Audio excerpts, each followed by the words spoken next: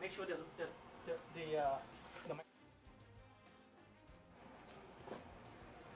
All right.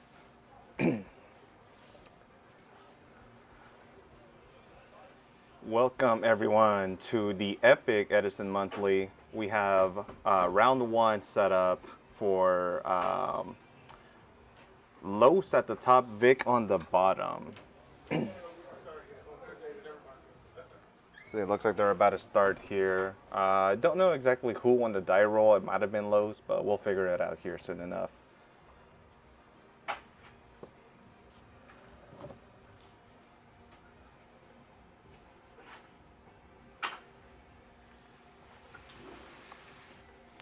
Hi, Jeremy. We're good. Are they starting yet or no?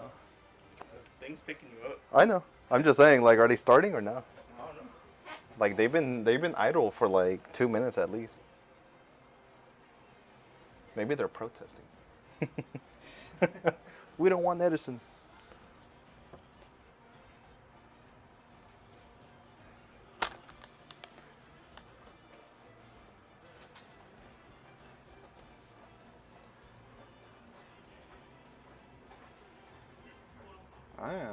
I wonder what's taking so long.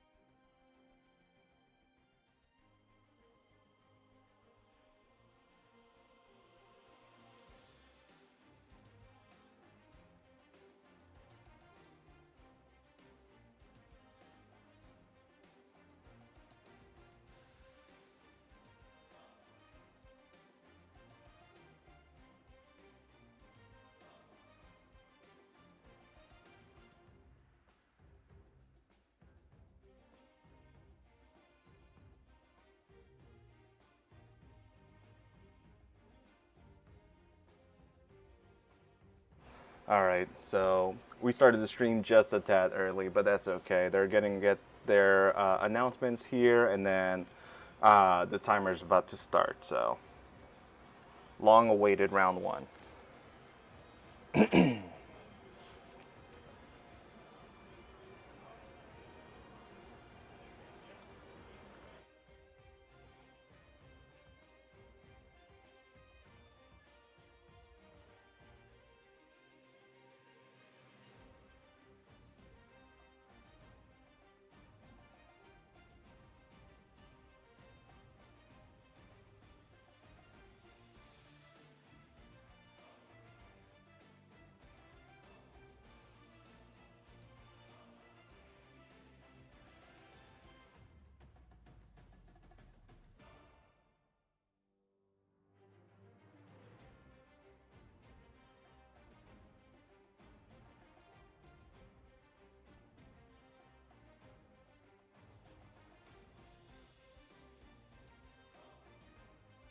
All right, round one starts, and it looks like Los is starting, so he won the die roll.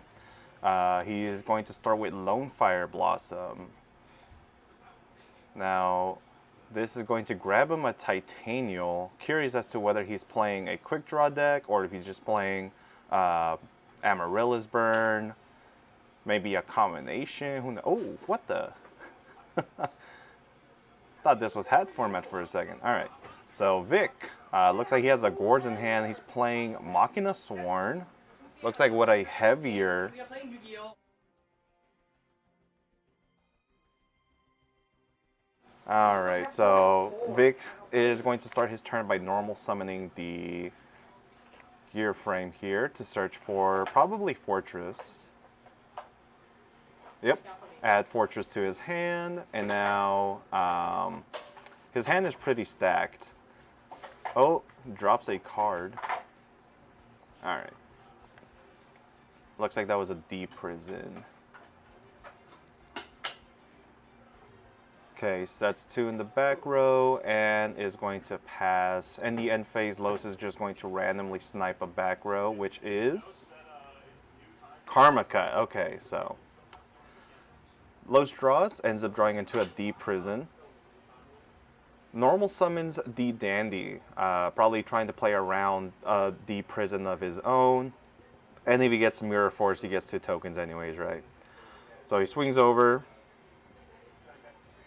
deals 1,000 damage, and then dealing 300 with the Dandy here. So 1,300 total, sets the D prison pass. And now we see Vic, top deck. Let's see. Ooh, ends up drawing into a brain control. Okay. Not the most optimal spot to try to play it though, but he is going to use it, and Los is going to go ahead and tribute the Dandy here, right? Yeah. Mention that it's new time rules too. Oh, everyone, do want to mention that we are playing with the new time rules though. Old rules in general, but the time rules is, you know, at the end of the turn, whoever has the most life point wins, and if both players had one game each, they will end with a draw.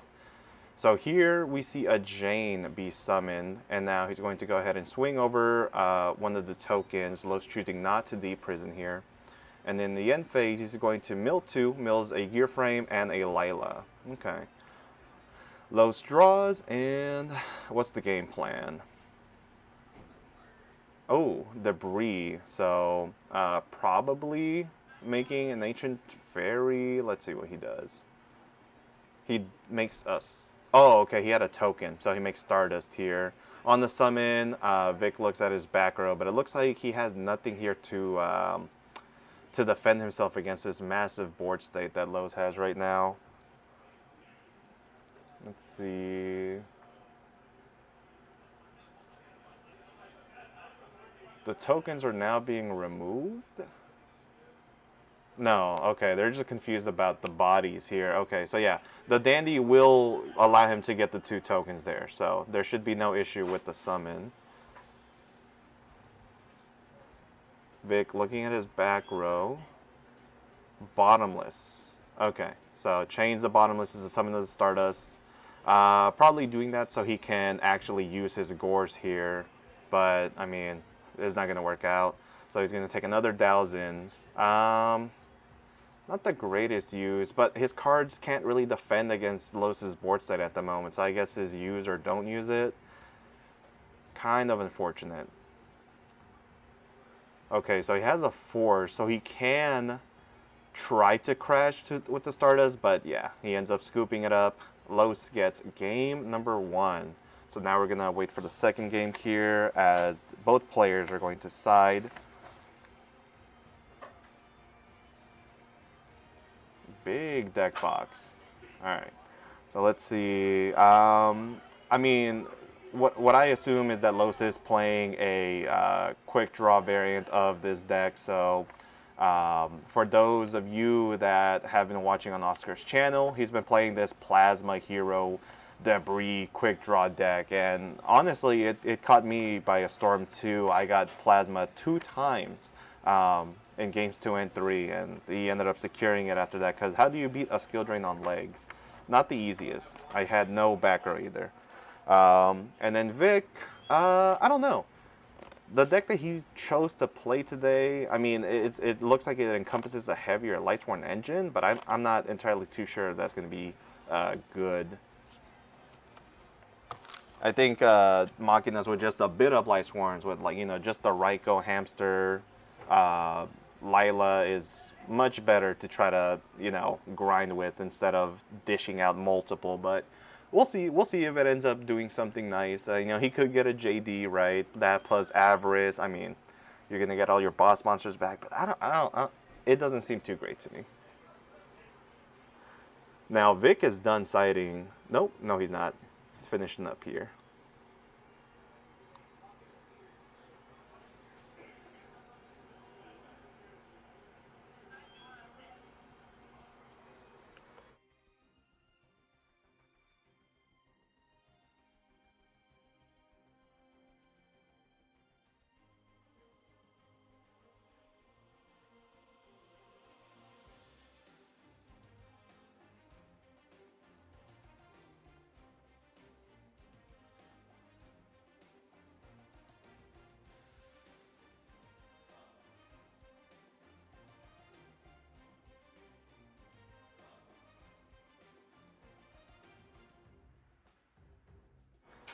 Both players taking their sweet time. Los is definitely going to think about sighting potentially any DD Crows, maybe Kaiku. I mean, who knows? You know, I don't exactly know their deck list, although surely I could find out, but I'm not going to look or peep anything just yet. Looks like he is sighting quite a few cards out, though. Probably, oh, you know what? He doesn't have to worry about deck devy in this matchup either. So he's actually kind of safe keeping all his small bodies in the deck if he wants. Yeah, I think he sighted at least 10 in. Meanwhile, Vic, I think the thing that makes, like, you know, Vayu and every other deck just OP to play is the fact that you can sight into Royal Oppression. His deck, not so much. I mean, you have the Fortress, which is an inherent. You have potentially JDs, right? It's not overall a card that you would want anywhere on the field here, since both players can use them. So I don't know. Depending on how it plays, it might be a game victory for Los here on this second one. So let's see how it pans out. Both players draw their 5, Vic starting, and he draws for turn. He has Gear Frame. I think I saw Lila there. I believe a Torrential, but he does start with the Gear Frame. Solid start, grabbing a Fortress more than likely. There we go. Now Los's hand is full of spells, I think. Can't quite see the cam very well. Oh, okay, I see Caius, Miracle, MST. So he sets one pass, and then it's his turn. And now Los looks like he is setting 2 cards and passing right back to Vic. So as we can see, he didn't have D-Strong as opener. That Caius is dead. That Pot of Avarice is dead. Everything in his hand is dead. Unfortunate. So now, what's the plan here, Vic? He ends up normal summoning the Lila, and we see a Bottomless be used by Los. Looks like he might. Okay. Potentially debating, but yeah, you're just going to lose that card, which is fine. This is a decent trade. Now he summons the Fortress here, raw dogging it, and now he's going to take a total of 18 plus 25, which is, I believe, 43 total. Thinking on whether or not he wants to take it, but I don't think he has anything else in that back row to protect him. So 37 to 8k in Vic's favor, and he passes. Chooses not to equip, which is okay, honestly. Let's see, can Los deal with these bodies? And, oh, double Miracle, double Avarice, and the Caius. Yep, that's a quick game 2. Both players now sighting for game number 3. Not the best, and you know, a lot of the decks in Edison can be super inconsistent. I mean, there'll be games where you play Vayu and all you do is draw the little ones and no Greffers or no Armas. In this case, with the quick draw deck, especially when you're playing heroes, you risk just drawing into all of your power spells that do nothing without setup. So now Vic looking to sight in my body as a swag, maybe? I think I see a card trooper there.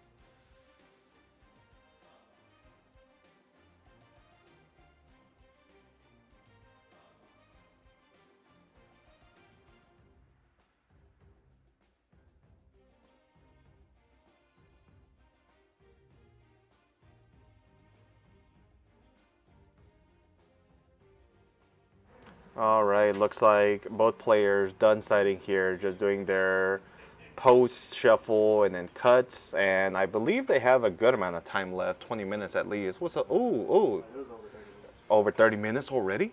There's no way. No, I'm saying they still have over 30 minutes. No, that's what I'm saying. Like, that's so much time. Okay. Did you win? Oh, God, yes. Everyone, McNett has won his first round. Look at that guy. Walking with determination. All right, so Los is going to be able to start this game number 2 or 3 here. And we see Vic with some lightning vortexes in his deck, I think. I guess you got enough discard fodder to warrant it. So now both players cutting each other's deck, and now we're going to see Los start. Hopefully he ends up drawing a bit better this game. Game 2 was horrid. All right. Good sportsmanship. I love it. All right. So Los's hand looking a lot more playable here. Oh, very playable. So here we have Lone Fire to start. I doubt Vic has anything for this here. So this Lone Fire will resolve. Surely. Okay, there we go.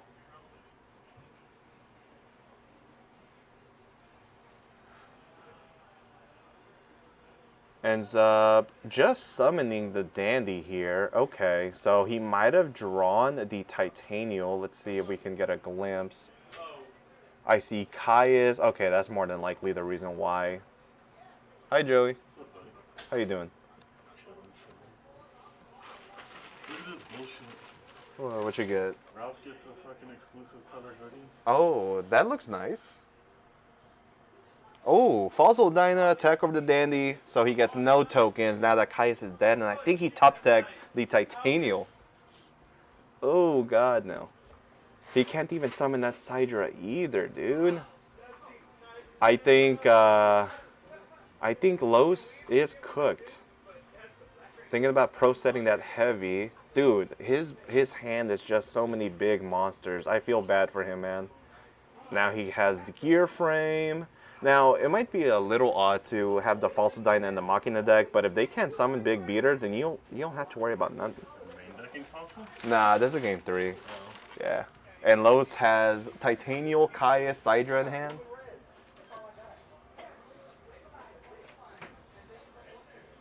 Okay. So another pass, unfortunately. Now he's going to switch the control or the position of Dyna to the fence. Attacking with 18. Fossil Dyna's pretty big. 1,300 defense points. You're hoeing.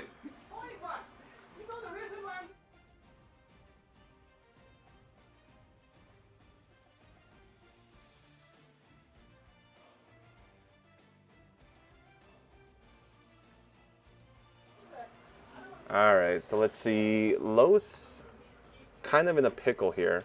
Doesn't seem like he has a normal summonable monster. So if Vic has something else that he can summon, maybe not. You don't want to play into the torrential potentially, right? But imagine. Here comes another summon a gear frame. So he's not scared of TT here. You could just get another fortress, and if he does TT, you just get to summon everything and well on him for game. All right. So yeah, if he has nothing here, that is GG's. 2-0, 2-1 rather, to Vic. Let's see what happens. Attacks for 18. Attack for game. Chain MST. And he scoops it up. So unfortunate. Los just drawing all the bricks. That Fossil Dyna put in work. I've never seen one stay on the field for that long. So congratulations to Vic winning round number 1. And we will be back with round 2.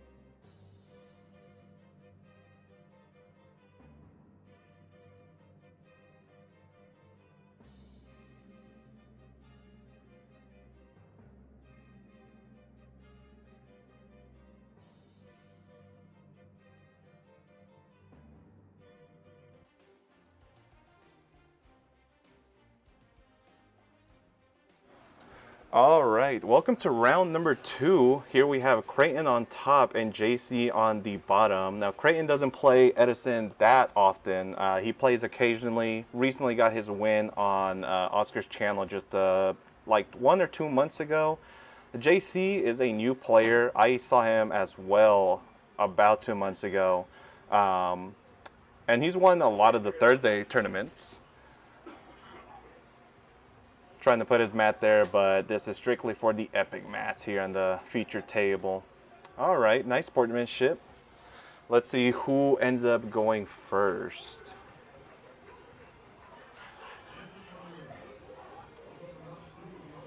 All right, that's the cue for round 2 to start. So both players are going to cut each other's decks now.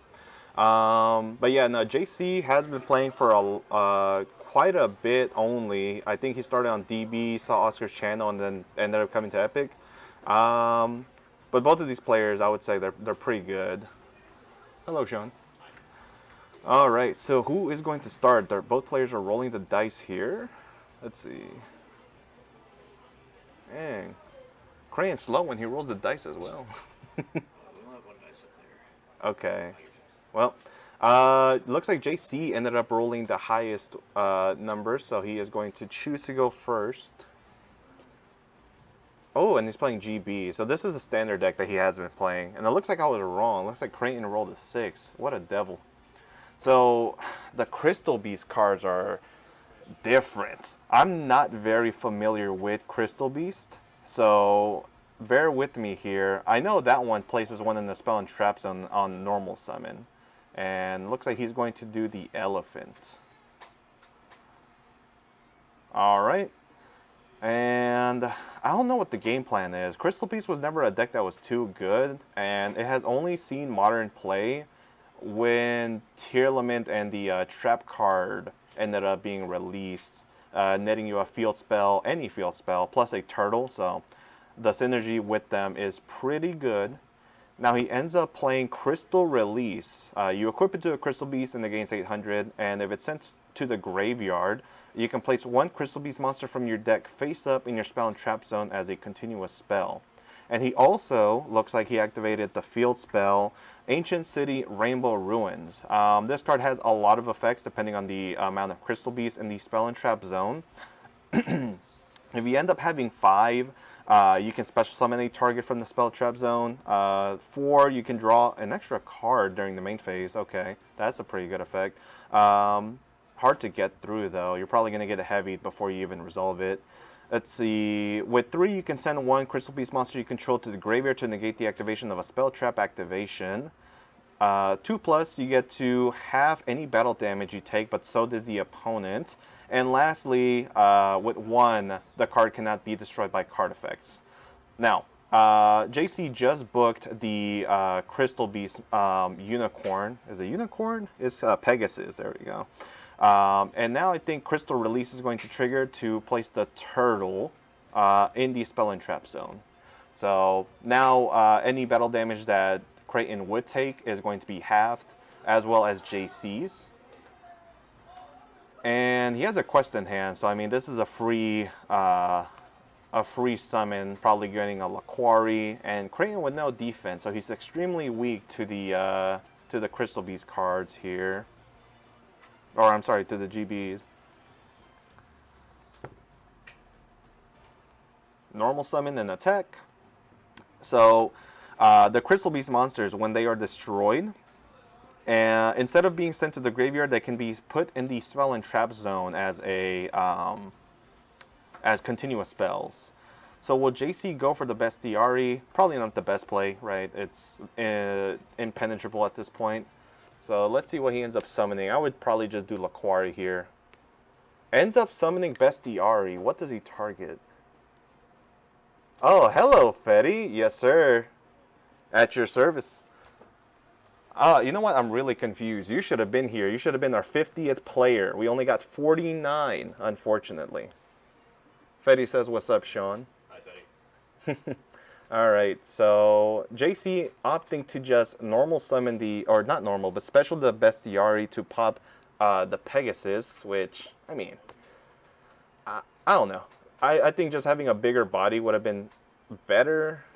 Here we see the upstart from Crouton. I was trying to dodge. Yeah, we missed you here, though, man. We needed you. You're probably playing a modern tournament somewhere else, though. Well, potentially. Yes, he was on Crystal Beast, and he actually beat Nate round 1. So, was Nate here? Maybe. Yeah, okay, so he's still here. Didn't send Nate home quite yet, but I'm actually surprised. Nate typically will just leave. And here we have Pegasus yet again. This is the reason why he should have just summoned the Laquari instead. It's kind of hard to keep that Bestiari on field. Yes, sir. Nate was in shambles. Okay, so JC on the main deck does Tornado. Sure. Creighton is going to replace that elephant, though, and looks like he's going to place the Crystal Beast Eagle. I don't know, dude. What can you do with this deck? Like, can you summon a Rainbow Dragon if, like, all 5 of them are here? 7 Crystal Beast cards with different names in the field or graveyard. Ah, never mind. So, eventually, we might see a Rainbow Dragon.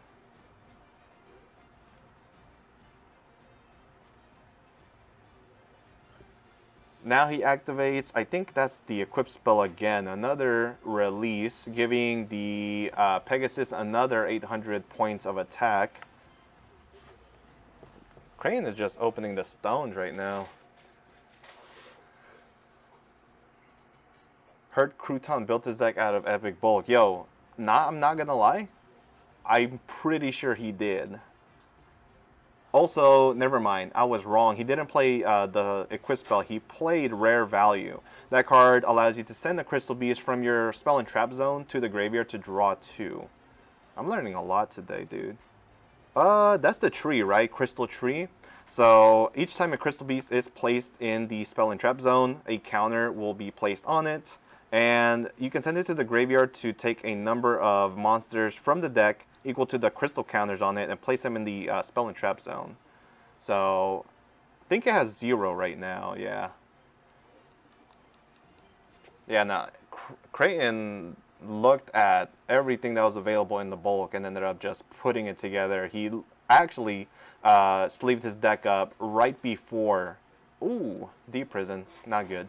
Right before the tournament started, so.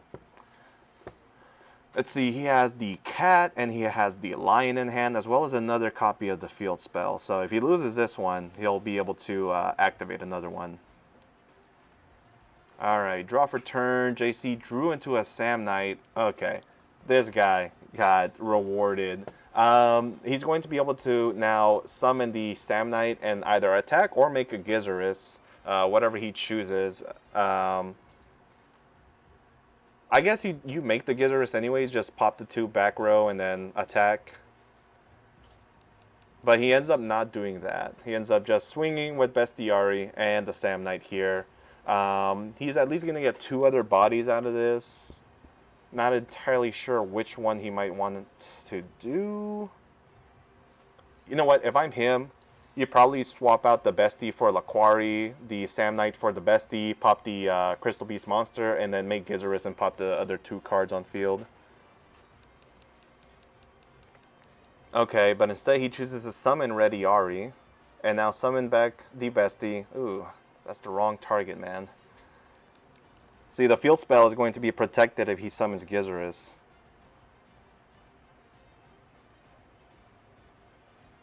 These players don't know what getting advantage means, man.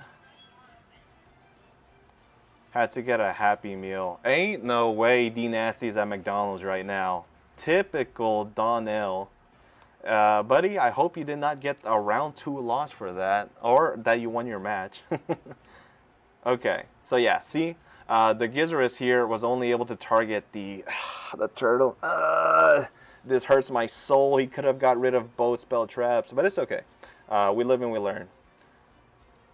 That's why you gotta read your cards, dude, when you're in the middle of tourney. Alright.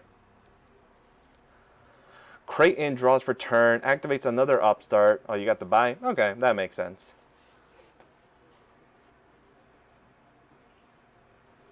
So, if I'm Creighton, I probably pick up my cards, right? Let's see. He ends up setting the cat. Let's see. So all of them are going to go to the spell and trap zone. But yeah, you don't want to set cards against GBs, man. Takes 16 from this quest, so he keeps top decking other GBs, which at this point, yeah, I think JC is secure to win game number 1. Yeah, no, he is actually on the Crystal Beast. He is a madman. And now Gizaris is going to trigger, summoning 2 bodies. At this point, it's JC's game. I don't see Creighton getting out of this one.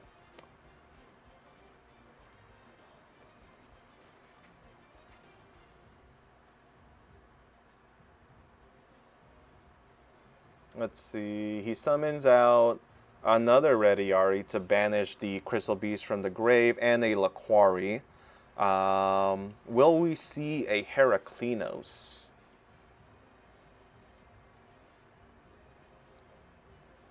So I don't think Creighton has too many life points left. He did take, let's see, 15, 16, 20, 31, plus the 16 just now, which would be 47, I think. And then, yeah, so he doesn't have many many life points left. And with this Gizaris summon, let's see what he top decks. Summoner Monk. Okay. I think he has the field spell, so he can get 2 bodies, but this is not hat format, man, so you cannot get a rank 4 Xyz monster. Ends up summoning the Summoner Monk. Effect. Switch it to the fence. Discards the Rainbow City.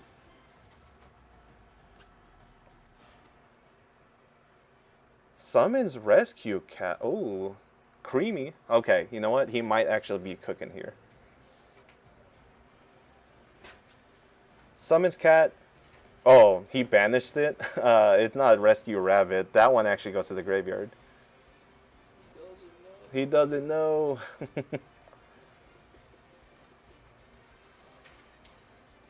Alright, so he summons X-Saber Airbellum, and then I think that's the other cat. What's his name? Amethyst. There we go. JC compulses the Airbellum. Unfortunate. Trying to find both deck lists. Yeah, I'd be really interested as to what Crane even has for side against GBs. You should have seen his turn 1, Sean. It was actually pretty good. Okay, so Amethyst gets destroyed and placed in the spell and trap zone. Remember, this is still old ruling, so the effects are not negated.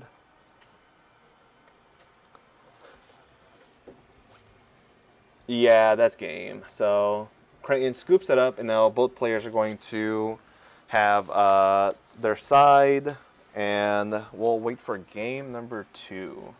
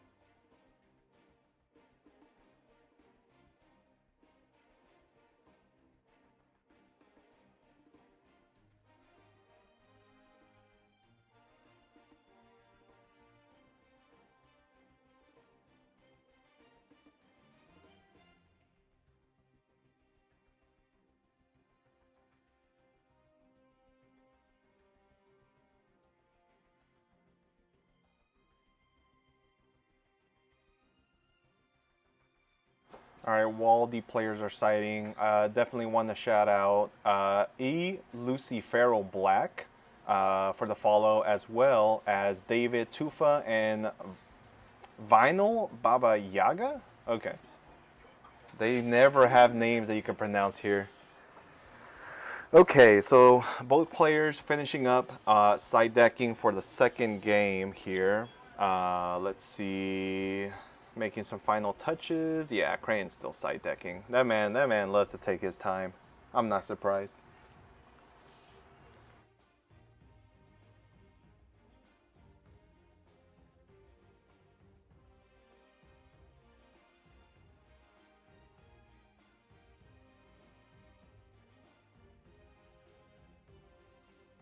Okay, now looking at the deck list, I don't know if I should put too much on stream, but I want to just say that Creighton's deck is pretty creamy right now.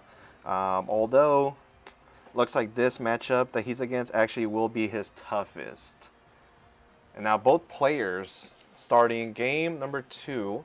I see a Pegasus in Creighton's hand, so he's going to get a decent turn 1 setup. And he has Crystal Promise, which targets a crystal beast in your spell and trap zone to special summon it. JC has Rescue Cat, Dust Tornado, Quest, Bottomless, and another copy of Dust Tornado. And funny enough, Dust Tornado will actually be pretty good against this matchup, as you just get rid of all the crystal beasts in the back row. I don't think, yeah, he's not here. Oh, there he is.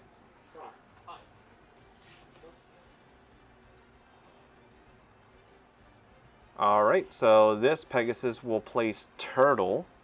Does Pegasus place Pegasus if he wants? Yeah, it could place any Crystal Beast monster. Okay.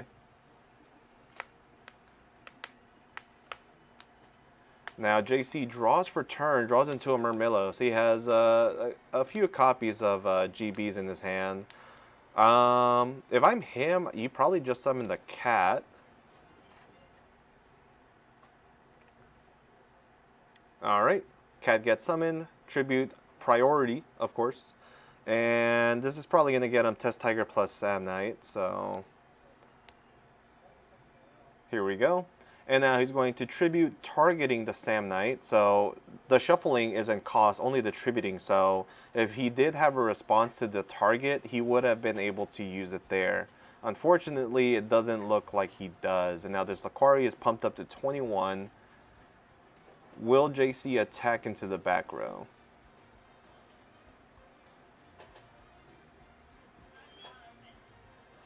So here he swings onto the Pegasus. Creighton contemplating on whether or not he wants to activate something.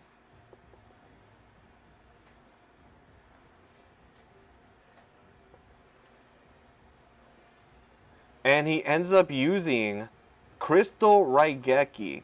So I just learned about this card.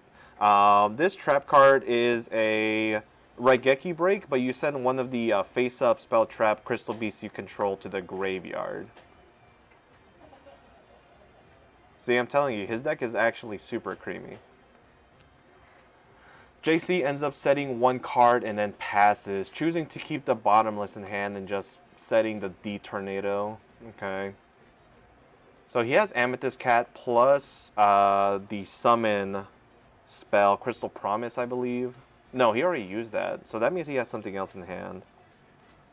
Alright, Amethyst Cat, swing directly for 1,200 and then 18 each from the Pegasus, getting him down to 3,200 life points. And Creighton passes, so not the best spot that you actually want to be in, because that is a very small body on the board. I would say GB's, what's it called? Their threshold for attack ends at about 18 unless they summon the Laquari from the deck, in which case, you know, then it bumps up to 21. But here, now, Creighton doesn't really have the best way to out this Laquari here. The biggest monster, I do believe, is 1,800. And you don't want to set anything against GBs either, because that's just free fodder for them. JC setting another card, 2 cards, and then passes. So he's reading over Laquari. So yeah, this thing is 2100 at this time. Can't exactly tell. Okay, so he has 2 Amethyst Cat and 2 Carbuncle, 1 Amethyst, and then a spell card that currently will do nothing. Now, unfortunately, oh, he drew the Bestiari. Oh my god, that's nasty. So now he's going to contact. Just put the cards back in the deck, man. You're going to shuffle. Bestiari is going to target 2. Pops the set and the Pegasus. So it looks like the Crystal Beast will not be placed in the Spell and Trap Zone if they are set. Makes sense. They do say face up. Yeah. Yeah, face up. Okay. So attacks over the Pegasus. He ends up now being able to summon 2. You probably just summon... probably in a Quest and a Laquari, but he ends up going for Darius, so we may see a Heraclinos play, who knows, and a Rediari, banishing the Carbuncle or the Turtle. It doesn't really matter which one.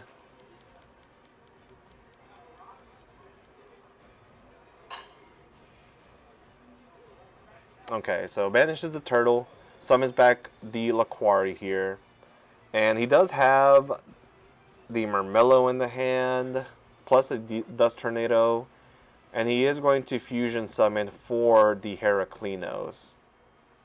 I'm not gonna lie, it's kind of irking me how he's putting those cards back in the deck. Just put them all on top and shuffle, man. Alright. So, what can Kraden do against a 3000 beater that negates spell and traps? I think the game is over, gentlemen.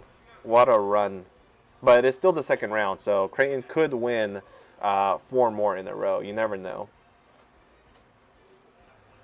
Oh, you know what? Because he has Carbuncle, he can summon all of the ones in the back row now, right?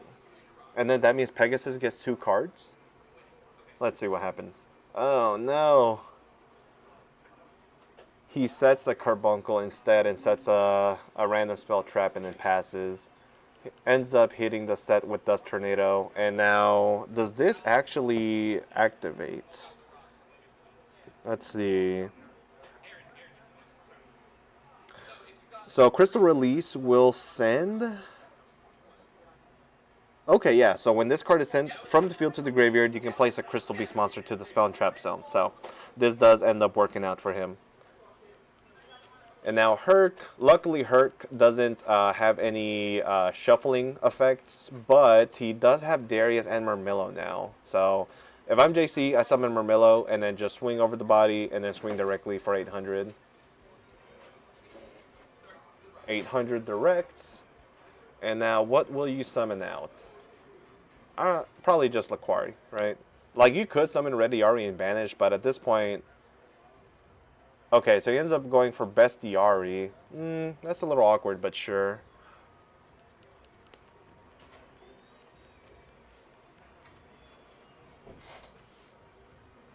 It'd be insane if he goes for Gizzers here.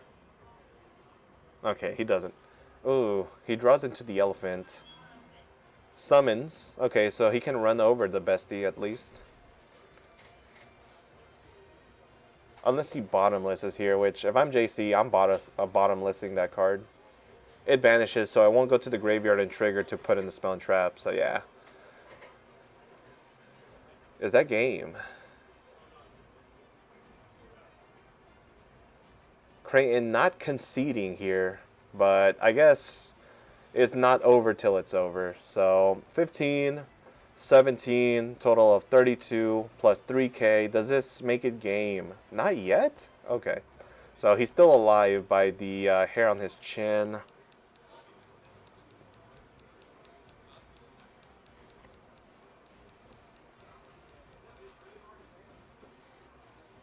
Main phase 2 shuffles for the Gizzerus.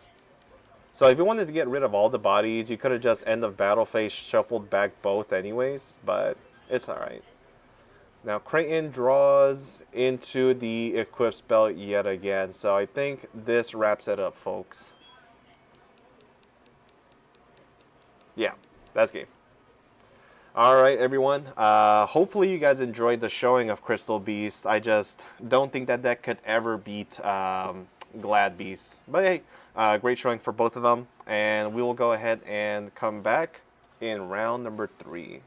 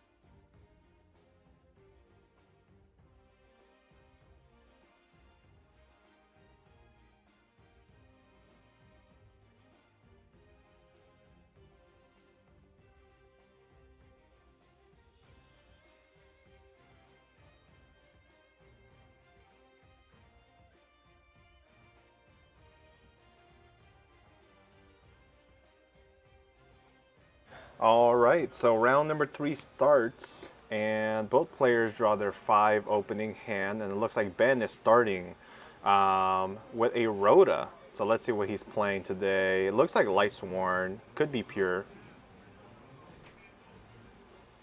Okay, looks like they just started the timer as well, so they might have started just like a few seconds early, but who cares? Okay, so Robert McNett up top, Benjamin Moses, I believe, on the bottom. I know McNett fairly well. I've known him at least for a few years now. Former owner, now competitor. And Ben, I've seen him a few times around a few locals, seen him at Card Haven, at Games Unplugged. And he's going to start now with a Solar Recharge, discarding Wolf, milling Cold Wave, and Avarice. Unfortunate. 2 good cards that you would rather see in hand, but he does have a heavy there. Let's see what he ends up doing. And now McNett, he's playing a, I would say it's kind of a spicy deck. It's a Hecatrice Christia deck. Last time I had Hecatrice played against me was in the 8th grade when my friend Jesus summoned Dark Lords against me. So, not a card that I see very often. So it looks like Ben sets a potential Raikou here. Now he's going to go ahead and respond with a normal summon of Sidra. Not Sidra. What's his name? It's the Cyber Dragon that you are like, hey, if you attack me, I'm going to draw a card. Let's see. Cyber Valley, I think is what it's called. So now Ben is going to top draw, and let's see what he ends up playing here. He could just flip a Raikou if it's that, and then pop it.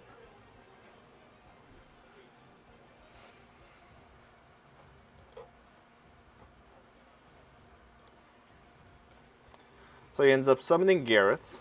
On the field, he will mill if a Lightsworn mills, but not for cost. It only mills if a Lightsworn does it for effect. Robert's going to respond with a Herald of Orange Light, negating and destroying the Raikou here. So no mills from Ben's side here this turn. And if he ends up attacking into the Cyber Valley, he's going to get a draw. Yes, sir. No wolves, though, sadly. Just one discarded off the Solar Recharge. Let's see what we have any further. Probably just a pass here, right? Because you don't want to give McNett the draw, if possible. Or maybe he just doesn't care. If he does attack, he can get a potential 2 draw, but like in a fairy deck, what are you really looking to banish that you don't care about?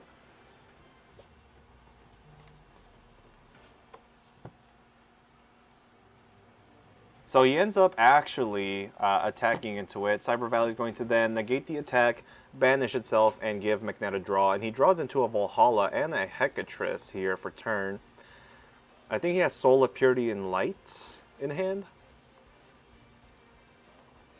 So he's going to summon the DD Warrior Lady here, crash, and banish both cards. So Gareth is typically a 1-of, so that card is gone for good here.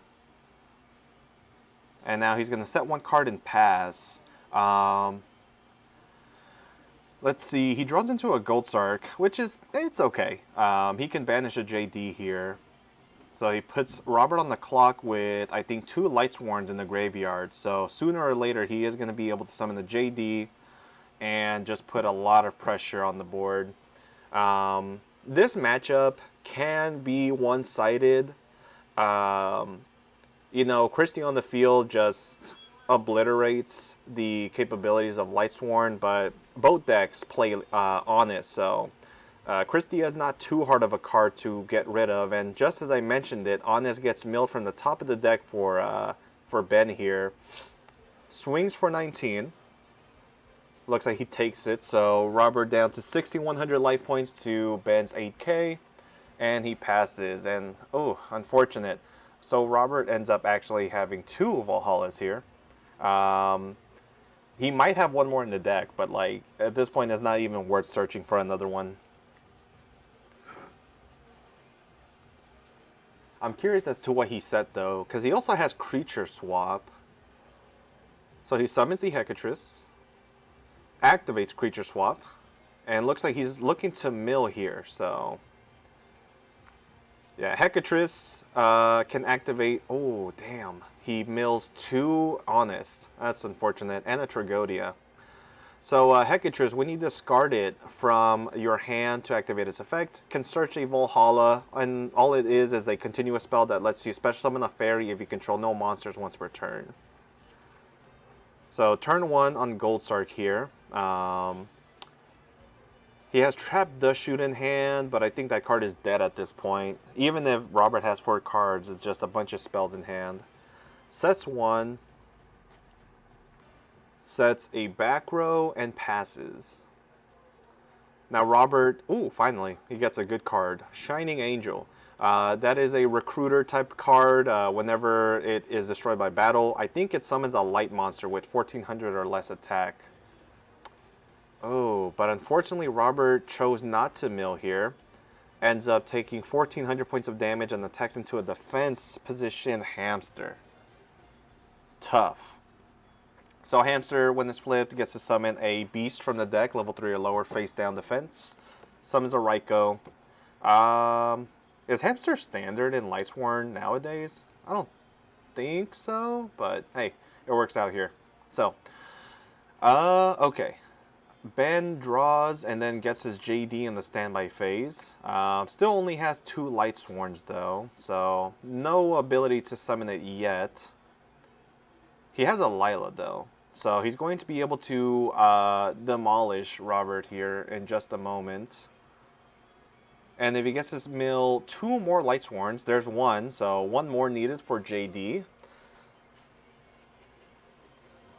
If I'm him, I'm probably getting aggressive. Summon the Lila, swing over the Trooper and attack with Hamster, and then, you know, hopefully you mill that 4th Lightsworn there at the end of the turn.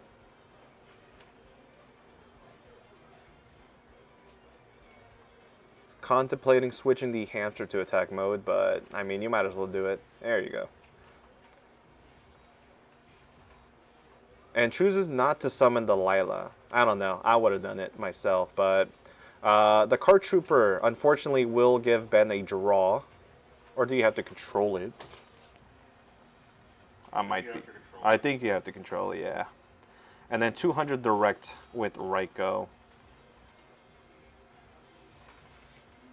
Ooh, misspelled that card. Alright.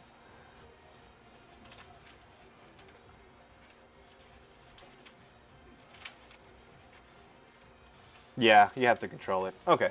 Now, here, ooh, unfortunate. Robert gets hit with the Trap Dust Shoot, and sadly, the Shining Angel is going to go. Oh, actually, Ben targets the Herald. Okay.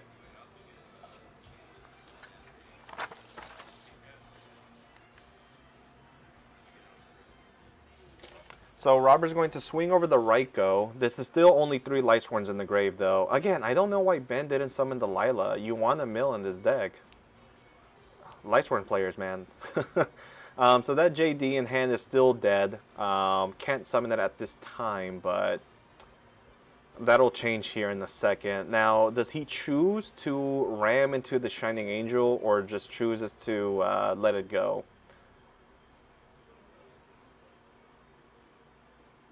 Looks like he's going to activate the Monster Reincarnation. If he does that and discards Lila as back, let's say Raikou, he can summon the JD.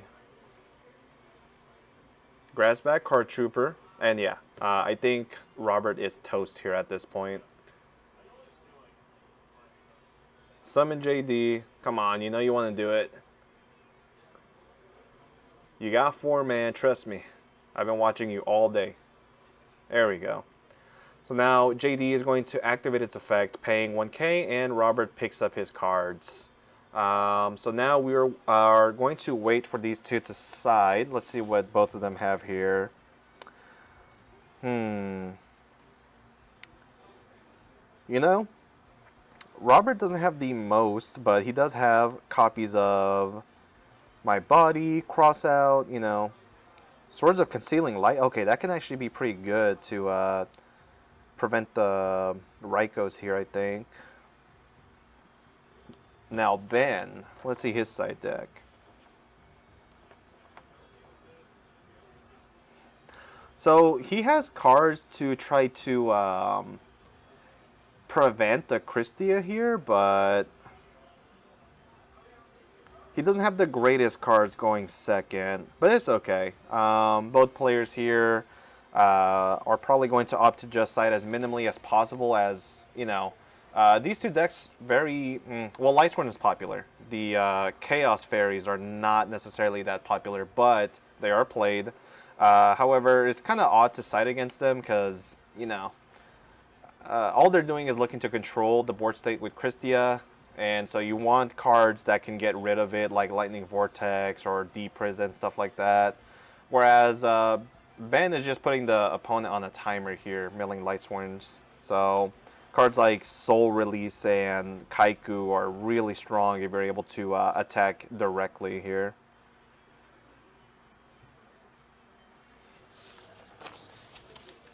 So it looks like they sided pretty quick. I'm glad. These two players do not go to time, as you can tell. So Robert is going to start by setting a monster and a spell trap. Passes. Ben draws. Looks like he drew into a Lila. Has Solar Recharge as well. Looking to activate the Rhoda. And honestly, I don't think you need to.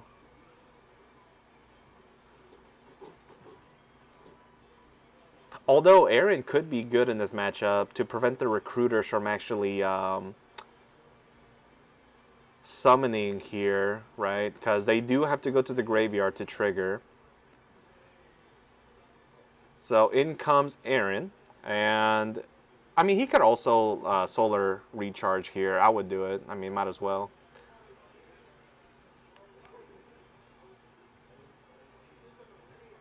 Ends up discarding Garroth. Drawing 2, draws into a Reincarnation and an MST. Wow, now you're definitely going for Aaron.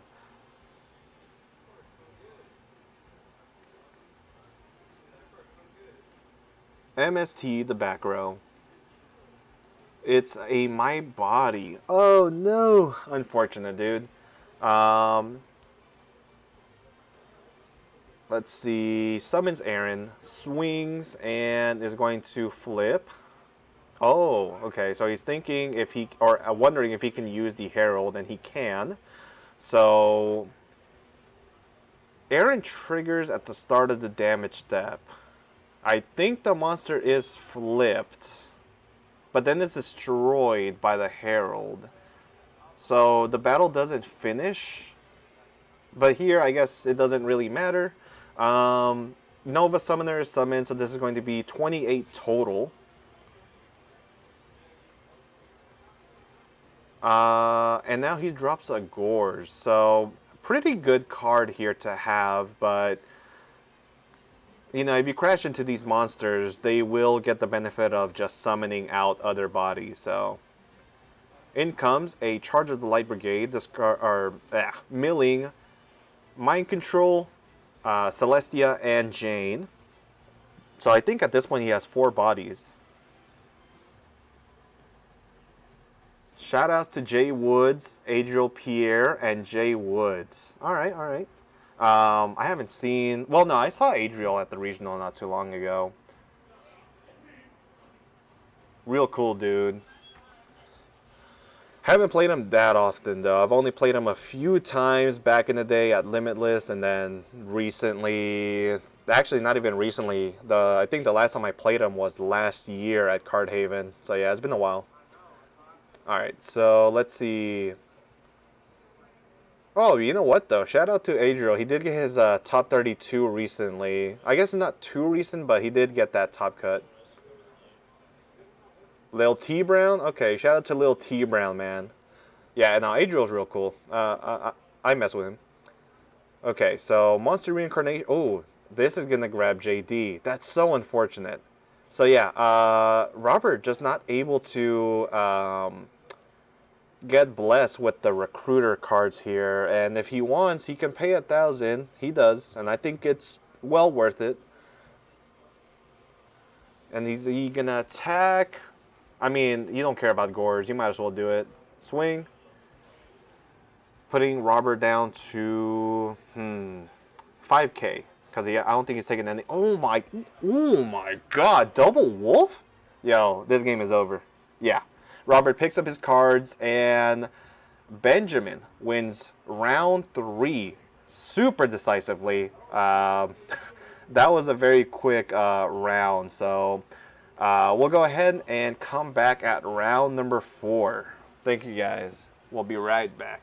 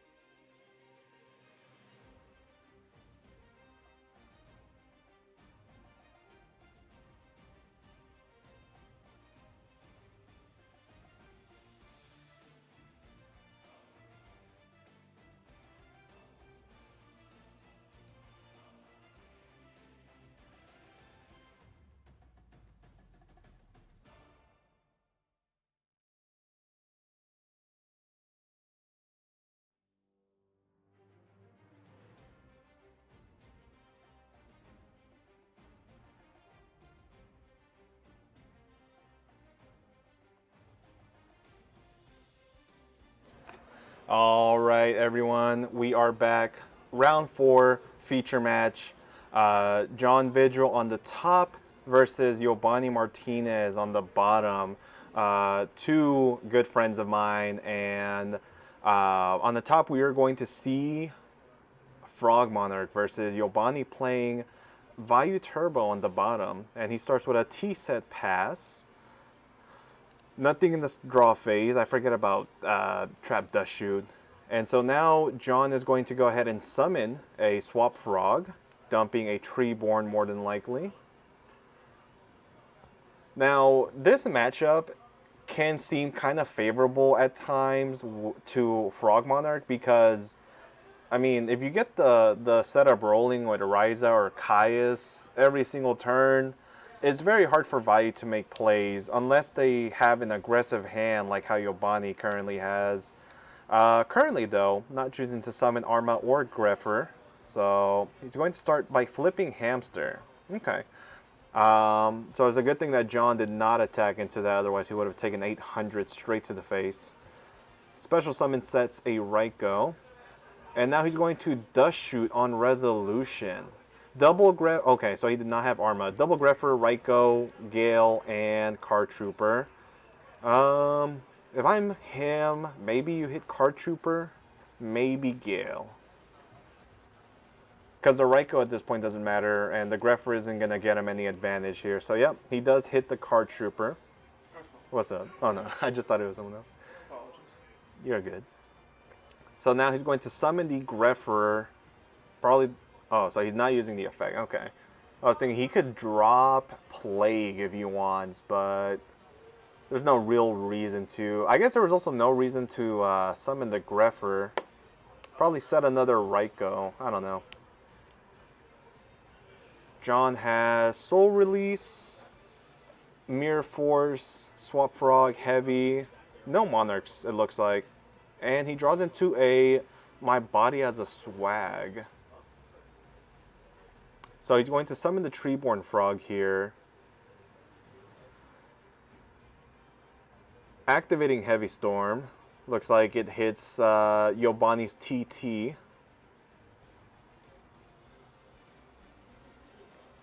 Normal summon swap. Probably dumping another copy. Dumping the Substitute. Now normally when you play this deck and you do get the ball rolling with the sub, you don't, you know, summon all of the Toads and Treeborn to put it in graveyard, but this is game 1, so there is no danger of Soul Release just yet. I see you're not able to see the hands. Only on the red part. The camera's a little ducked. I'm gonna go try and fix that. Alright, bet. So John sets a card, passes. We know that is a Mirror Force, so if Yobani gets aggressive, he will lose his entire field.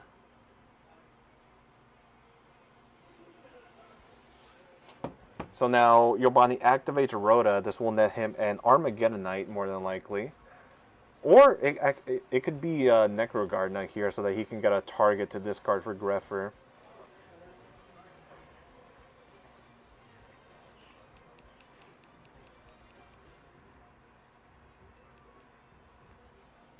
Okay, so he does grab an Arma. Normal summons, and we are going to see him dump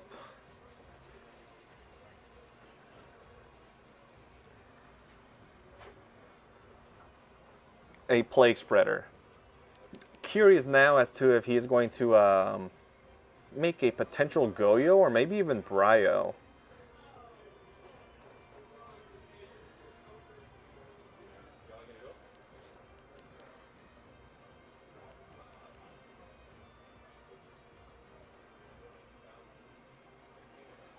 So you're currently calculating how much damage he's taken. I think John's only taken 28. So he's left at 52.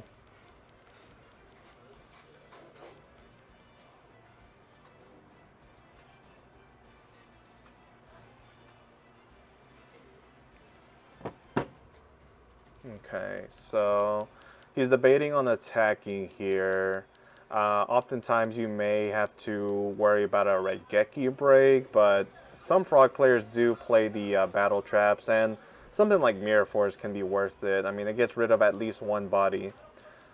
And Yobani ends up getting aggressive and loses all 3 monsters on the field. Unfortunate, but probably didn't want to use the Plague Spreader here, and honestly, understandable. So now, John gets a Dark Dust Spirit, uses Salvage to grab Substitute and Swap Frog, which, I mean, at this point, you're getting dupe locked.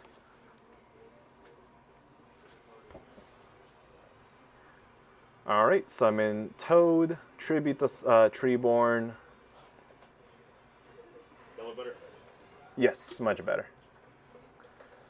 Now he tributes off the Uni, summons Treeborn, tributes into Swap. Swap probably going to dump another Substitute here.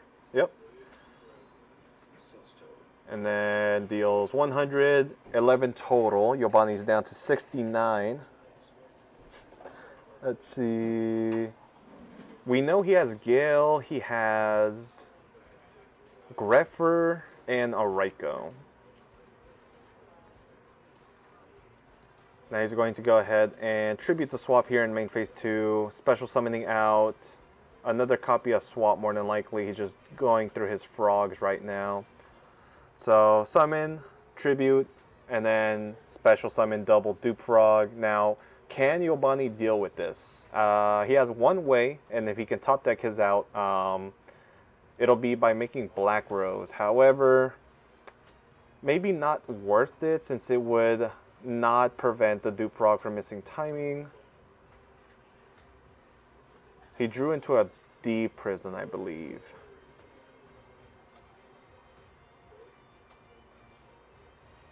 Yes. So he sets a Raikou, says deep prison, pass. John, ooh, draws into a Ryza. So what does he choose to top deck here? If you're not afraid of Raikou, nah, I would hit the, yeah, hit the monster. So Yobani is going to get a Raikou for next turn. Does deep prison the Ryza, not wanting to take the damage here, and then passes. So redrawing the Raikou here, not the best spot. Oh, here comes Light and Darkness Dragon. So yeah, this is hitting the field right now because Soul Release, no, Soul Exchange going to be used here to tribute summon the lad. Unfortunate. I'm assuming he attacked there. If so, Yobani is at 41. Now he draws for turn, looking through his graveyard. He only has the Plague. Technically, you can Plague like multiple times to drop the Light and Darkness, but that wouldn't be very smart. No Vayu, no Sirocco either. Quite frankly, I think Yobani is out of place here for the time being. Oh, he drew into a Kai's, but unfortunately that was one turn too late.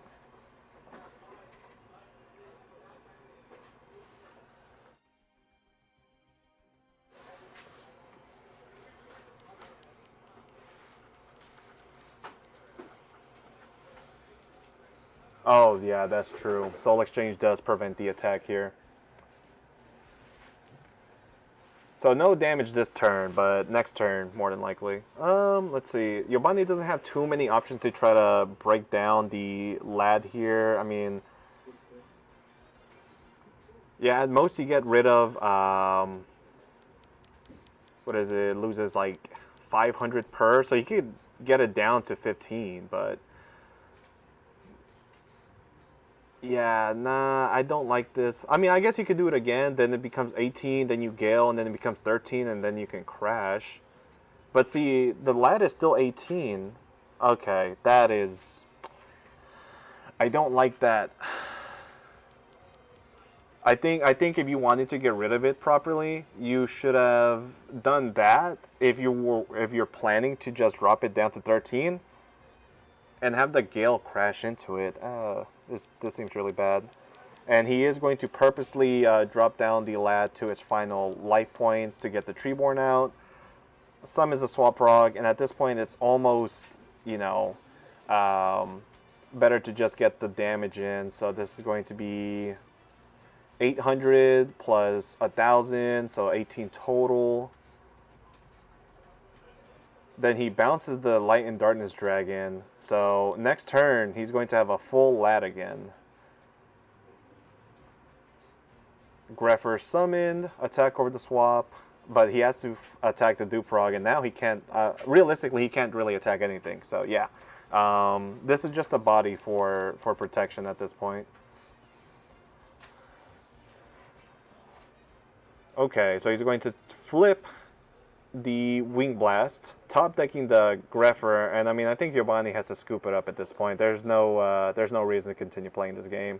So yeah, like I said, once Frog Monarchs get the dice rolling, it's really hard for Vayu to keep up. So we're going to await for them to side for game number 2.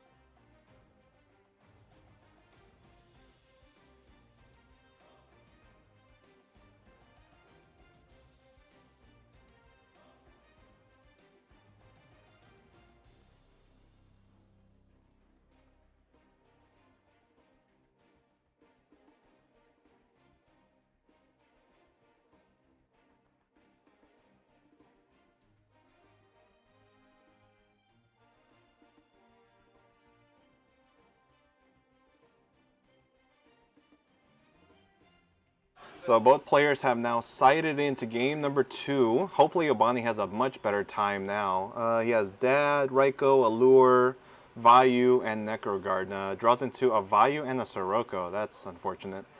I mean, you just banished like one of the Vayus here. Yup. And now set T-set pass here. I think that was a bottomless. I don't know why you would keep it against this deck though. Oh, John drew the MST? What a guy. And he also opened Soul Exchange. So he's going to tribute the monster that's Raiko for the Substitute. And now he's going to dupe-block him again. Ah! You like this though, huh? Substitute. Man, I hate Substitute. It's too strong. Now he's going to summon swap, dumping the sub. Summons another one. He wants to get Soul Exchanged.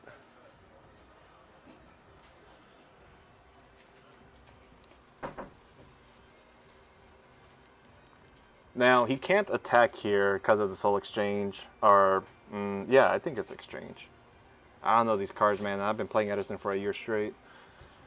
I mean, at this point, you just set up dupe block and then pass. There's not much that Yobani can do, unfortunately.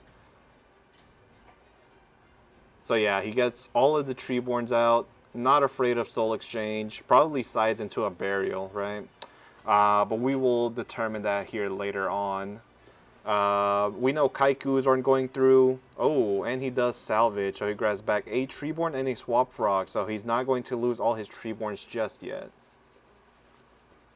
Now he has a Wing Blast. And if he gets a Caius or a Ryza next turn, I think John would be set to win here. He also has a Breaker. See, Yobani does top deck into a Rhoda. That is much needed right now.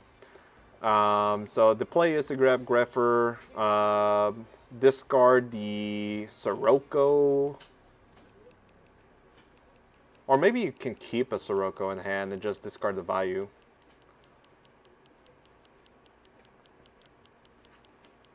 Oh, no. Oh, you know what? He can get enough for Dark Armed, actually. He can special by pitching Sirocco, dump value, dump another card. It could be like another Sirocco value or even Plague. And then summon Dark Armed and out the dupe block here. Question is, will he do it?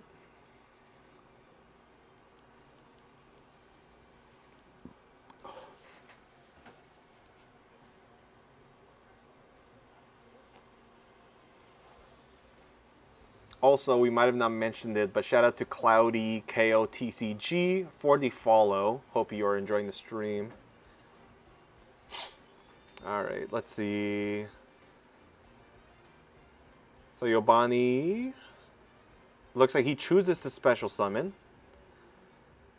Now discarding the value for cost. Any response from John? Looks like the answer is no. I mean, it's just a Wing Blast. And let's see. I would probably dump like another Sirocco. Unless you really want Plague Engrave.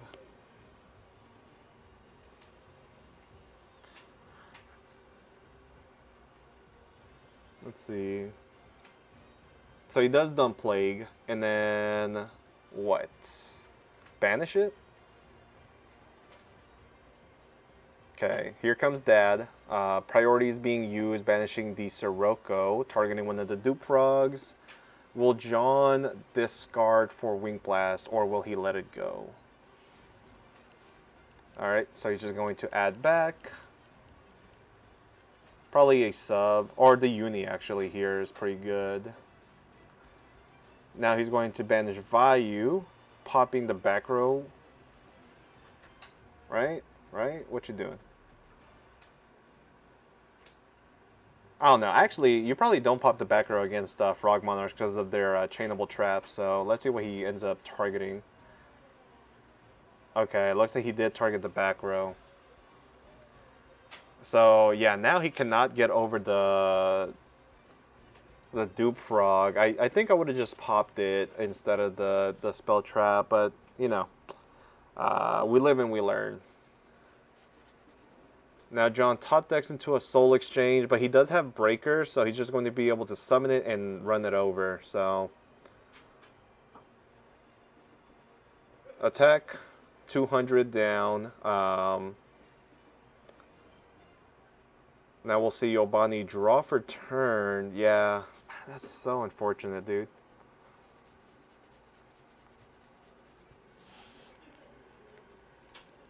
If he drew an Oppression, he would have been in a much better spot. It's just not the day today for Value Turbo against John. And they're both X1, I forgot to mention. So whoever loses here, I believe still has a chance to making it to top 8, but chances are slim.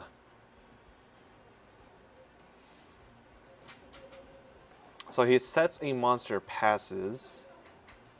Does John draw to a Caius? I don't think so.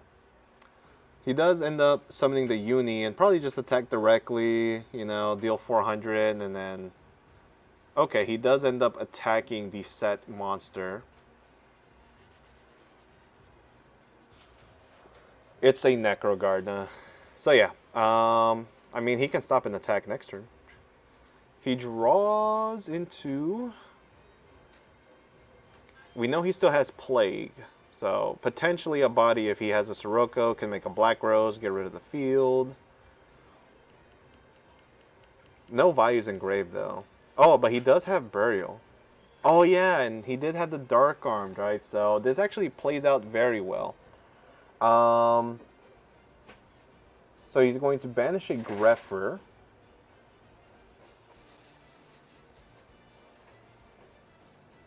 I mean, just banish the Greffer. You're not really losing much. Duke Frog's going to get John another card. So we actually might see a comeback from Yobani. I mean, Burial is just super strong. He can out the Uni plus the Breaker. But if John does top deck a Monarch, he will be able to get rid of any 2 monsters on the field. Come on, put that Grave back and just activate Burial, man. I know you want to do it.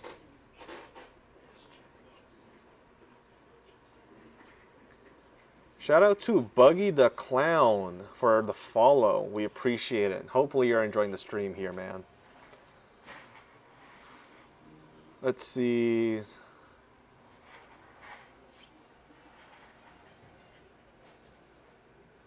So he does activate the Burial. Puts back 2 values and a Sirocco to summon out now a Armed Wing. This is going to be a lot of damage on Yobani's side, so...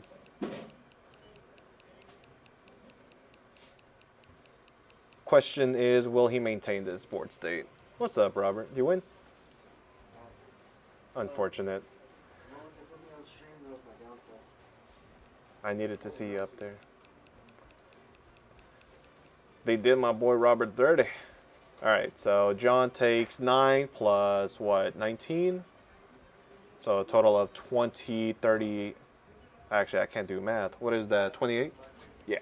No, you're good. Oh, the worst Monarch to summon. He gets a Ryza. Not a Ryza. Mobius? Dude, I don't know my Monarchs. Okay, so he does tribute it for the Soul Exchange. I mean, you might as well. And currently, John can't attack into the Armed Wing, so... Yeah, if it was any other Monarch, he was in there. Hell. Nah, actually, probably not Thessalos. Thessalos is kind of buns. It is Mobius, okay. Thankfully, I got the name right. So he top decks for Plague. Synchro summons for... what would I make here? Stardust is kind of not good. You could make Darken. You can make Colossal. No matter what you make here, that it gets outed by Akaias, though. What would you make here, Robert? Synchro 8. Against Frog Monarchs. They all suck. Yeah. They all suck. They all just get outed by Riser Guys. Mm-hmm. Looks like he's going to make Thought Ruler. Hey, you know what? Might as well... Like, Thought Ruler is probably like the best one. Mm-hmm. Because it at least lets you trade basically another turn with one. Exactly. You get like a whole 24 back. There you go, Yobani. Man, look at him. He's learning. But that is what do you do about it? He doesn't decide to banish value for a Armed Wing. Okay. Probably planning to choose to keep it here for next turn, but maybe I would have done it. Okay, so he does pass, so Yobani is actually looking to be in a very favorable spot now. No Caius, no Ryza. Ooh, and he summons an Arma, so he's going to send another Vayu. At least that's what I would do.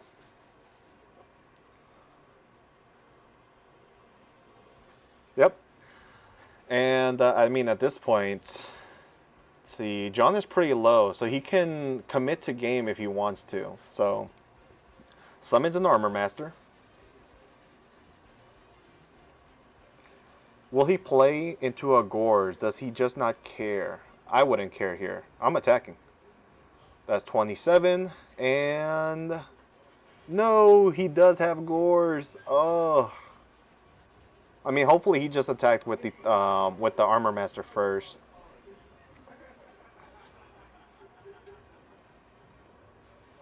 Or did he attack for 27 just to get the damage in? Oh no, thank God. Okay. So John, fairly low on life points, but he has a gore, so he's still in this game. And I think Thought Ruler needs to send the monster to the graveyard to get life. Not entirely too sure there, but I'm sure they got it covered on life over there. So now, John is going to summon down to Treeborn in the standby. Does he have Econ? No. And he has a My Body is a Shield that he could have used a few turns ago. I don't know exactly when he drew that. I think a Dead Dust Tornado as well. He's going to attack over the Arma. I'd probably just let this go. Chooses to use it though.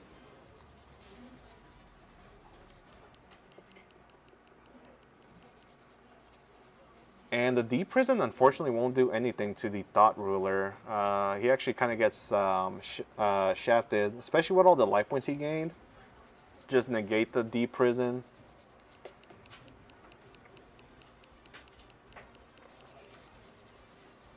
Now, I think today is actually 5 rounds. I think we were just a few people short for 6 rounds before top 8. So, looks like whoever does make it to the top will be leaving fairly early. Not fairly early, fairly late, like maybe around midnight. Now he mills heavy, chooses to keep it against the frog deck, grabs a Raikou.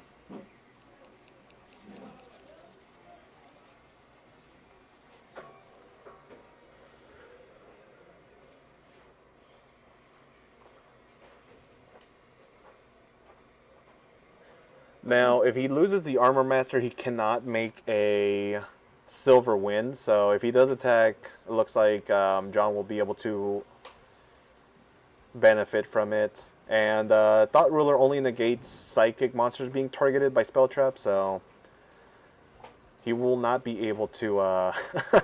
John pointing at the thing, at the Thought Ruler.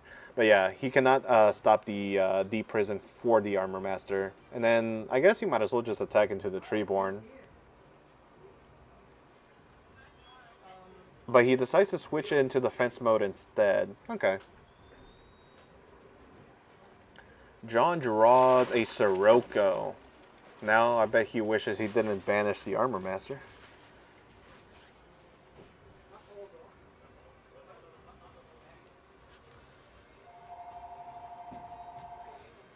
If he wants... Nah, I was going to say maybe he could Tribute Summon, but I don't think it would be to his benefit.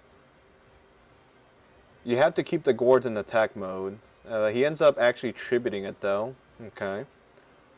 Swings over the Arma and crashes into the Thought Ruler. And at that point, you might as well, because the Raikou's going to get rid of the Gourds anyways. Now, the question is, can Yobani answer this Sirocco?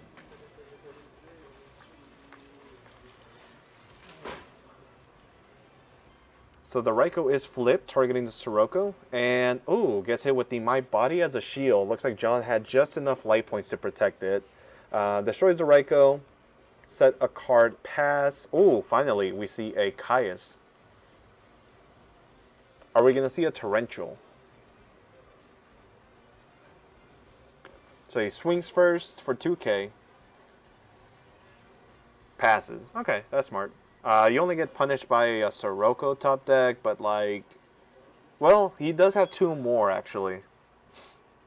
Oh, he has it. No. Okay, that is game. So, both players going to game number 3. So we will see you here with the stream still on for game number 3.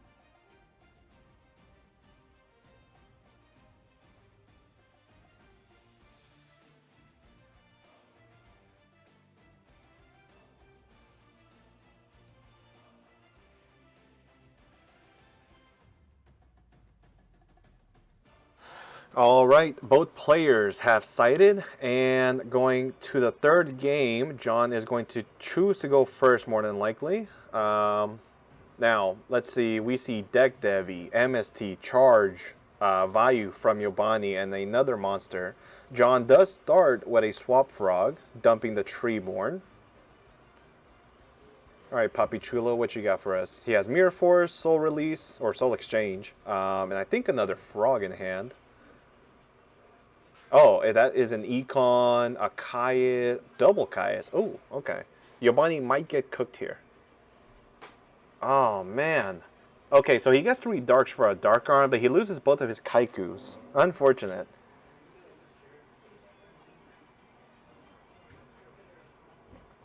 Okay. Grabs a Raikou from the charge. He has, look, okay, he has Chaos Orc. So decides to keep the Chaos Sorcerer in, going second. He sets Deck Devi and Raikou and passes. John draws a Deep Prison. Okay. Standby phase, summon Treeborn, and Caius. So no Chaos Sorcerers are being summoned anytime soon. Looks like John is going to potentially set... Yeah, so he sets the Deep Prison, I believe, and then passes. In comes a Fossil Dyna. Not very good. So he's going to set... Set TT, set Vayu. Looks through his graveyard. No Dark Arm, though, so... He also is going to set the MST, and then passes. So John's back row is going to prevent the Treeborn from coming out, but he does have a Tribute already on board, so it's going to target... What do you target here? Targets the set monster. Yobani chains TT, getting rid of the Vayu on field and the Ryza. And... Okay, end phase gets MST'd on the Deep Prison. Now, Yobani has a live play here with the Vayu, summoning out the Armed Wing. Will he attack? Oh, summons the Fossil Dyna as well. So now, John cannot drop a Gorz if he had it. I think we know he doesn't, though. Taking a total of, I believe this is 3,500 damage. And then passes. Now, luckily, ooh, double. John has double Soul Exchange here, so he can get rid of both of these cards with the Caius in hand. Chooses to target the Armed Wing, gets Deck Devied, loses the swap, revealing another Soul Exchange plus the Caius. Now, you probably don't Tribute Summon here. Chooses to actually set the Mirror Force. Okay. Now, this is turn 1 of Deck Devi, so next turn we'll be able to see what Duran ends up dumping. Yobani, top decks, I don't know. He knows Mirror Force, though, so he probably just switches the Fossil Dyna to the fence and not commit any more cards, because realistically, it's just going to get Caius, but actually attacks into the Fossil Dyna, or into the Mirror Force. He has another one, though. I mean, I think you should summon it. There's no reason not to here.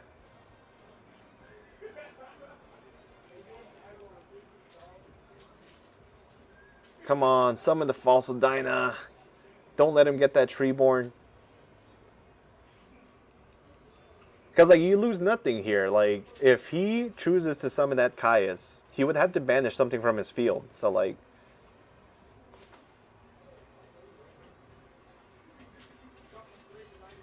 Did he pass? Not yet. Okay, so he does summon the Fossil. Now we're going to, unfortunately, get ripped off the Swap Frog draw from the Deck Devi. This is turn 2. Next turn will be the last turn. John does not have a lot of options here. You're probably best off setting the econ and choosing not to set anything here. I believe that's David fixing the amount of wins each opponent or each player has here. So he's going to take 13. Yobani not committing anything else here. I think he only has a Sirocco and a Chaos Orc. Oh my god. Okay, this deck Devi actually went crazy because he actually hit 3 cards in a row.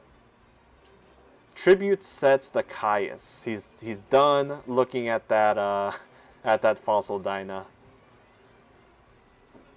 And he can summon the Sirocco at the very least. No lights here, so no Chaos Orc, but that's fine.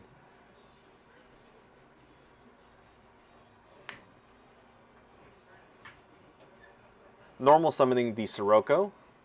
Gets hit with a econ, switching into defense mode, and then passes. He had a spell trap. We'll see what he has. What's up, Chris? Who's winning? Well, Cam, I can tell you this right now. I think Yobani is in a better spot. But he might be able to... I don't know. It really just depends on what John top decked here. If he top decked into a Ryza, I think it's John's game. And if he has no answer, and it looks like he doesn't, then it might just be Yobani's game. Setting a card and passes. Shout out to Cam Neal in the chat. Alright, John draws, looks through his graveyard, and decides to swing. So, no Deep Prison, no Mirror Force. Oh, he does have Ryza. But he ends up summoning the Junk Synchron. I think Yobani already used TT, so this is kind of just free here. Probably summon the Swap and bouncing the Caius for cost. Oh shit, he scared me. Oh, and he Judgments the normal summon. Okay. So, Yobani paying half his life here. Doesn't want to get hit with another Caius. He sets the Sirocco. I mean, yeah, you can't attack over the Caius here. Ooh, here's a Soul Exchange from the top. Does he plan to use it, though? I think Yobani has a bottomless set. Now John's going to target the new one, which is bottomless, so yeah. Alright, passes, can't attack a Soul Exchange, but, oh, unfortunate. He draws into a Grepher, which is dead. I mean, you could always dump a Vayu, though, so I think you might as well, since the Chaos Orc is not going to be on field ever. I think John is scrambling here. I think it's Yobani's game.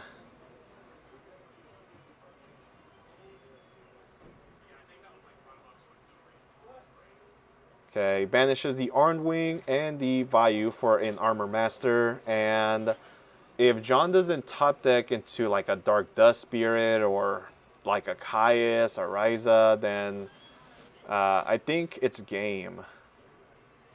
What he draw? There it is, Caius. Does he have another bottomless though? Unfortunate. So while Yobani does take 1,000 here, he still has some fight left in him.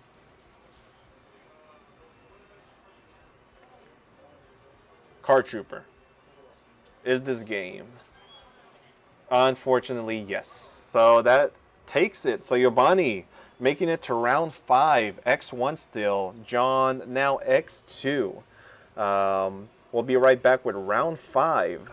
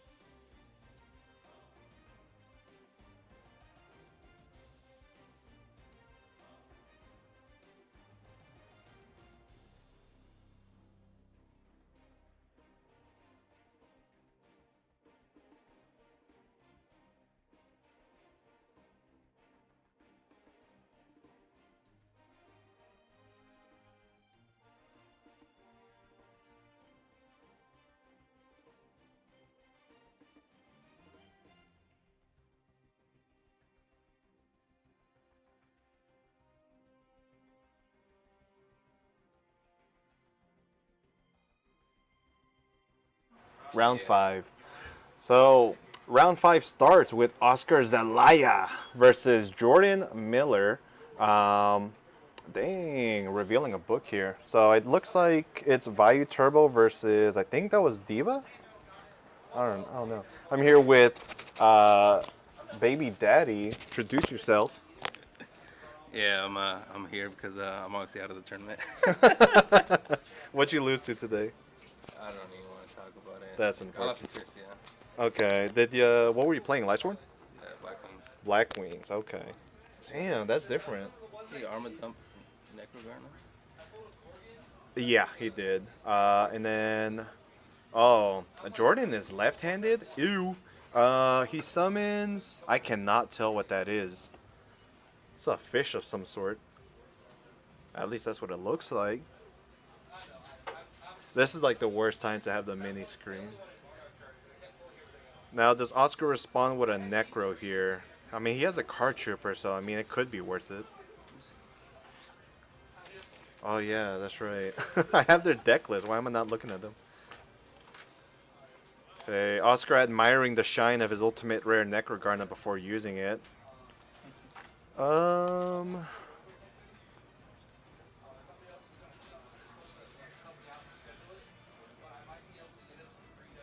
Okay, so he does choose to use the Necrogarna here. Right?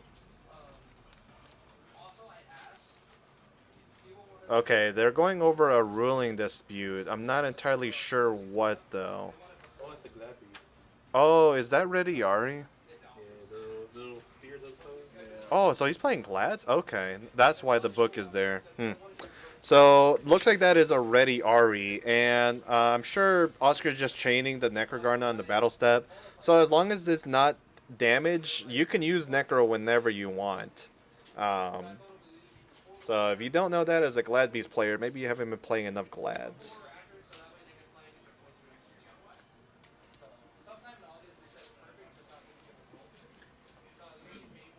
Now, a few weeks ago, there was a dispute between a ruling Oscar had against Lou over when he can use Compulse. I'm pretty sure what happened is he just let the battle phase go through and didn't say okay at the start, and he was Oscar Jiraiya for a moment.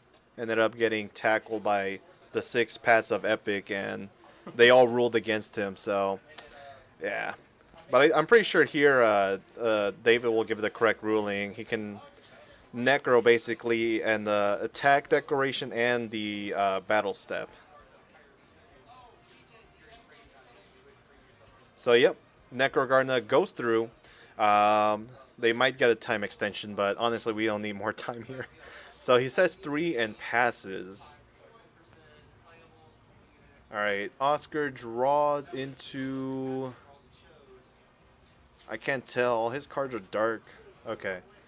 Oh, Guest Trap does shoot. So, oh, triple Sirocco? That's dirty. And a Caius.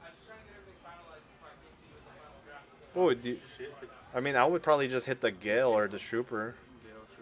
But he's choosing the Caius instead.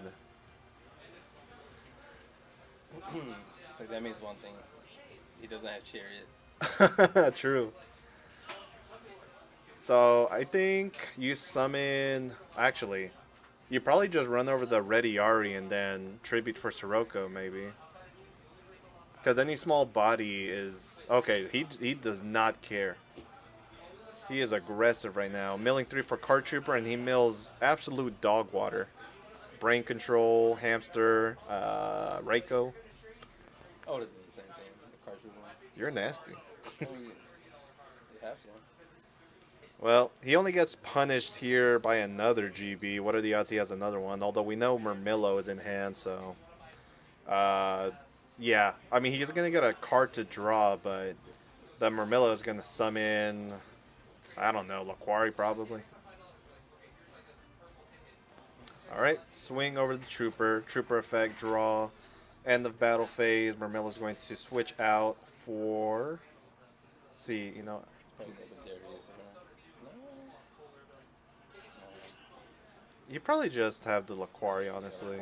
Or if you want, you could also grab Bequest, but I don't think there's a reason to. Because you know he's going to go next turn into Gale. If Yeah. this doesn't do anything. That's the only thing you have to worry about really is Gale. I mean, maybe Hippo in defense mode then?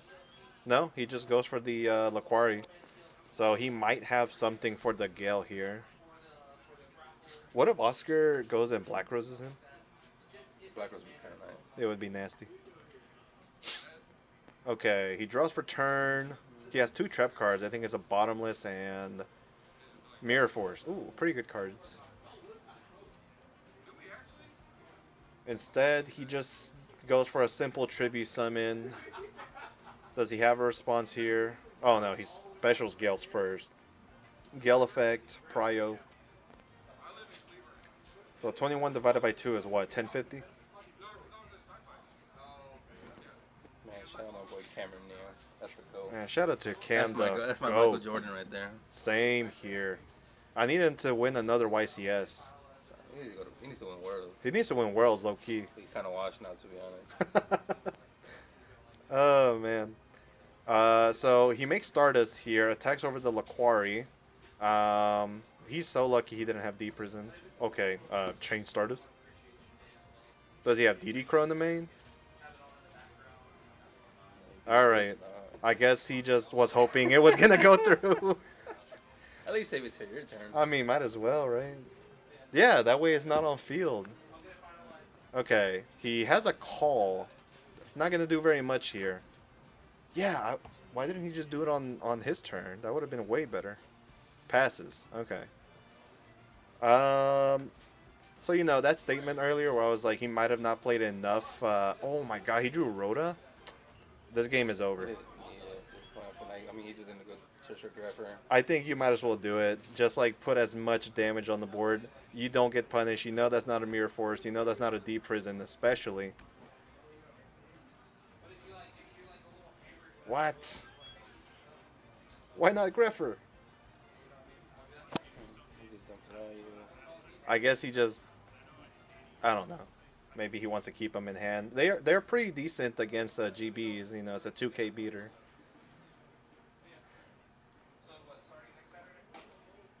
All right, summons out the Armed Wing.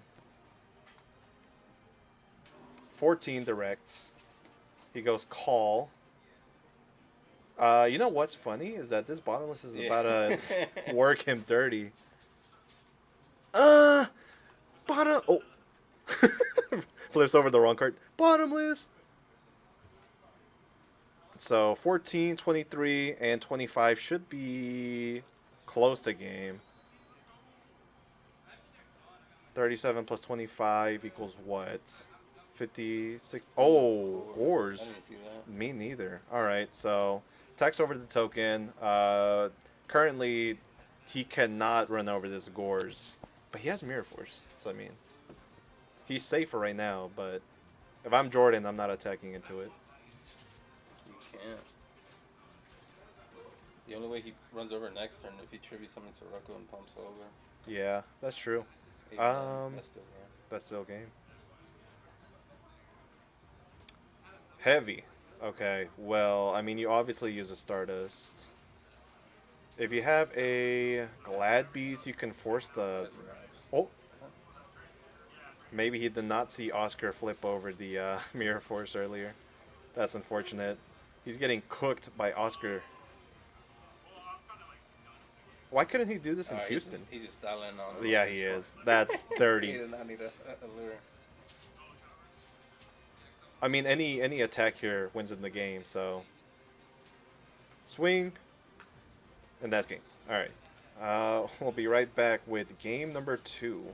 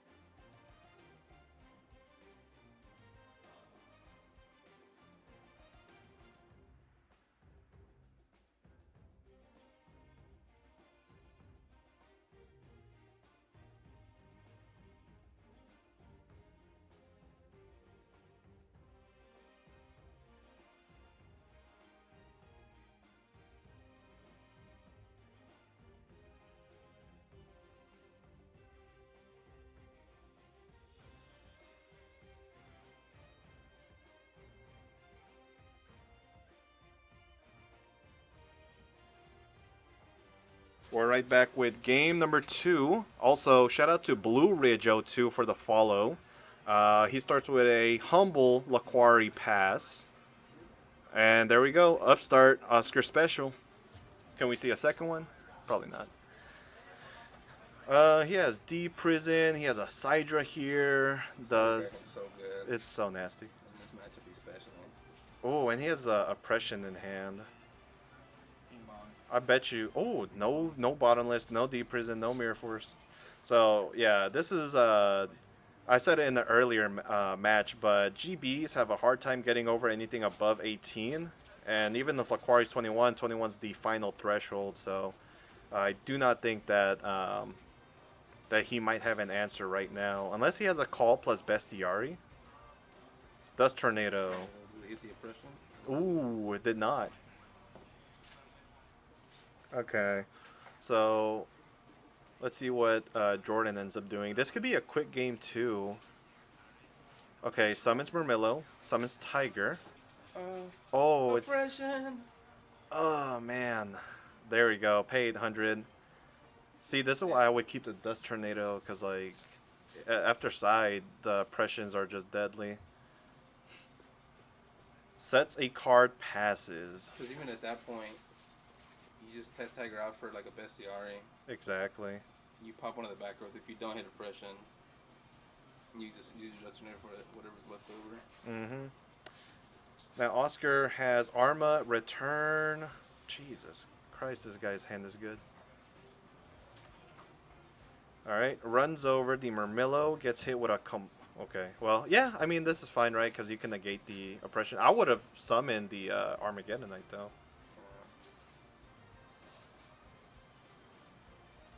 That being said, he can already do it right now if he wants, but chooses not to.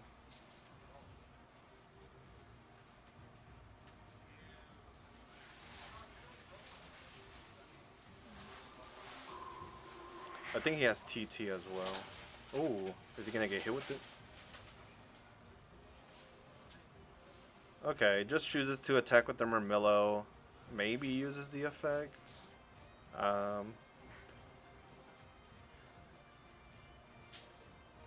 The answer is no. He just passes. No back row, so this Arma will be summoned without issue. And there's a Sirocco that he top decks, so he can go with Greffer instead. He chooses to banish the Greffer though, so summoning the Sirocco. Yeah. Attack.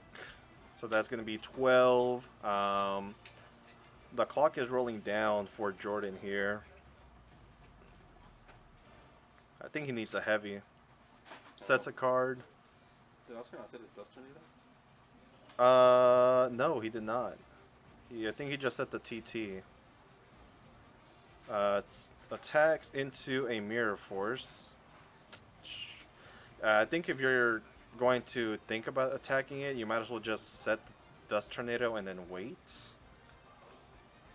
I'm not liking the way Oscar's playing right now. Okay, now he passes. So, I guess anything Jordan summons, he's protected anyways. And he also doesn't have to negate the attack. Chip damage. Yeah, we take that chip. Draws into a spell. What is that? Oh, it's heavy? Unfortunate. Normal summon the Arma here. Now he's going to dump a Vayu. Does he have a DD Crow, though? I see Tiger.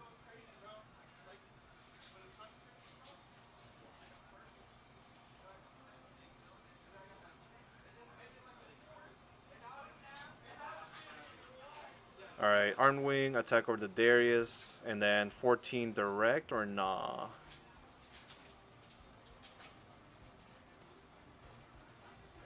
I mean, even if he has Gorge, you have Gale, so I would attack, yeah. Oh, never mind, it would get Oppression. Alright, here comes Sam Knight. Attack into the Arma, take 200, nice chip. Still didn't set the Dust Tornado. That guy does not want to get heavied. Watch him get D-Prison. Book.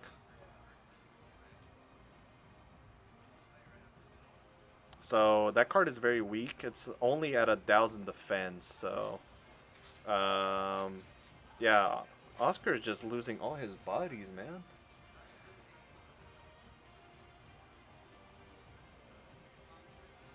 Sets. I still didn't set the Dust Tornado. You could attribute some of that Cyber Dragon. He could have. It wouldn't have been bad.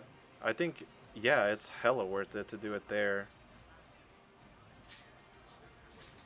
Maybe he's sleepy. He needs some coffee.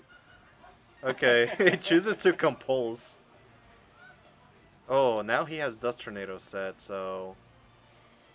Sets a monster. Okay, his plan is... Is it a Hippo? Yeah, no, I don't think it's Hippo. I think he just set the Sam Knight. No, it had to have been Hippo, right? Attack? No, it's Sam Knight. Okay. Oh, now it does get its effects. I forgot. It got booked. No wonder he protected it, actually. That's piercing damage there. Yo, that's nasty. Oh, he's pissed. Jordan's pissed. He's reading the card. That's max value. Well, max value. You know what? Maybe Oscar is the GOAT. Maybe we're sleeping. Oh, we're hella asleep. Look, now he does it again. Okay. Oh. He has a Test Tiger in hand, so he really wants to get aggressive now. Summon Bestiari. Special summon Tiger. Tribute target. Okay. Uses the effect now.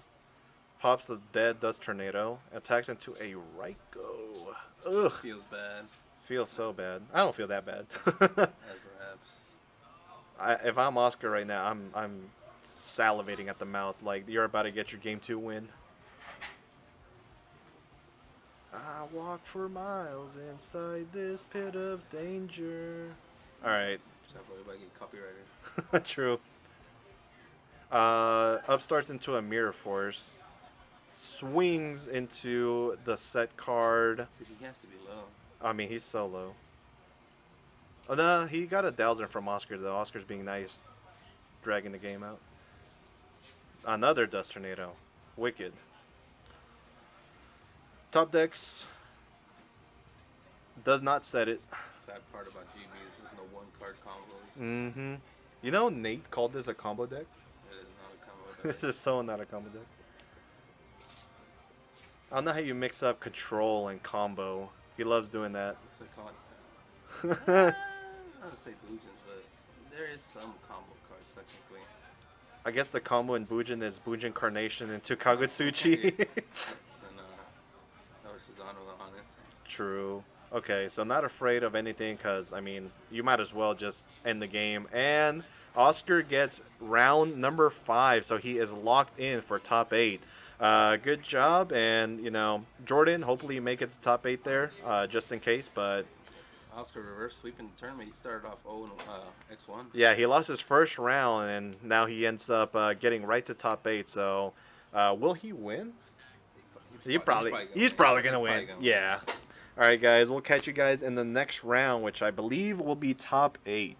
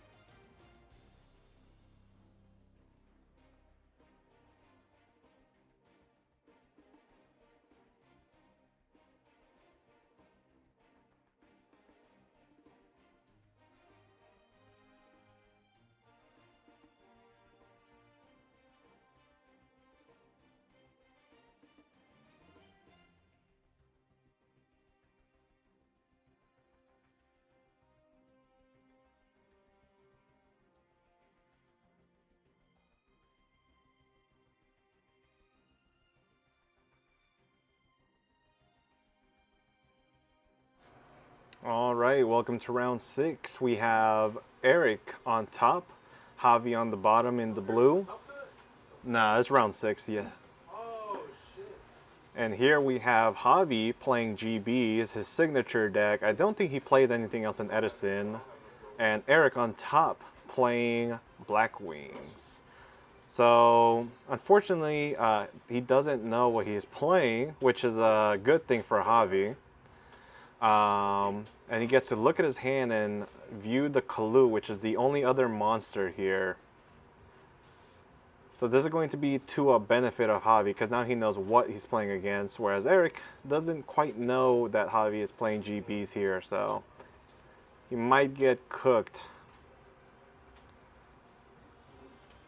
He has Heavy, Mirror Force, Yada, and I can't tell what the other trap was, so he's at least safe from an attack right now. Let's see what Javi draws. He has Judgment. I think he had Respite in hand. He has Gores now. So I think he might just pass here, since he might want to get value from the Gores at the moment. Now, I said a mistake earlier on stream, which was that this was going to be Top Cut. I was wrong. It was 6th round. So Top Cut will be after this in the 49-player Edison tournament. So Javi chooses to just set one, and now he drew into a top deck trap dust shoot. So Eric's going to set and pass. Will he choose to dust shoot him here? The answer is yes. Looking at Javi's hand, so back-to-back dust shoots from both these players. We see Respite, Darius, we see Judgment, Compulse, and the Gores here. So the Respite is going to be dead, because if he didn't get trap dust shooted here, he would have been able to shuffle 2 back, 2 GBs.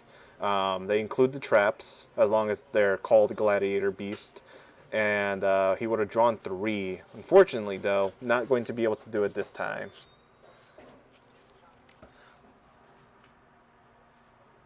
So now he's going to use the Yada. Draws into Brain Control and Bottomless. So Eric looking to flip the value and attack directly. Alright, Javi lets that through. Then he sets a card and passes. Javi's turn, he draws what exactly?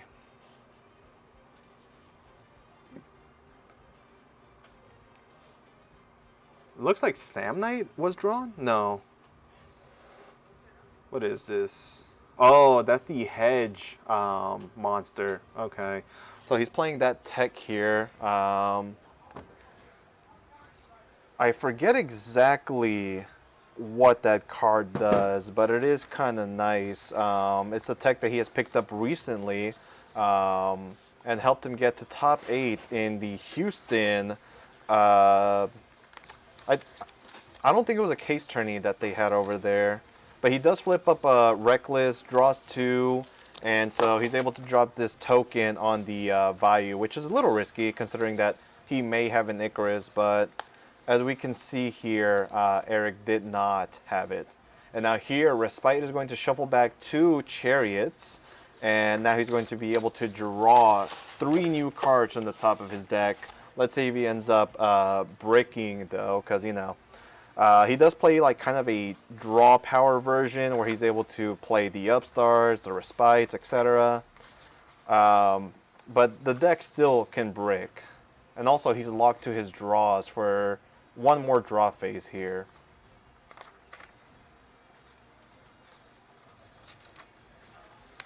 Doing all this while trying to look for their deck list. Okay, so here's an Upstart.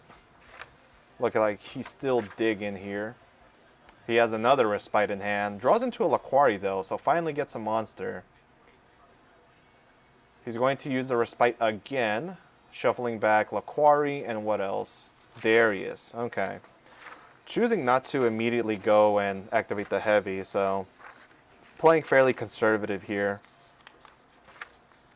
I've played Javi multiple times, and that man will be patient until he needs to be, until he wants to get aggressive, and it's to his benefit because he's able to really put on the pressure once he chooses to switch gears. Also, his poker face is insane. Sometimes he'll set a bluff, and I just do not play into it. So here he goes for another upstart here. Eric now at 10,000. I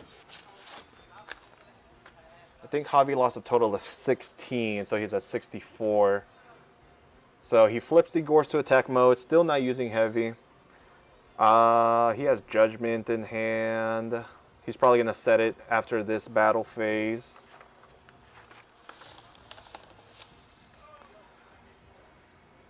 Hedge Guard, that's what the card is called in Javi's hand. Let's see what this card does.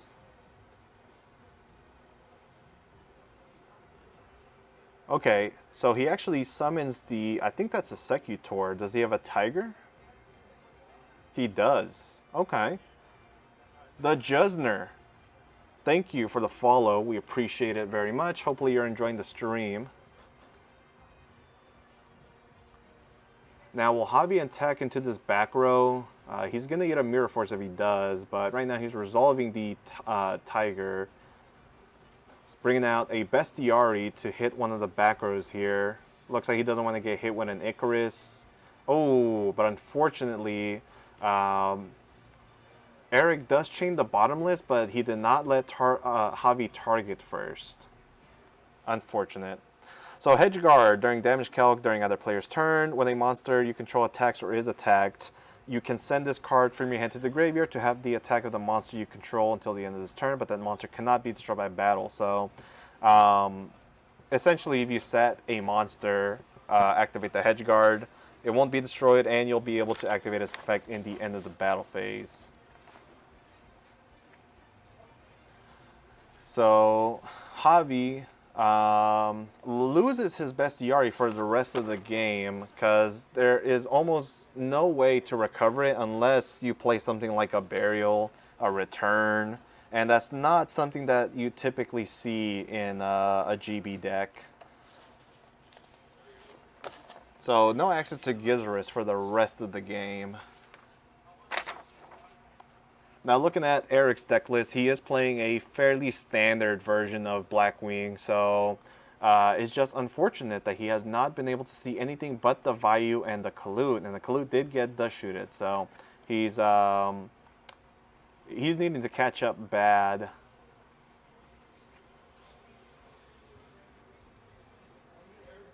Thinks about using the brain control, but chooses not to.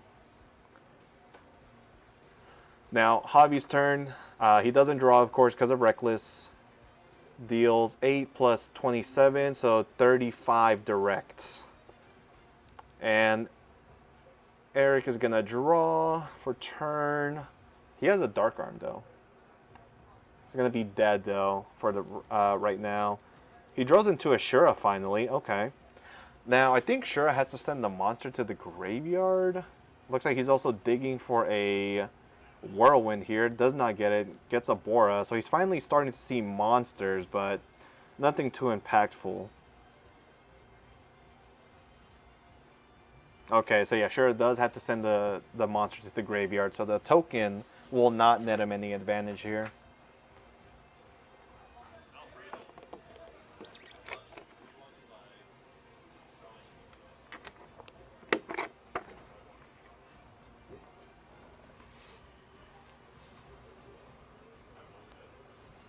Alright, so Eric choosing to heavy here. Loses his Starlight Road and hits the Judgment. Summons the Shura. Special summons Bora. Brain Control the Gores. Can't quite tell if this is going to be game or not, though. But as you can see, the token is at 800.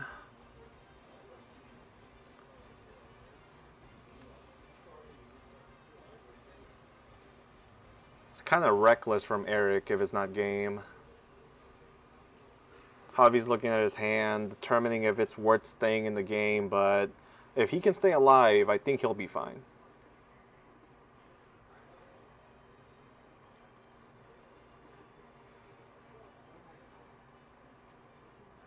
They're calculating here.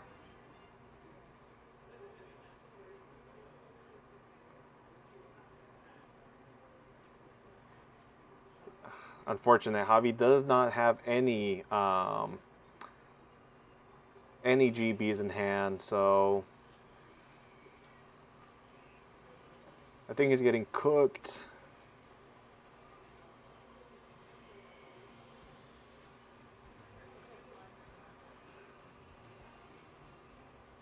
Javi's still doing math.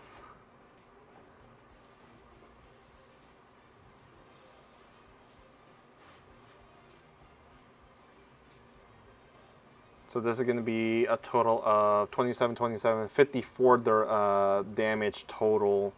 And then Eric is going to pass, sends back the Gores to Javi's field. Now, can Javi top deck a Glad Beast? Because at this point, he is no longer under the effect of Reckless.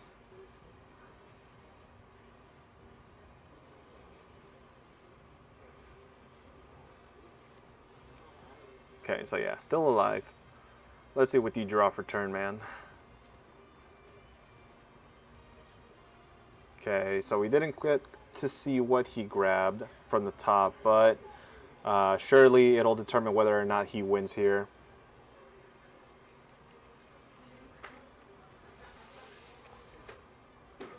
Okay, Hippo. So that's a start.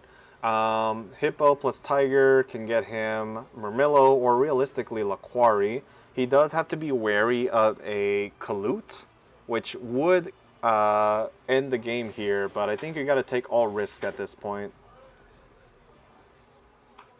He could also go Murmillo. I don't think that would be very good, though. Okay, so Javi chooses not to summon the Hippo, it looks like. Attacks over the Bora, deals 1,000. Probably setting it to use the Hedge Guard, and then set the Compulse as well. He ends up setting Heavy as well. I mean, you got Heavy last turn, so it's fine here. Okay, so Eric does top deck into a Compulse. Chooses not to attack anything. Switches the Shura to defense mode. I don't know. Switching your cards to defense mode against GBs is not the thing that I generally recommend, only because that is a free target to attack. And now in the end phase, Javi will Compulse here, and top decks activates the Heavy that was set. And I think this is going to solidify the game one. Bounces the Gores, though. Both players trading Compulses here. Flips over the Hippo. Summons Tiger. Now he's going to summon, let's see, I think he has no targets in the graveyard. Oh, goes for a Secutor, so he's being aggressive here. Dealing 400 and summoning 2 from deck. So, what's the game plan after? You know there's no Chariot in graveyard. And I don't think there's a GB in the grave. You could request to grab back the Respite, but it seems really bad. So you probably just summon a Laquari and perhaps a Hippo. Instead, though, it looks like he summons a Rediari and a Laquari. Rediari is going to banish a Dark from the graveyard, which looks to be Bora. Choosing not to hit the value. Now he's going to Fusion for Heraclinos.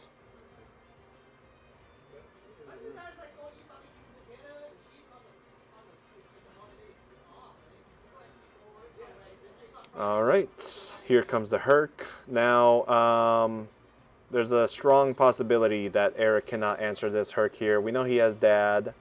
That's about it. Shura as well. So he doesn't have to worry about the defense mode Shura realistically, but Shura Kalut does out the Herc here. He draws into a Icarus attack though, so that's going to be very good. Well, actually, not in this scenario, actually. Yeah, he can't utilize it. Never mind. Eric is cooked.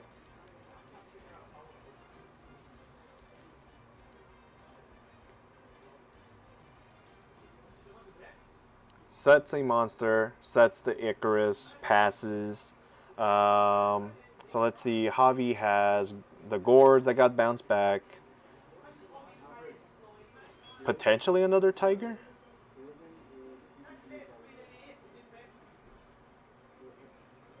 Reckless Greeds. Oh, I think that's a Murmillo plus the Hedge Guard. Oh, yeah, you know what? Then this play does make sense because you can just Hedge Guard protect. Draws into your Reckless and can't quite tell what the other card is here.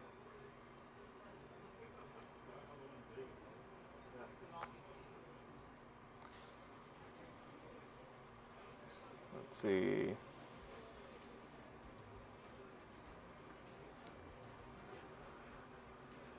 I think the back row should be the least of his worries. So if he can get the Murmillo to get out of there, I think he secures game. So switches Hurt to attack. That's an MST. Okay. Screw it. Chooses not to. Doesn't really have to. Attack.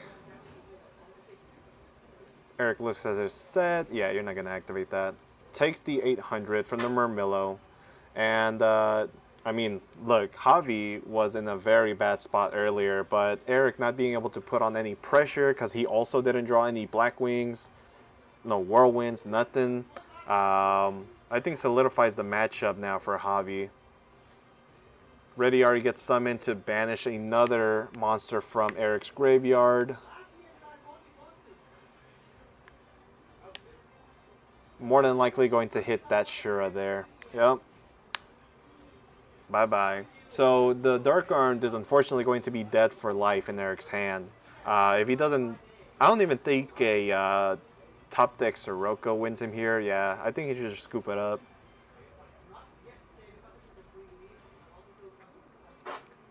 Alright, well, he attack into the Hedge Guard. Normal summon.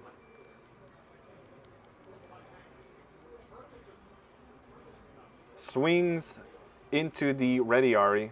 Damage Calc, Hedge Guard protects the Rediari, and now at the end of the battle phase, Rediari will be able to shuffle back to summon a body, and that'll be game. So, game number 1 goes to Javi. So we'll wait for them to side and be back for game number 2.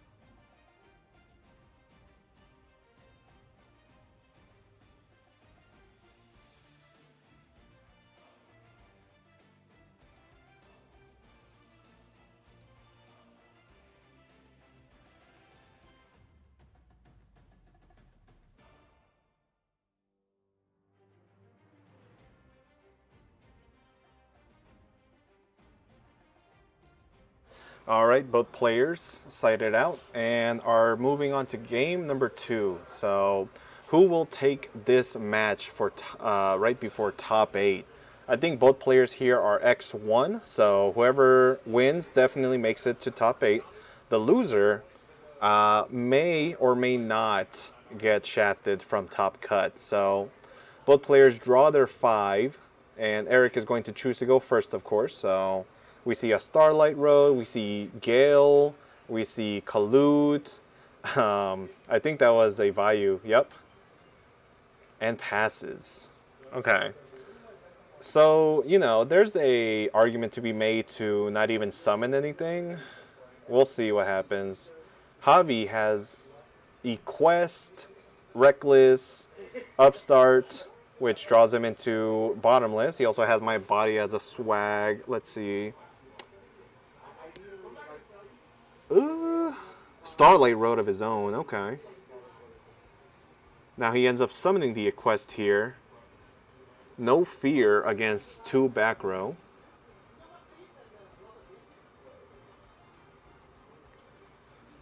Will he or won't he activate a card in response? Oh, it looks like Javi does not attack. Or set? Wait, what? What happened there? Maybe I'm tripping. No, he actually just passes. So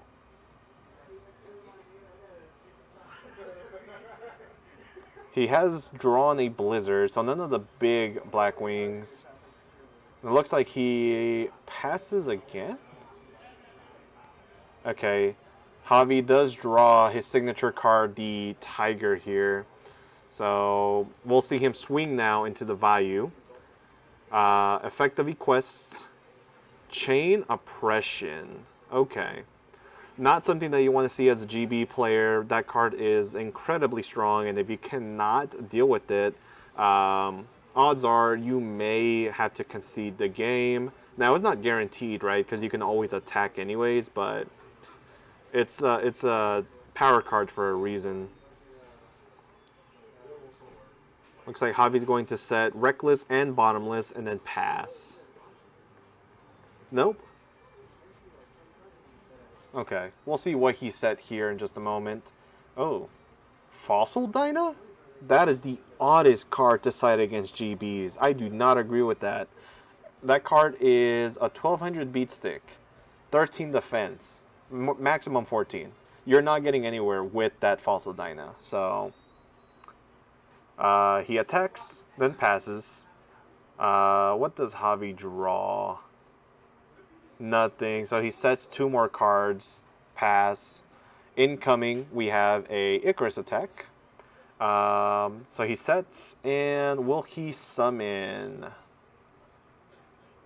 He will summon the, what's his face? Dang, I forgot the level 2 Blizzard. There we go. Not using the effect, obviously, and then passes after dealing 1300. Javi drew into a cat. He really needs to see an MST or something.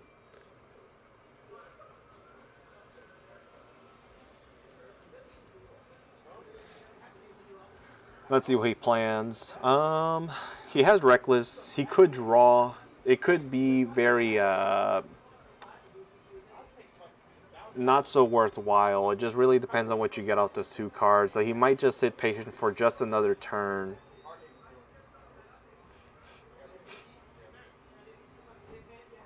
Okay, so draw for turn. He gets a Compulse, which is actually going to be very favorable for Eric. It's going to keep Javi out of another body. So I think you said it. I mean, he has a Starlight Road here. So swing for 13, obviously indicating that he has no Gores, sets the Compulse, and then passes. So think... Did he finally draw a GB? No, it looks like he drew another Tiger, so he passes. Okay.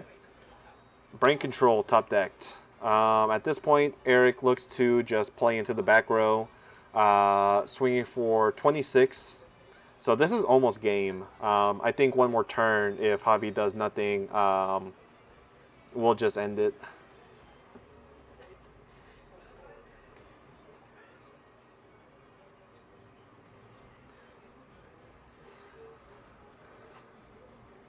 All right, so I mean, yeah, one more turn, right? So Javi is going to activate Reckless. Now he's going to chain Icarus here. Will he get punished? Well, not really, because he does have the oppression on his side.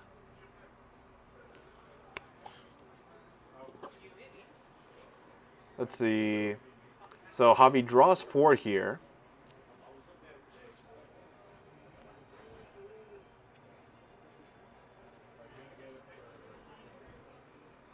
So at this point, you better pray that you can answer that oppression. What's up?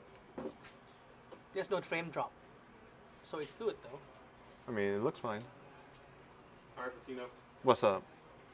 Oh, you're leaving? Damn, Big Sexy. All right, man.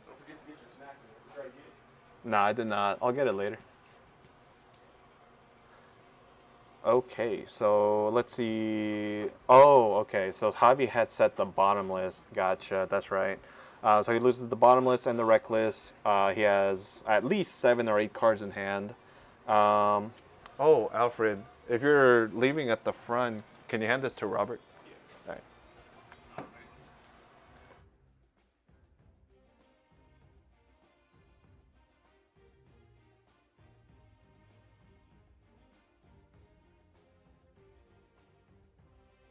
All right, so Javi sets a monster, sets 3 back row, passes.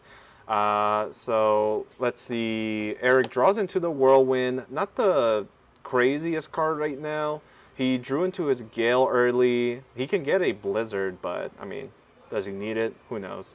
I would just. Okay, is he swinging? What will he swing into? Javi looking at his back row.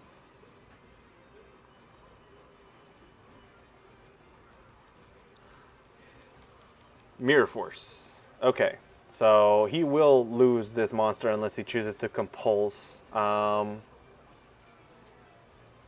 that go through. Let's see, from here, Eric looking at his graveyard, probably debating on normal summoning the Kalut with the Whirlwind, and he does in fact do so. He can grab a Blizzard here, because I'm pretty sure the other one that targets... Oh no, he plays an extra value. Okay. So he has another target for the upcoming Blizzard here.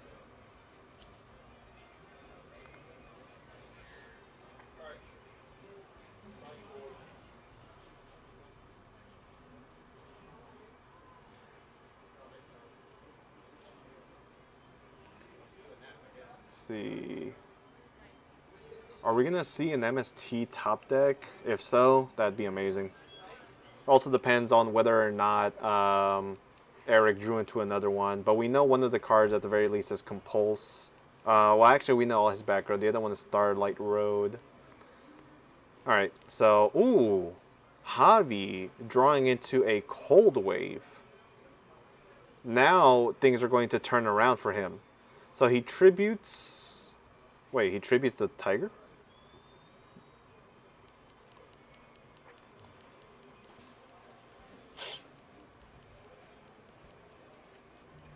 Ah, for Sidra. Okay. Going to ram over the Fossil Dyna, but, you know, unfortunately he doesn't have a, yeah. No. Let's see. Javi is looking to attack here, and he doesn't have to worry about the back row right now because Cold Wave. So, at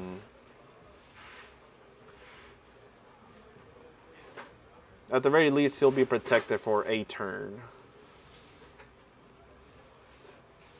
He's very low on life, though. That's the only issue.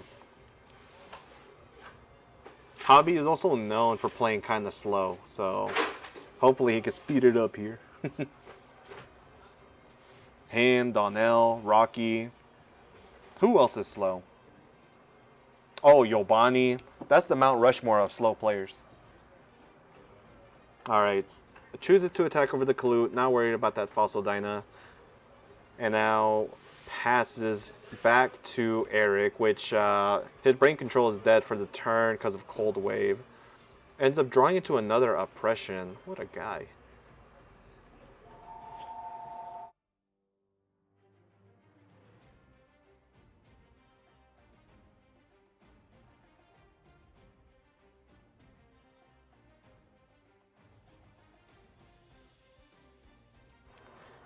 Okay, let's see. I mean, the only thing Eric can do is just pass. I mean, there's no reason to set either card because you can't play him anyway. So, man, you know what? We might have to add one more player there to the Mount Rushmore.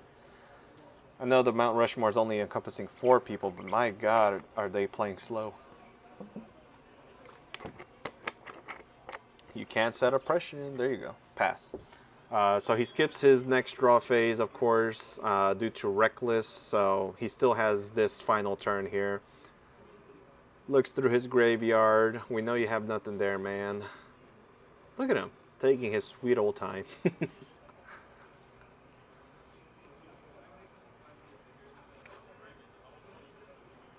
I don't think he can draw here, but we'll see. We'll see how that impacts the later round. Eric again looking at his graveyard. Yeah, Cold Wave is no longer in effect. It only lasts for 1 full turn here. So now he's going to attack over the Fossil Dyna.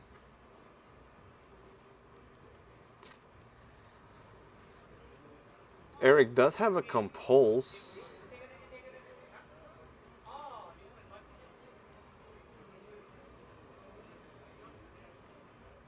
Lets that go through.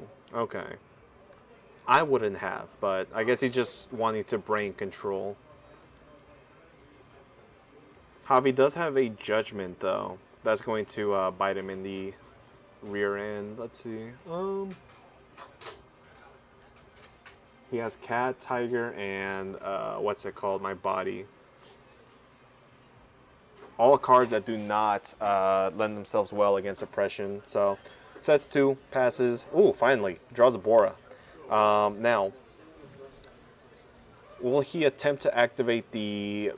Yeah, so he does. Pays 8, and he's going to, unfortunately, lose out to the Judgment. Javi has to do it here.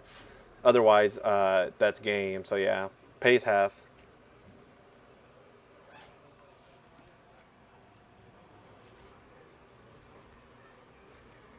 Now he's going to normal summon the Bora, activate Whirlwind.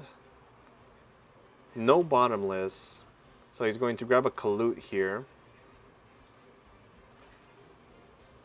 And now from here he'll be able to swing over, and Javi scoops it up. So game number 3. We'll be right back as these players side here.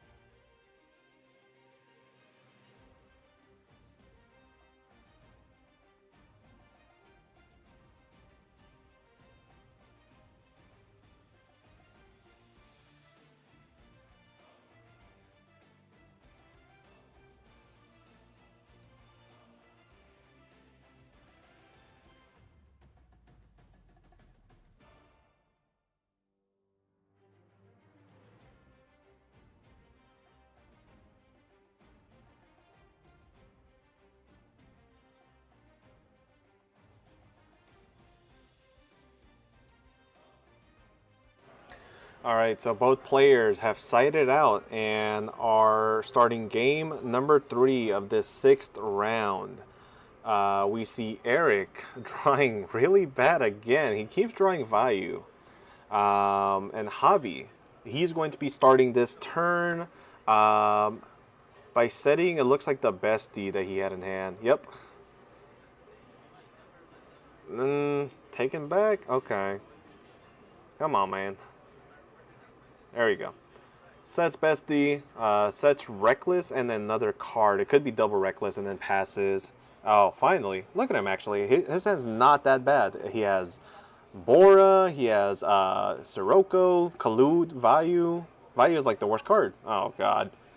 He actually decided to set the Vayu. So, Eric has not been getting punished on him setting the Vayus because Javi has not had, you know, any GBs to really address the set monsters here. Game 3, though, this is not the case. He does have a set bestiary. Now, what he does have to worry about is an Icarus, but, you know, when you play against GBs, you always have to gamble. Do they have the Starlight? Do they have the Trap Stun? And hopefully, they don't. So, Eric lets this Reckless resolve. Activates another one. So 4 cards have been drawn, and the next 2 draw phases will be skipped. He has Prisma, he has Tiger, Laquari. He's going to use Upstart now.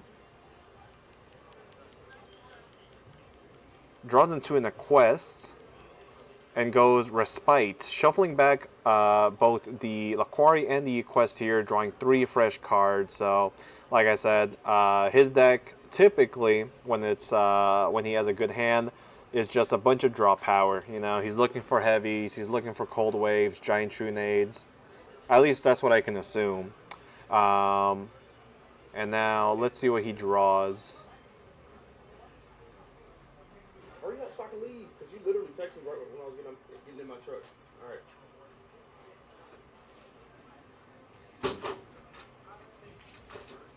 Javi debating here on whether or not he wants to summon. It could be a risk, but who knows? The only thing that really hurts you here is bottomless. So he does flip up the bestiary. No bottomless from Eric's side.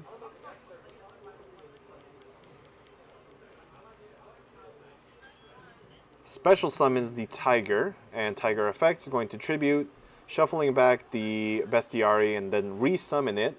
And now he's going to pop what looks to be the Compulse. So he could have flipped it up, but I guess he just decided not to, or maybe he just doesn't know the ruling. But yeah, Tiger tributes for cost and then targets the monster that it wants to shuffle back. It doesn't shuffle for it as cost. Now the question is, did Javi attack or not? And he will. So no Mirror Force, no Deep Prison, and just like I said, setting that Vayu instead of normal summoning a monster is going to hurt him here. So now he's going to grab Equest. Equest grab back the Respite, and he's going to activate it right away. Shuffling back, let's see.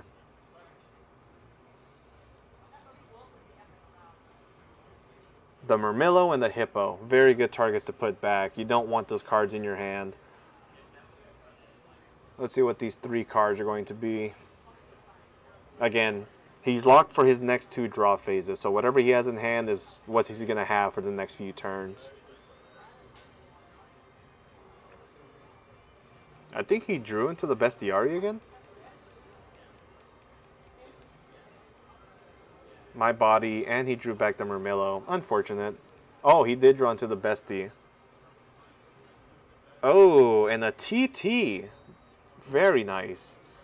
Does Javi protect though?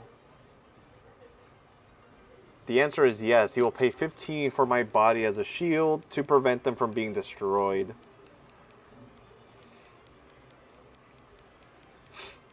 Now he's going to set 2 cards. It looks like to be Mirror Force and Starlight Road. So in case Eric does have heavy, he will be able to protect them.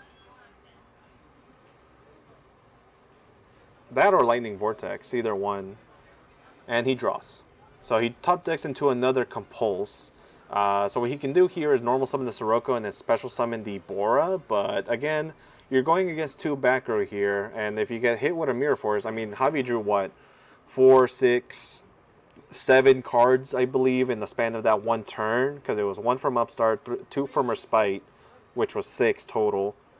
Oh, and then he drew 4 off of Reckless, so there was actually like more like 11 cards that he drew total. So yeah, gets hit with the Mirror Force, and it looks like this is going to be Javi's game to win. So he skips his draw.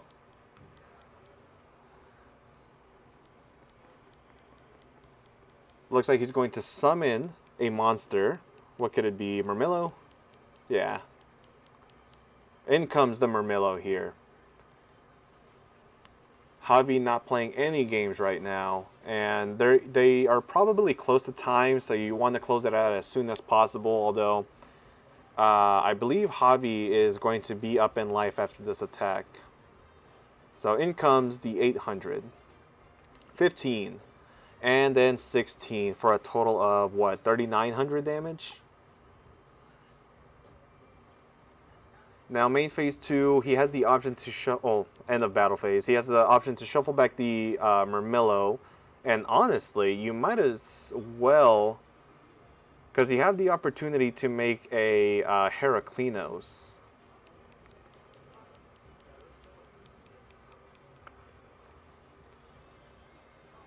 Javi looking at that Laquari. Chooses to get the quest so that he can shuffle and draw. Okay. And he will be able to bestiari this final card, which is going to be the compulsory, I believe, that Eric drew. Gladius. So yeah, bestiari comes back and pops the back row, which is compulse. If I'm him, I'm probably compulsing the Laquari so he can't make the Herc. Yeah.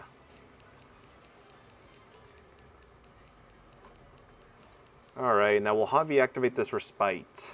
There's going to be 3 fresh cards. Oh, yeah. They do have less than a minute left on the clock, so... Well, Javi is up in life, so it looks... he's probably just... Yeah. 1 minute less than that, actually, on the clock, so even if Eric can top deck, what, Dark Armed, it does not look like he'd be able to make much of a difference here. So, Javi drawing his 3...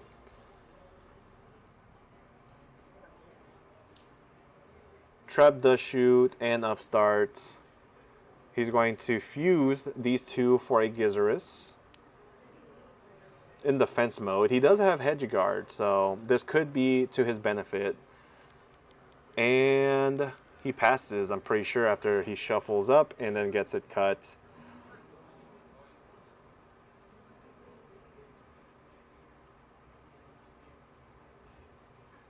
Now Eric... Oh. So that's 1. Okay.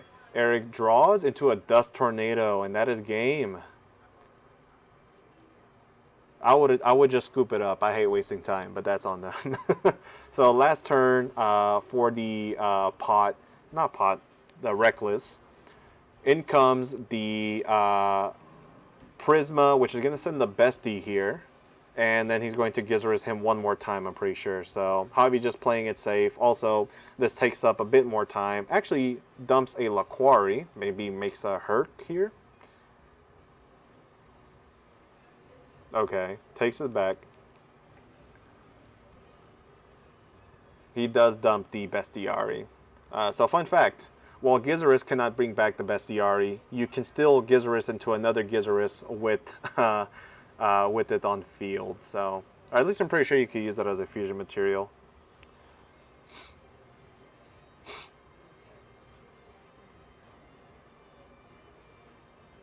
Okay. Timer should be up. Alright. Think you might have to call time then. Yeah. Yeah. All right. Well, he does deal another 24, but at this time, time will be called here, which means Javi will walk away with the win. Just going to wait for our announcer, Sean, here. Summons the Laquari. Going to be a 21 beefy boy, and summons the Rediari to banish any dark here. I mean, you might as well just do the value at this case.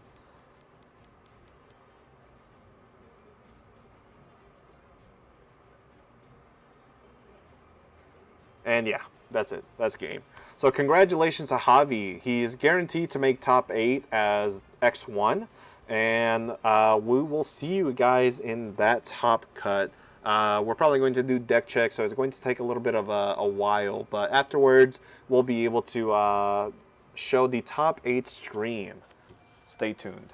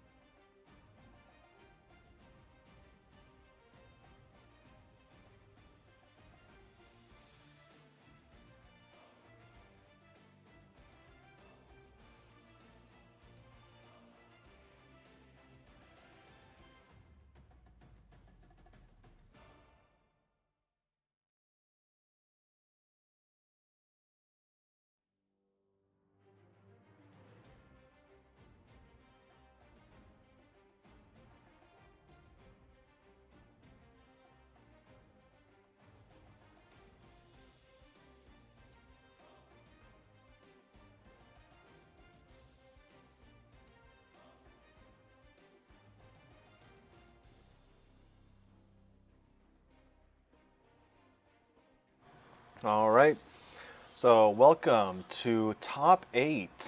Here we have Oscar in the red on top and JC in the blue on the bottom. Both players, I would say, play fairly well. Oscar 100%. JC, I think that there's still a lot that he can learn in the GB matchup, but he at the very least shows results, right? So it's a lot more than what I could say.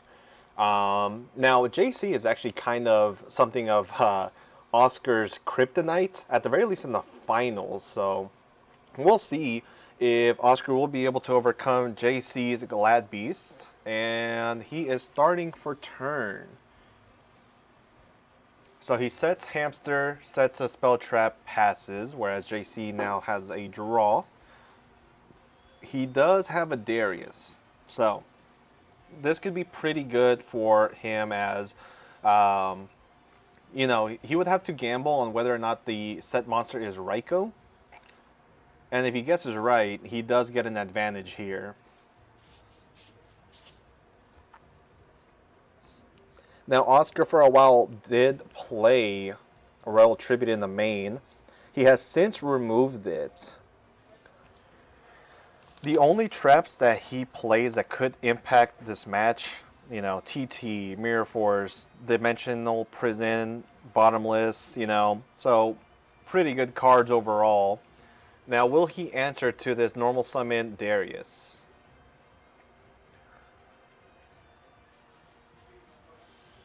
See.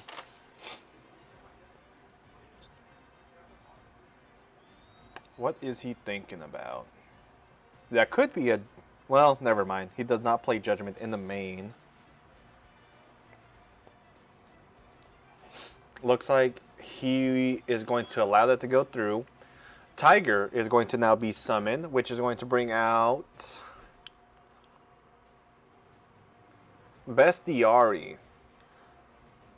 Bestiari is going to target the set, and Oscar is going to chain Bottomless. So this is kind of what I meant. You know, JC, to me at the very least, looks like he still plays GBs a little bit more recklessly, whereas Javi is a lot more composed.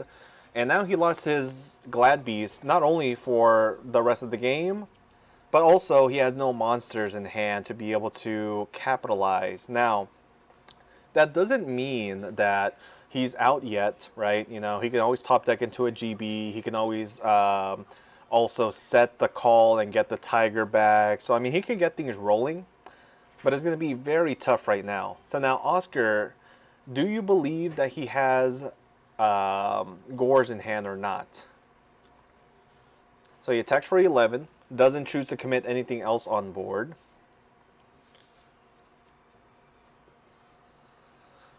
Now he's going to tribute over the Hamster for the Sirocco, sets a card, passes, and JC is going to draw into a Judgment. So, here, you know, you have to wonder, do you or do you not set all 5 now? I'm not going to lie, looking through a field full of trap cards, not the greatest way or the healthiest way to want to interact in the duel, but honestly, you're going to have to risk it at some point. So JC choosing to play this moderately, setting the TT, and passes. Oscar has a Burial now.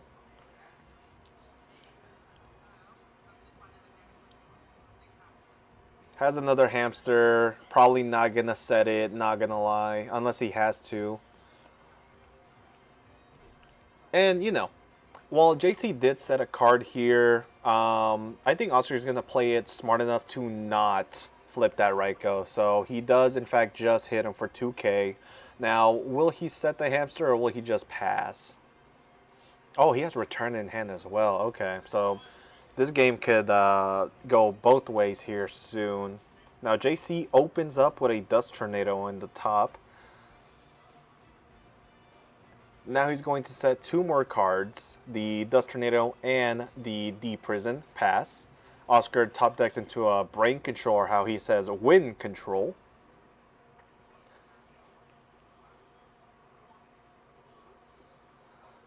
Let's see. What will he do here?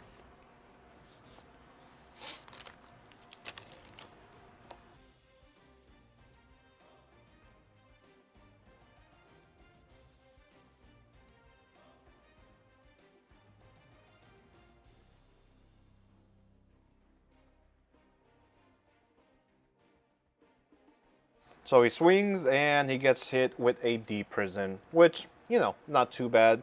He has returns, so the more cards that get banished, eventually he'll benefit. Chooses not to set anything, though. At the very least, you don't have to worry about Gizaris or Bestiari.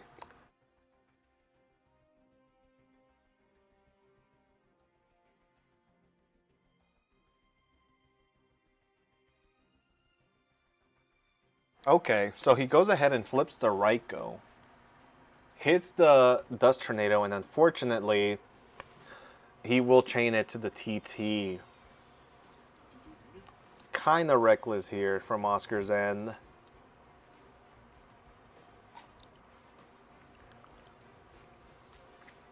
Looks like he is going to set that hamster and then pass.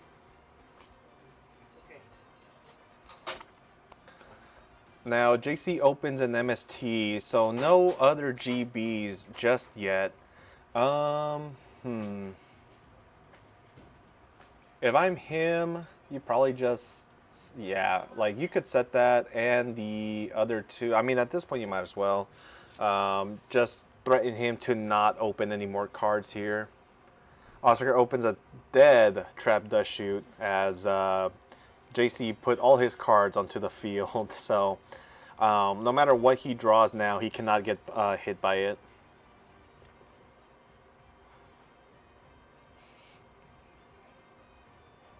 I know Oscar played it a bit safe by, you know, normal summoning the normal summoning the Sirocco instead of the Greffer, and realistically that was the right play considering the oh, is he gonna MST that return? He might. I don't agree with it, not yet, but you know, what will you do? Okay, so he does draw into a Laquari. Insane draw, Jesus. This Laquari is not going to get punished in any way, shape, or form right now. So, who will he swing against? Could be just the Raikou wholeheartedly. You know, might as well just be safe about it.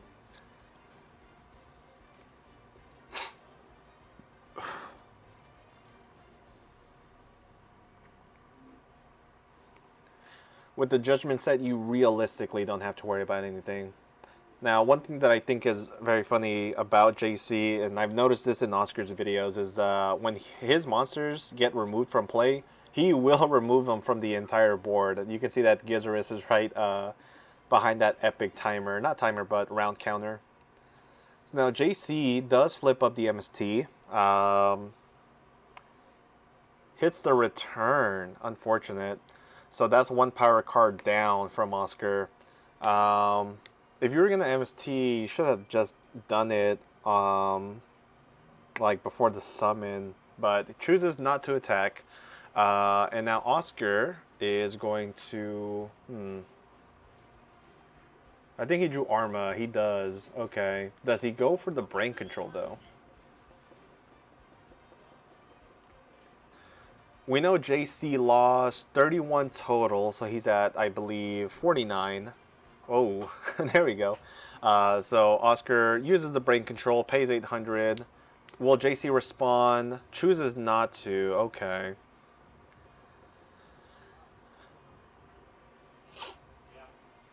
Normal summon the Arma. This should get met by a Torrential. Yeah.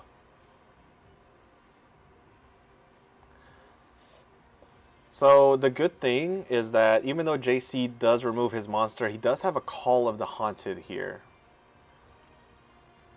Oscar may just have to dump the Vayu and Burial early, which really sucks. You could also dump a Necrogardna and hope that he doesn't have a play next turn, but it's not guaranteed that you'll be able to live that. So I'm looking for the Burial here, unless he just chooses to pass. Cam the Creamer Neil is an insane name for him. He is creamy though. Okay, JC top decks into a Smashing Ground, and Oscar chose not to play the Burial here. Thing is though, is that JC does have that call. Will he use it right now? The answer is no. Okay. So he does give Oscar another turn, and I think he top decked into another Arma. So Arma will get summoned here. Will JC Judgment this? No.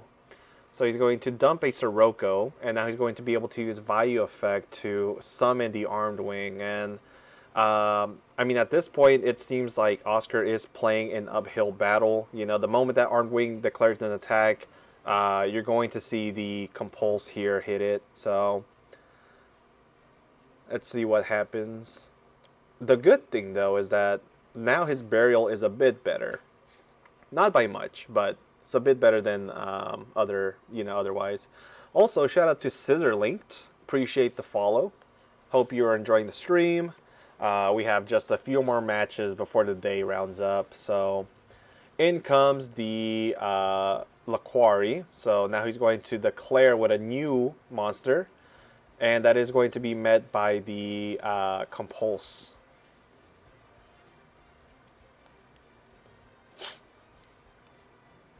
Oscar's looking through his graveyard to see if there's anything else he can do. But with the Greffer and the Burial, there's not much. Let's see. He does draw into a Chariot, which is going to be amazing here. Goes for the attack. Oscar does not have Necrogarna. Oh, he does. When did he place that there? Oh, he probably milled it, low-key. Okay. So he lives for another turn. Now he's going to upstart Goblin into a monster here. Don't know quite which one that is, but if it's a dark, it'll be greatly needed. So let's see. Card Trooper. Oh, that's not bad. Normal summon Card Trooper. No response from JC. So he's going to mill 3 for cost, and JC will activate the Chariot. At this point, Card Trooper will draw a card. I think that was Plague. It is Plague. Okay. Oscar still can't quite do anything right now, so he's going to activate the Burial, more than likely targeting the Necro, Vayu, Sirocco, but sadly that is met with a Judgment. So JC on the back burner, but it doesn't matter because he is in a very advantageous situation. Next turn, his attack will go through. Now the question is, what will he banish? Oscar switching his monster to defense mode. JC draws into a Rediari. Yeah. Slowly but surely this is becoming JC's game. Attack, and then swing directly for 12. No Gores on Oscar's end, and also he has a set card. So nothing here is going to really matter. There's no Mirror Force. JC checking his graveyard, or at least Oscar's.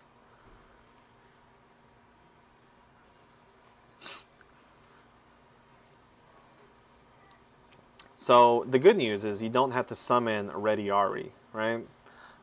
So he shuffles it back. Looks like he might still do it. Interesting. I guess he doesn't want to get Dark Armed, so I guess it's understandable. Now, he grabs a quest to grab back the Chariot, and you don't really need to put back the Laquari, but if he wants to banish the Dark, he's, more than welcome to. So let's see what he does. Yep. Summons the Laquari in defense mode. Banishes the Gores, okay. And because Oscar had his return removed, he doesn't have to worry about it coming back.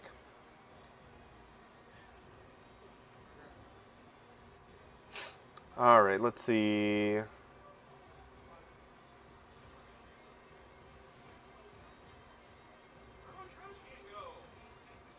Looks like they're getting in a dispute here over what was there.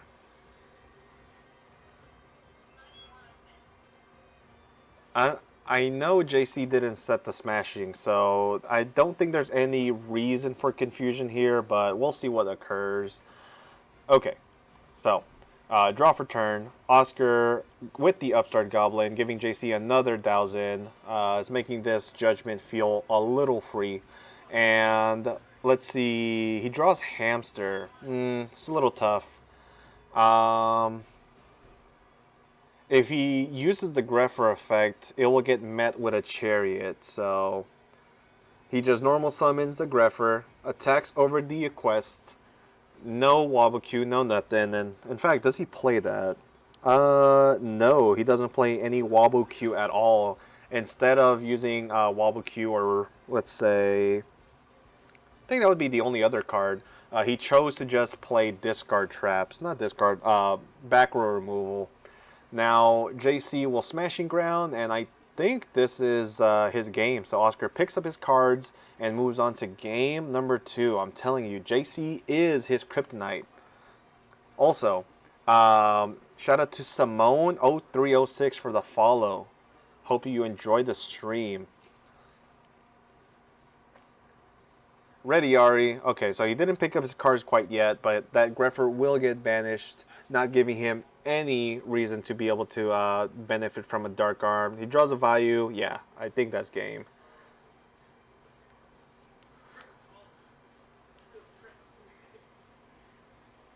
He's looking at his graveyard, but there is nothing that you can do. Your return is gone. Your burial got used.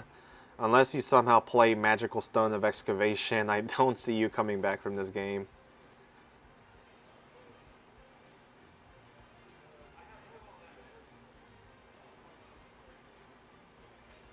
Also, I want to take a quick look at his deck list. He's playing 3 hamsters. Okay. So Oscar's going to still play the game. Attacking over the Rediari here. What's the game plan, though? I mean, you're going to get attacked here. You're going to lose 700 life points. JC sets a card. Oh, no, actually, that Lacori's at 21, right? So he loses 1,000. So Oscar sets a monster, pass. JC draws. Looking through his graveyard really quick.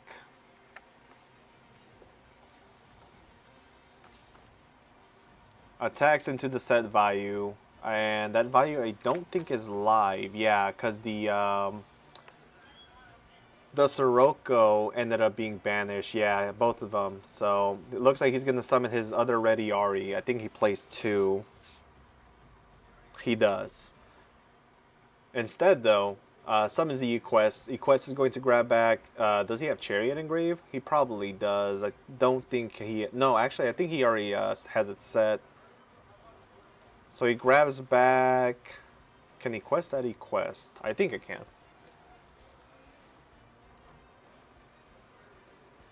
Slowly but surely, Oscar is going to try to fight back. He has a Deep Prison that he drew, so that's one thing that he can use. We know JC doesn't have Judgment, but a Book of Moon could always save that Equest.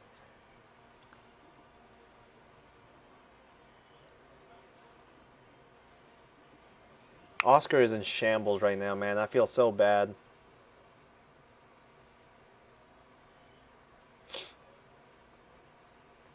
Sets another monster, which is the Plague. Sets Deep Prison, passes.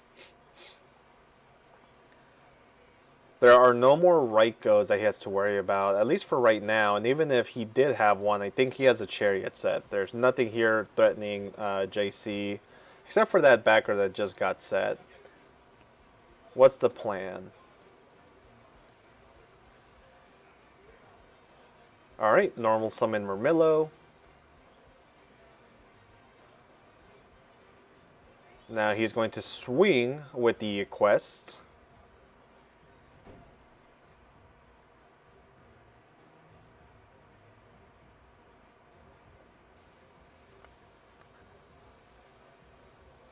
Oscar responds to the attack with Deep Prison, but, you know, this is not really that bad. I mean, you have the Murmillo to shuffle back, and if you want, he can summon the Laquari, which he does to banish the Plague Spreader. I don't know. I think if I was in Oscar's shoes, I would have scooped long ago, but let's see if he top decks a Greffer and can try? No, nothing here he draws will win him the game.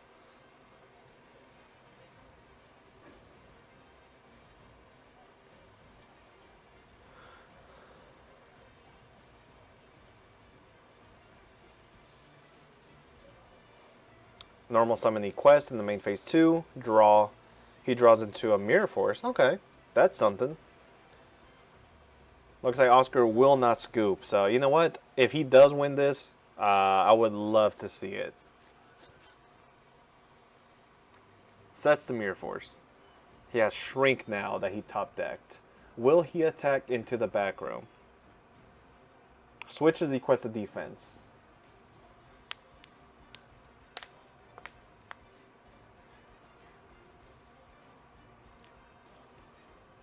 Here's the thing. Equest is... how much defense? It might be 12.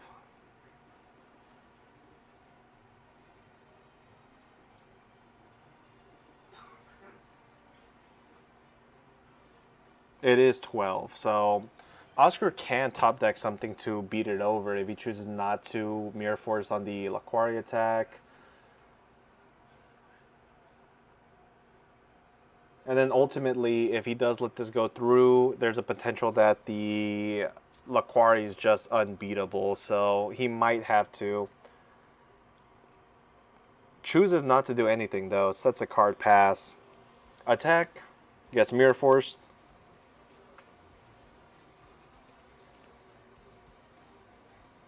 Now JC could summon the Sam Knight, but you maybe just wait. Okay, normal summons, it gets bottomless. Yeah, that's what I was going to mention, is just all those cards can get removed.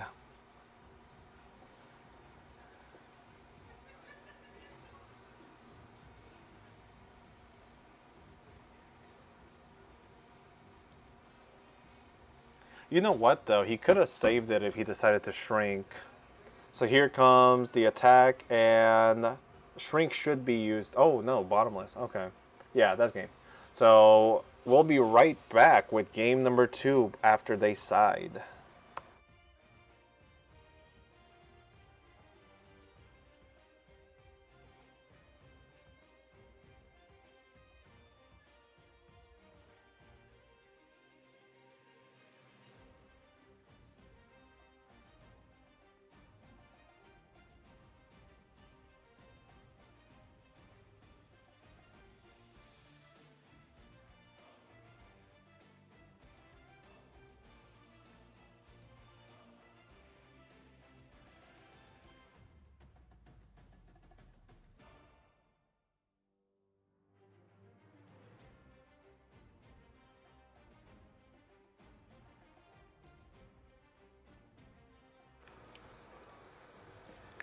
Prophet Thou, thank you for the follow. Hopefully you're enjoying the stream here.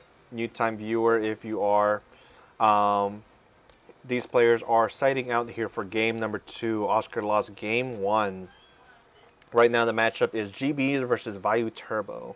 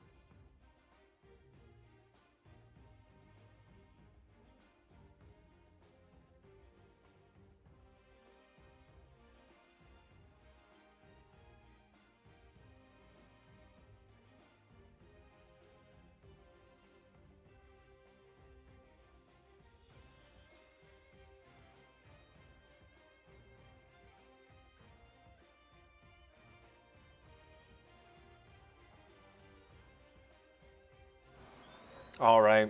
So both players shuffling up and cutting each other's decks for game number 2. We're going to see Oscar on the top start after drawing his 6 cards, and let's look at JC's hand. So he does open the Laquari. He also has Chariot, Deep Prison, Compulse, the Searcher, and Oscar with a set 1 pass. Unfortunate. A lot of glare here as well. So let's see. JC's going to start by normal summoning the Laquari, and luckily it's not a bottomless, just a TT. So he's going to set a card and pass. So now Oscar, looks like he has a few traps here. Has a Sirocco in hand.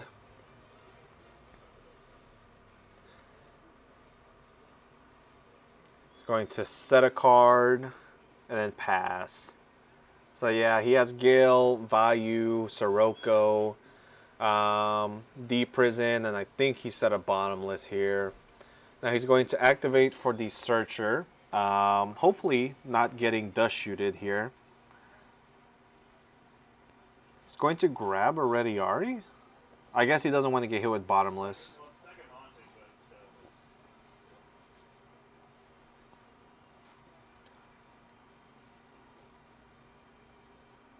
Alright, so from here, it looks like JC will attack for 12 and then activate the effect to shuffle back and special. Does not get hit with a Royal Oppression, so that Proving Ground proving to be really good. Now on the Summon of a Quest, he's going to target the Laquari and add it back to hand here.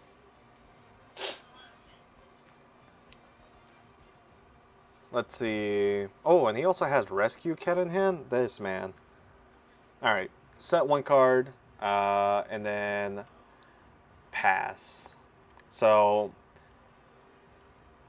JC, if he doesn't get hit with any other back row, can dominate this next turn. So let's see. Does he play the Secutor? Oh, he does not. So never mind. It's not in his side either. He does side in... No, he does side into it. Okay. Let's see. On the normal summon of Sirocco, he's also going to summon the Gale. Will he use the effect and potentially play into a Chariot? So he activates the effect of Gale, which does get Charioted here. And now he's going to... Is he going to swing? Yes. JC is going to take 400 from that attack, putting him down at 74 because I don't think he's taken any damage so far. Oscar at 68 since he took 12. And he draws Tiger. Oh my god, this man. Actually, you know what? I'm rooting for JC to win. This is a hand with Proving Ground. Yeah, you cannot lose this. You know what? He has Proving Ground and Laquari in hand. He had both? Yeah, thank you, Hero Gamer, for pointing that out, because I just noticed that myself. I think he kept the Proving Ground in hand whenever he activated it, because that's the same one that should be in the graveyard. Huh. Yeah. Hold on. Yeah, and the viewer also caught it right as I noticed. So thank you, Hero Gamer, for also pointing it out. We're going to try to fix that game state up here. Shout out to Sean from Epic Cards and Games, Sean Hinson, yeah, for also going over there to try to fix the game state. Although this has now gone back to Oscar's turn, so it's been what, 2 turns straight? Oh man, yeah, so much information being told. I think it has to be an accepted game state at this point. Yeah, because now Oscar drew for turn. Drew Burial. Yeah, this is not very good for him. Hits the new set, which is the Deep Prison.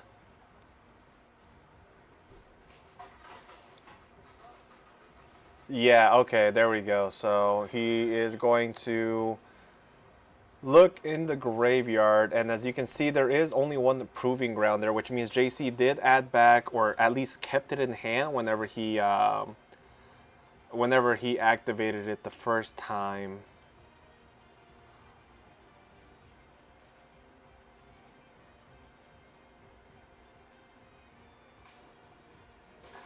That is the Donnell special. This is Scrap Iron Proving Ground in the flesh.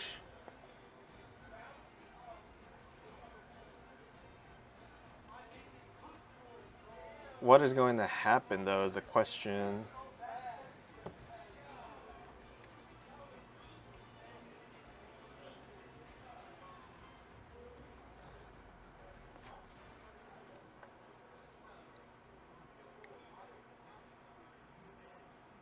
Looks like he's going to be hit with a warning here, and we're just going to continue the gameplay.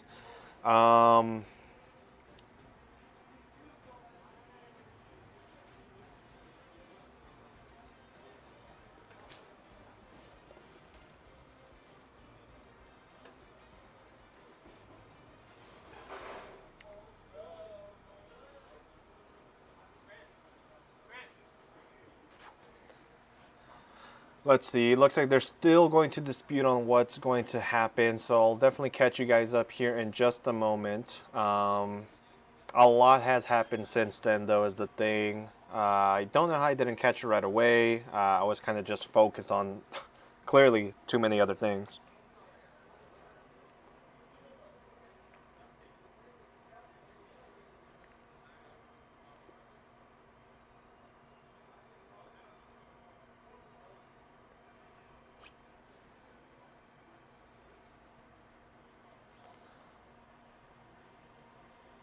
Now, I don't know what the overall policy procedure would be since this is multiple turns ahead. While I do judge, policy is a thing that I do need to practice on a little bit more. I would say this is a first infarction for both players. This is probably a warning to both because Oscar should have also been paying attention, but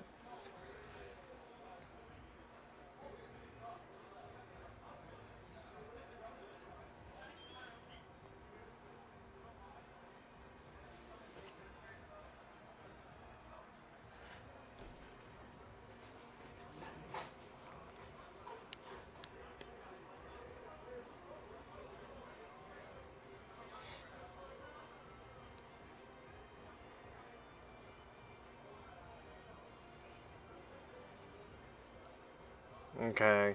Worst case scenario, JC could be hit with a game loss, which would be, very unfortunate, but there would be a third game.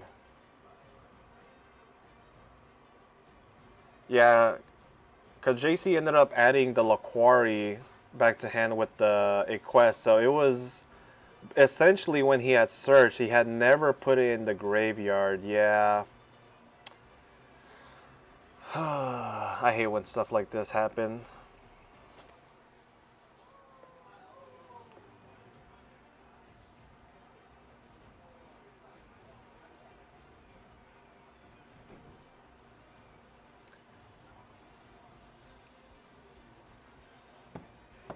I mean, it is cheating, right? But it looks like this will be a game loss for JC because you're right. It is considered UC, so you would have to go ahead and at that point give that game up. And normally this doesn't matter too much because we're just in the locals, but this is actually a big tourney. The pricing, I wish I could show you guys, but the pricing is very good for this event. It's going to be... Okay, got it figured out. Cool. So that ended up being a game loss? Yeah. Okay. I think it was like... It was many turns at that point afterwards as well. I don't think it was malicious at all. No, not at all. I know, JC doesn't play like that, obviously. It's just unfortunate that it got caught right there. It just wasn't repairable to... Yeah, too far ahead. So yeah, JC did end up getting a game loss for that. And again, as I was saying, normally, it's something that we don't try to worry about too much because in a local tournament, I'm sure Oscar would just be like, yeah, no, that's cool. We'll just try to reverse the game state as much as possible. something as simple as just returning the Laquari to the graveyard, right? And be like, okay, let's just say I never added this back. I instead added the Proving Grounds, but not in this high stakes tourney. First place has a chance to win a light play first edition secret rare dark arm from Phantom Darkness, so OG. A ultimate rare near mint Colossal Fighter. Second place gets the chance to win a first play, not a chance, but gets a first place light play ultimate rare Armor Master and a mod play Turbo Pack Chaos Sorcerer. Third place would get a near mint DT Brio. And then fourth place would receive a first edition light play ultimate rare Thought Ruler. Fifth or eighth though gets a single player cloth playmat made by Epik Cards and Games, as well as a ghost from Ghosts of the Past 2. It's a mini box, but yeah. Aside from that entry, they got 6 OTS packs upon entry. So, overall, a tournament that you don't really want to lose because of an illegal play, right? So,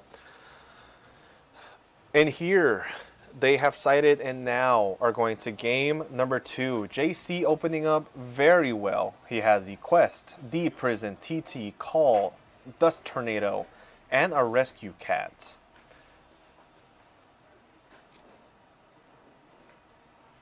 Now he sets 3 and passes. Not afraid of heavy. Oscar doesn't have it clearly, and he has Sidra, he has Greffer. Let's see what else he throws down here. Has Dark Arm, Sirocco, Dust Tornado, and D Prison. So he will swing into this quest. Will it get met by a response here?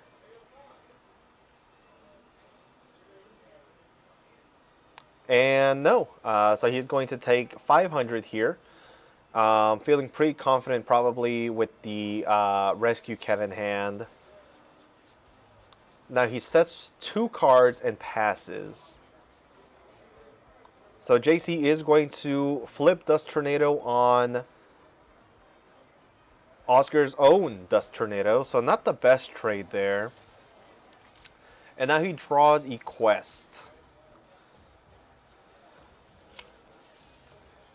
He's going to set a card and then pass. So now Oscar, he opened up the, not opened, but drew into the Royal Oppression. So this is going to be a lot of advantage for him if he gets to keep it on field. Again, I understand that JC wants to be able to fight through the back row whenever possible. But just like Jeremiah, who had played Oscar earlier with the same matchup. Not Jeremiah, it was, I forgot his name. You want to hold a Dust Tornado for cards like these. And instead, he did just decide to use it randomly in the end phase, probably thinking that he was going to make a play on the following turn, and he ended up not even summoning any cards, so. Alright, Oscar, for turn, draws an Allure. So he's going to draw 2, draws a Sirocco, Card Trooper, and is going to banish probably a copy of Sirocco, or maybe he wants to keep him for, any follow-up plays. But he does end up banishing a Sirocco here.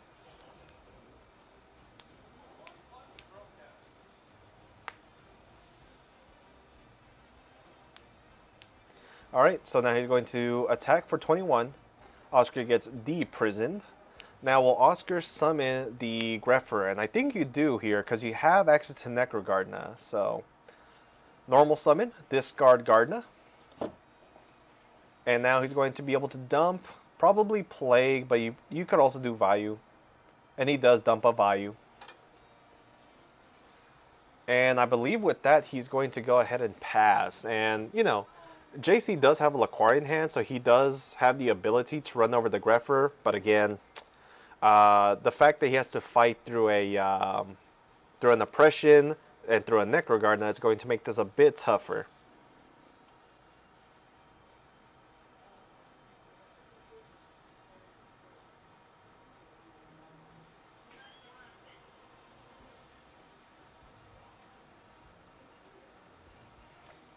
JC looking at his back row, knowing that he can't immediately answer this Greffer, and it looks like Oscar might pitch the Sirocco here.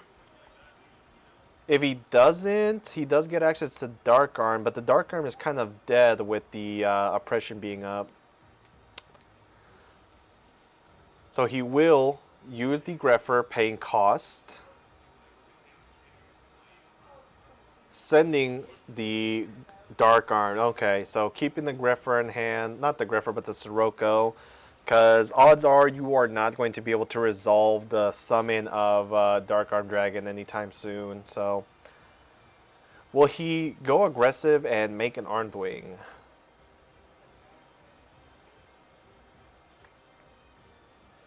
The answer is yes.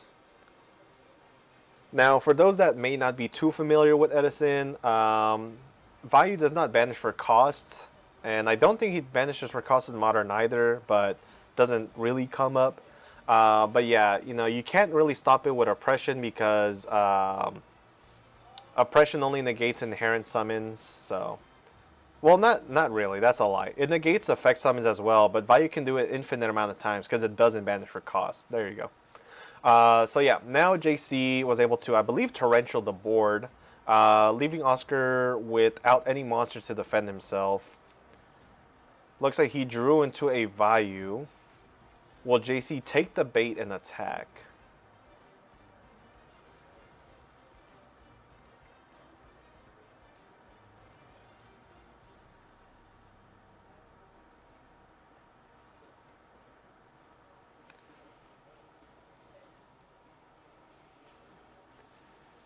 So really thinking about it.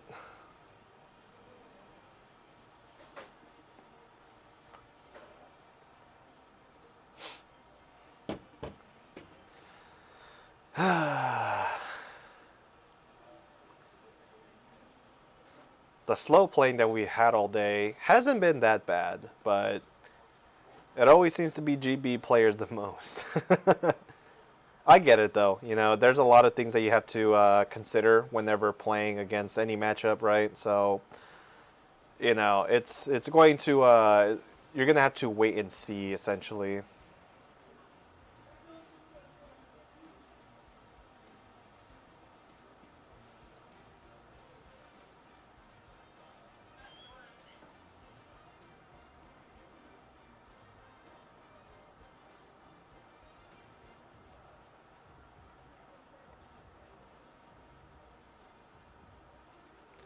Looks like both players thinking about what they're going to do, but Oscar is going to tribute for this final Sirocco as the other one is banished, and the other two, I should say. And now he's going to make an Armor Master. So, unfortunately, it looks like JC may lose this game. It's not over yet, though. He has Laquari, he has Shrink. I think if you're going to, you know, try to be aggressive, now is the time, 100%. He can shrink the armed, the Armor Master. Chooses not, though. Okay. Here he has a Rhoda that he top decked, and a Raikou that was drawn. So he's going to swing into the Laquari. And he's going to shrink it, making it 1250. So he's going to take 550, I believe. Now, will Oscar swing with the Sirocco? One thing he could have done is pumped instead. Then the original attack becomes 1250, but it would still be boosted by the 2k. So, probably didn't want to risk it. I don't know. I guess it's a little odd to consider. So here's Jar. Oh, and now he top decks finally a Dust Tornado. Thing is, though, is he's a little bit too behind, but Oscar doesn't have the most here to try to win. So let's see. JC sets a monster and sets all three.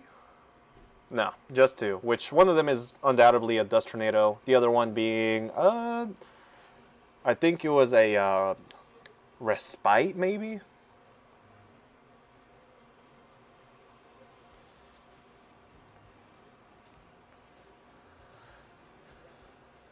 Okay, so Raikou is going to be flipped, targeting one of the sets. What is this? Dust Tornado. Okay, so he will mill 3 now. He mills his final oppression, but now, if he wants, he can summon the Gale and the Plague without getting hit with a oppression himself. Instead, though, he will summon the Gale. Synchro. Wonder why he didn't synchro with the Raikou. I guess so he doesn't get hit with a Mirror Force. Incoming, you have Rhoda, which is going to dump the Vayu with the Armageddon Knight. And this is going to be a solidified game. Yep. With no responses left from JC. So Oscar making it to top 4. Unfortunate, because I really do think JC would have won this entire match had that not happened. But unfortunately, and even if it's unintentional, we understand. Like, we get that JC isn't that type of guy, but he did keep that proving grounds, which, as you can see here, ended up causing him to get the game lost. So Oscar making it to top 4, and we'll be right back with that match.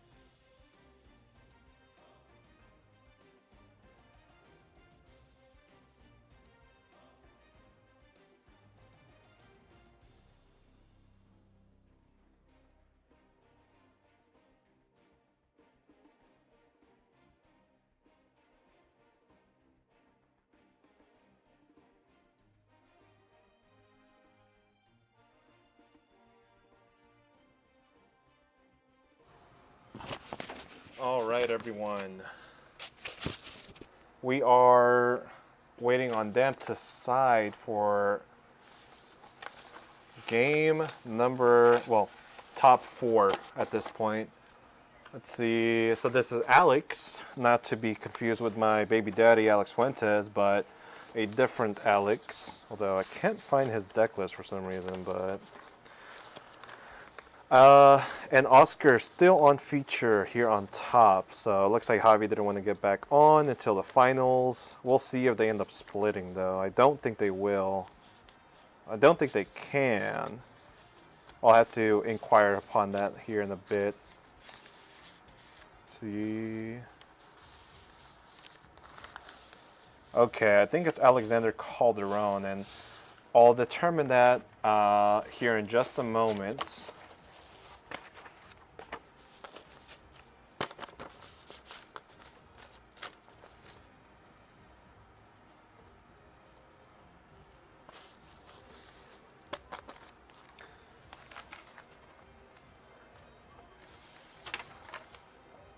All right, so rolling the dice to see who goes first.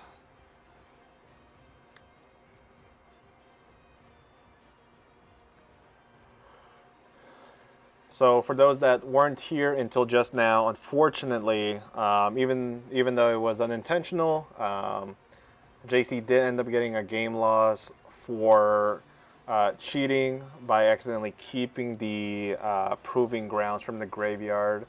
From what I've seen, he's never really done stuff like that. Obviously, you know, this is the only occurrence in which he unfortunately ended up keeping that card, and it kind of made a difference. I'm not gonna nip that in the bud. Now we see Foolish Burial being used by Alex here, summoning 2 tokens along with the Lone Fire. The tokens cannot be attributed for, I believe, a summon, or is it just in general? Let's see what Lone Fire says.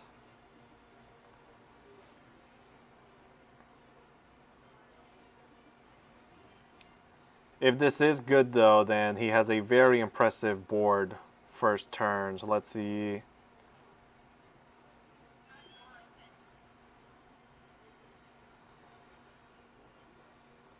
Okay, so yeah, they only cannot be attributed for a tribute summon for the turn they are summoned. So Oscar is having to meet a Titanial with 2 Lone Fires on board, and this is going to be pretty tough to out for a Vayu deck. Here is Upstart, double Upstart, the Oscar special. You know and you see it whenever you watch his channel. So he's going to gain 2k from Oscar's Upstarts, and now he's going to set a card. Does he choose to set a monster? The answer is no. Interesting.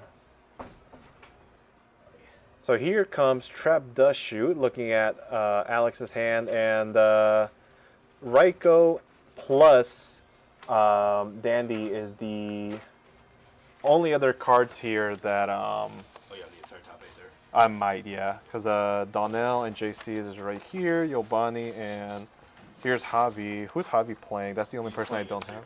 Huh? Insu? Okay, yeah, I don't have his sheet. Cool. So top 4 right now is Oscar Zelaya, Jose Alexander Calderon, Francisco Javier Saldivar, aka Javi. I guess I should say for Jose, I believe he goes by Alex. And then the last person, I already forgot his name, my bad. There he is. There we go. Let's see what this guy's name is. Insu. All right, so 2 of these people I don't recognize, which is Alex and Insu. Have they ever played here before? Insu has Alex, I think, is from out of town. Okay, so hey, we got some out of town people. That's what's up. Wish I saw some other familiar names today. That would have made the total count a lot bigger. I think like Henry didn't come and some other people. All right, let's see. So Oscar, the reason he didn't drop a monster is because he has Gores. So now he has a 28 token. So this is kind of scary on the receiving end. So he turned the tables around, but will he be able to, attack over both of these lone fires, or will he choose to crash? Unfortunately, he gets hit with a mirror force. Now, he has Caius, and, obviously he doesn't use it because Titania would just negate it, but man, super unfortunate.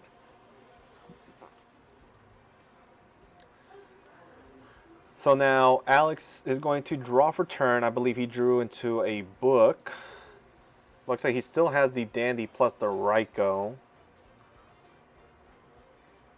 Switches the Lone Fire to attack position. Not afraid of what's set here. Attacks into the hamster. Let's see what happens here. No mirror force on Oscar's end, it looks like. So this hamster is going to flip. Oh, but he chooses to deprison, so it gets rid of one body here. And now the Lone Fire is going to attack into the set Raikou. Oscar potentially just milling here and not activating the effect. Or not to pop, I should say.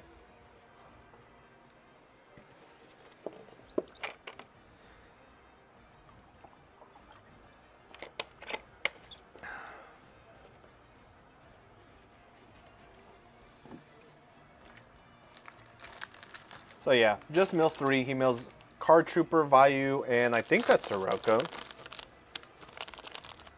So it looks like he was able to grab what he needed here.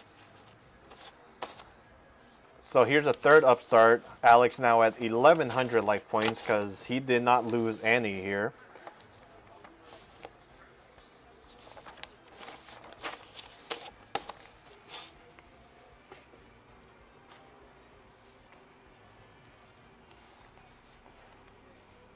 Both players checking the graveyard. Alex looking at it here.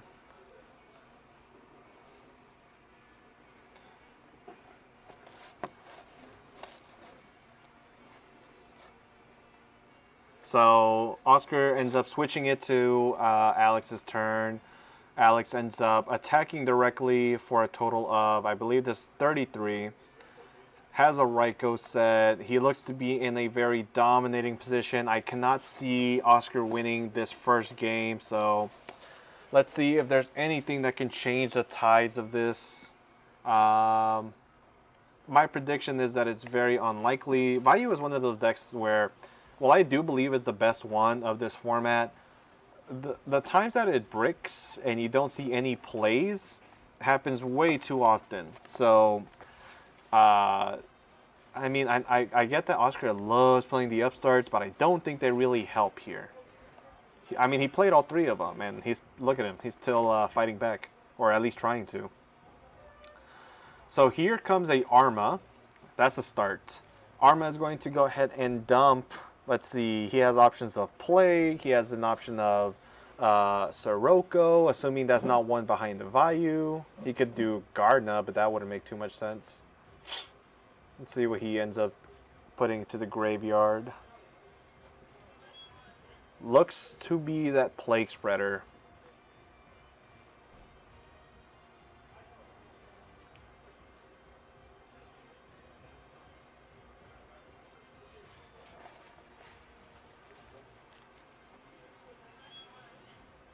Alright, so now will he go for a Goyo or a Bryo? Bryo doesn't really make sense, so it probably is going to be that Goyo.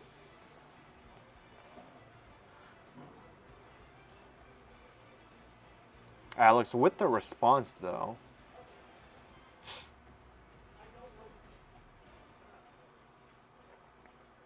Book of Moon on the Plague. No, on the Arma. Okay.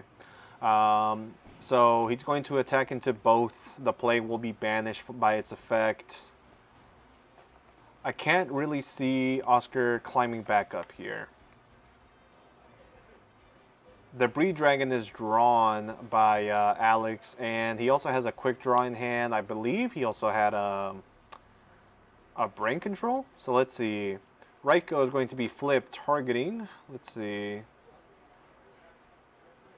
His set bottomless. Mills Debris, Trap Dust Shoot, and Caius. Yeah, that is brain control. He could take it and make an Ancient Fairy, or better yet, he can make a Black Rose, right? 2, 5, 2, yeah, that would be 7.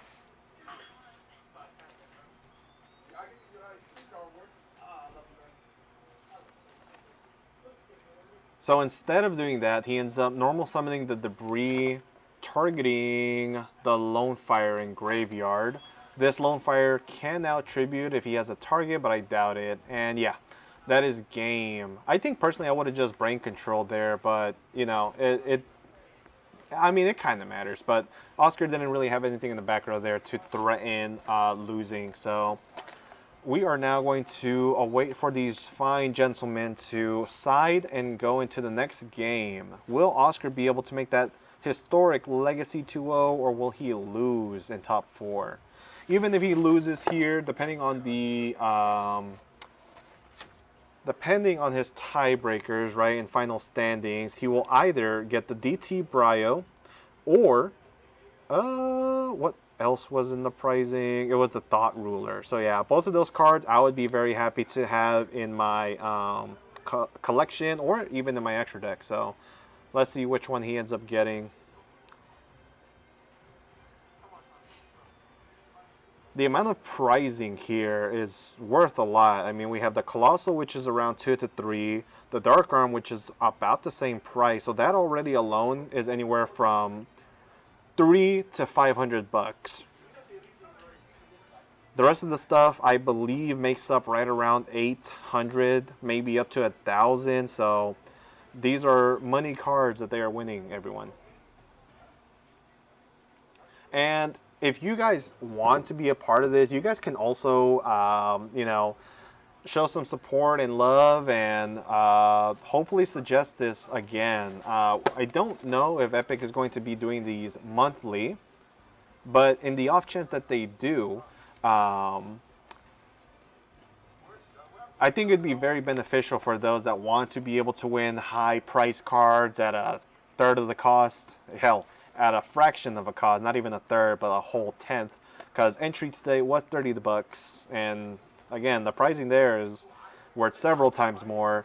If you think you have what it takes in order to win, come over to Epik Cards and Games, and hopefully we can have another one of these hosted by yours truly.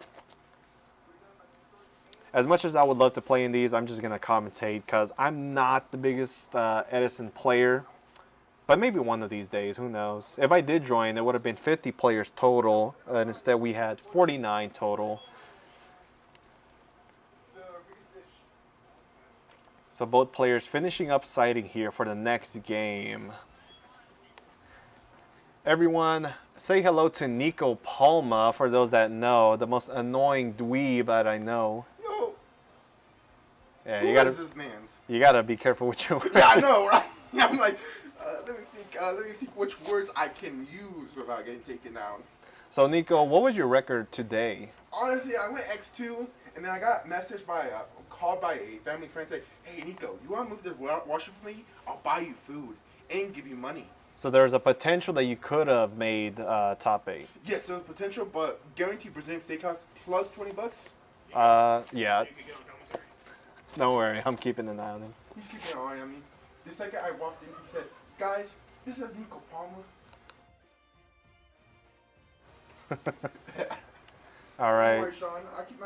I'm not Saul. Now, here we have Oscar starting the turn by T-setting, and he's going to look at Alex's hand. The best playable card that he has is the Card Trooper. He could also set the Raiko, but assuming that that is either a hamster or a Raiko set, I would probably want the Card Trooper for security, because if it gets blown up, I got to draw. Let's see what he ends up putting back. Again, it's probably just a card trooper, but if he has a hamster set, he might... I mean, you're going to get Raikou no matter what, right, at that point, so... Now Oscar has Rhoda, Greffer, Deck Devi. And yeah, he ends up sending back the card trooper. You know, Trap Dust Shoot is an amazing card, but sometimes you just don't get any benefits. I'm glad it's away from the game now since 2012, because I would hate playing against that card. Imagine going first, thrusting into it, and getting a guaranteed rip from your opponent's hand among any of the hand traps that they use, assuming they didn't drop a Fuelos or a Perulia. Yeah, I'd be sick. And that is going to be a hamster set from Oscar's side, so... that Raikou is looking to be a menacing threat on the follow-up turn. In fact, you could make an argument that he should attack into it, considering the Caius would be live otherwise. Double upstart, so again, the Oscar special, you gotta live to see it. He has his own Caius, though, so okay, this works out. You can just tribute for it here and then just...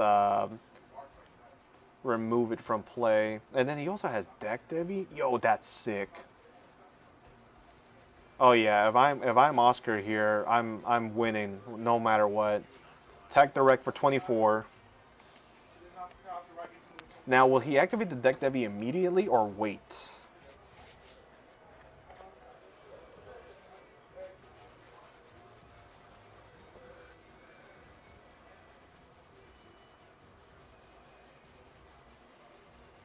Let's see here. He could allure if he wants. I don't really recommend it, though.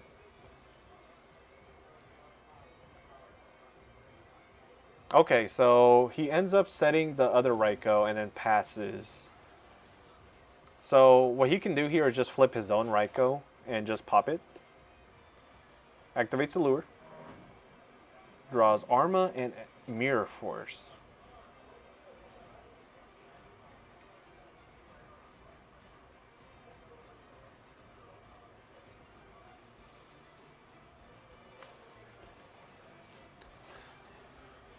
I think the banish here is probably Greffer, because you can always search for another one, and the Arma could be alive right now.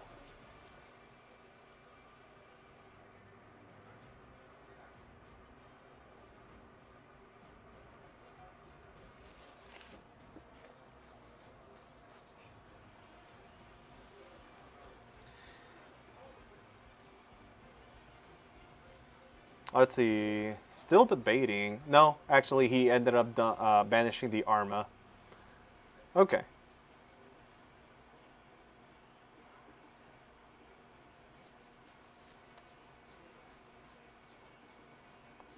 So he ends up using Raikou, popping Alex's Raikou, and oh my god, he just milled insane. Armed Wing, not Armed Wing, Vayu, Sirocco, and then the Greffer. Now he's going to go ahead and search for Necro, maybe? Because he can normal summon the Greffer here. Yep.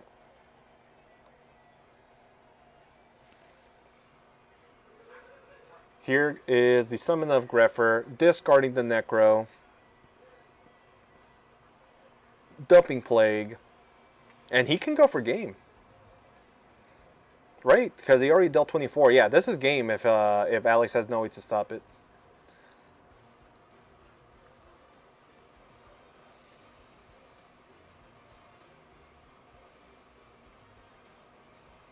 All right. Why is the Plague banished? Oh, okay, he's summoning it. In attack mode, it looks like. This way, if he has Gores, he's going to be able to go ahead and Dark End it, I guess. You could also just Synchro right now if you want, but chooses to just swing with everything he's got. Does Alex have Gores?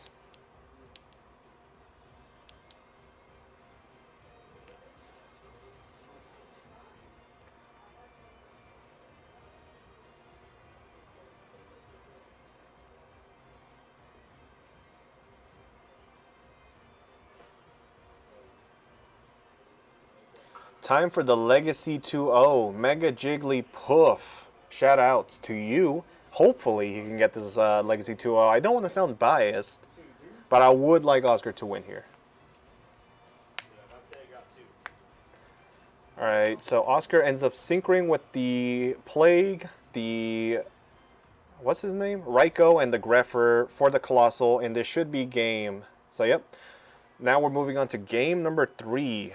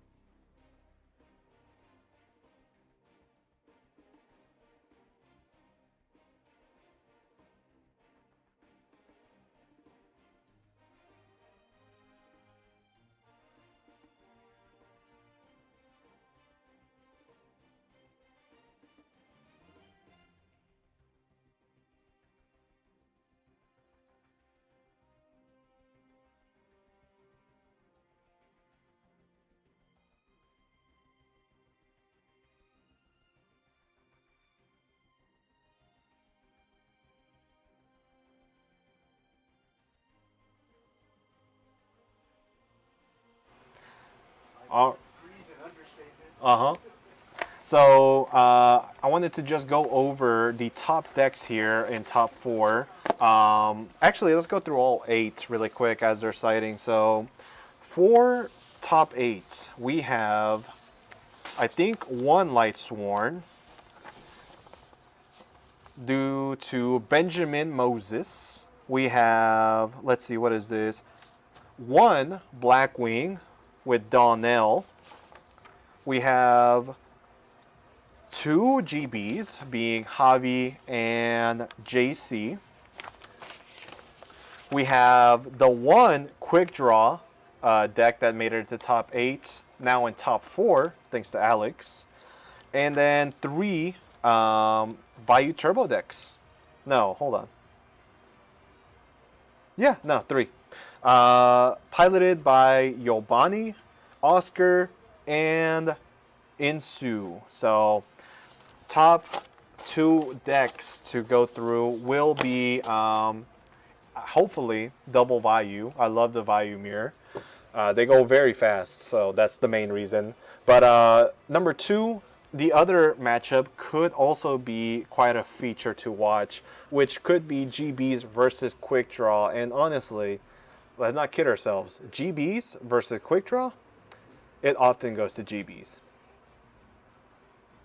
We'll see what ends up happening here, though, in this final game on top 4. I'm rooting for Oscar, but if Alex wins, I'm not going to be upset. I do like me Quick Draw. All right, so opening hand has Lone Fire, Raikou, Kaiku, Dust Tornado. What else? Can't see the rest of the hand, but that's okay. We know that he has the best starter, which is Lone Fire, which is going to summon another Lone Fire, which is going to summon the Titanial, which is already something very hard to out in Vayu. So let's see what ends up happening here. Can Oscar take over this match here? Now Alex sets a card and passes. So Oscar has, unfortunately, 1 too many dead cards. He has the 2 Vayus. He has Sirocco. I think he has Armageddon. He has a Spell and Trap there. I'm not quite sure what they are, though. Oh, Bottomless and Heavy. Okay. And Phase. Dust Tornado on the Bottomless, it looks like. Yep. And now Alex draws for turn.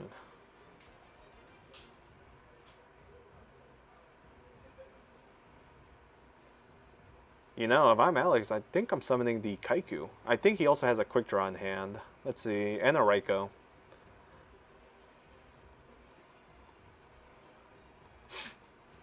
So here comes the Kaiku summon. And our hero just may lose. Who knows? Let's see.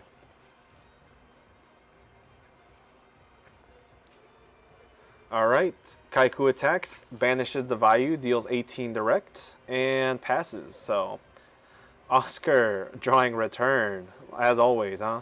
And he has Burial. So he can actually run over this Kaiku now. He does have Sirocco to be able to do so. What does he choose to do, though? I think using Arma here is like not very good, because you can't use like Necro or something, so...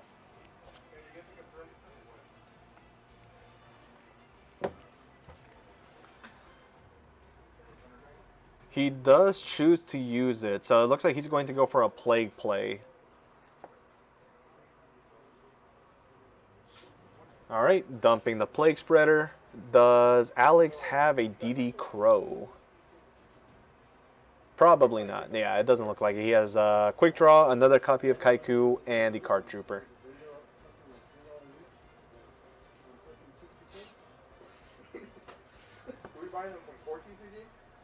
Alright, so he top decks for Plague, ends up making a Goyo.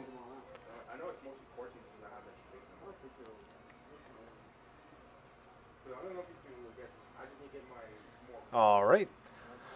Here we're going to see him swing into the Kaiku and take it. So now the roles are reversed. Alex cannot banish from the graveyard, but I mean, let's be real. What do you really banish?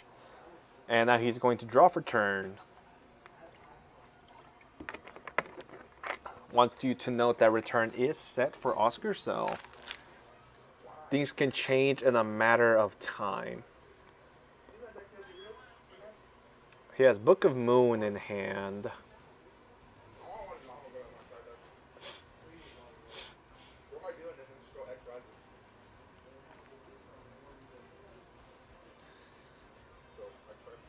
Okay, so he ends up summoning the Card Trooper and milling 3. Will he get a dandy off of this? Nope, nope, and nope. Instead, milling Gors, Raiko, and the Breed Dragon. So if he chooses to, he can crash into the Goyo and run over the Kaiku, and he does in fact do so. Now he runs over his own Kaiku, and looks to just pass from there. He could make Road Warrior, but I don't think that'd be crazy good. Okay, so Oscar drawing for turn. He ends up drawing the Sirocco that he top decked. Ends up normal summoning it. Nothing in response. And now he swings. Book of Moon is going to be used, so this upcoming Kaiku is going to be pretty nasty.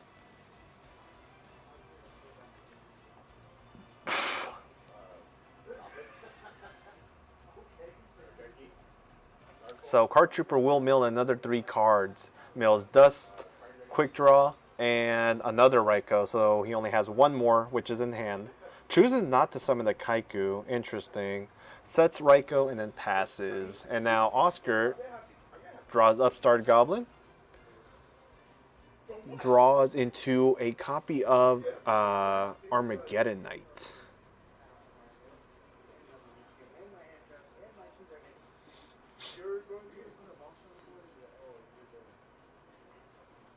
So here he can normal summon the Arma, dump a Vayu, and then summon a Armor Master if he chooses. Not Armor Master, but Armed Wing.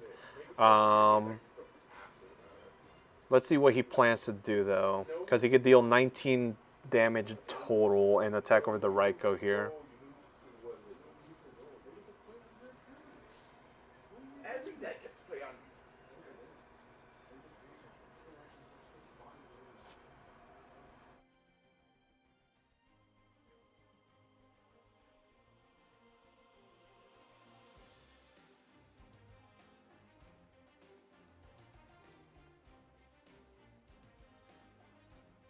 Armageddon Knight summoned here to banish the Vayu. Not to banish, well, I guess he will do that, huh? To dump the Vayu here.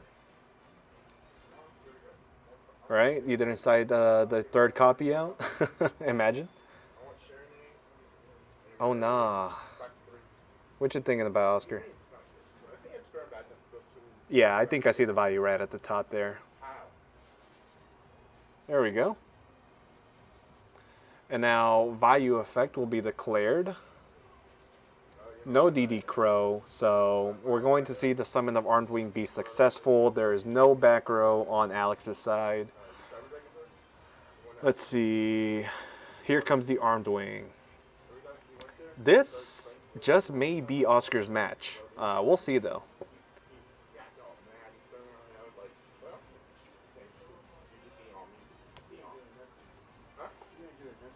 Alright, let's see. What's he thinking about now?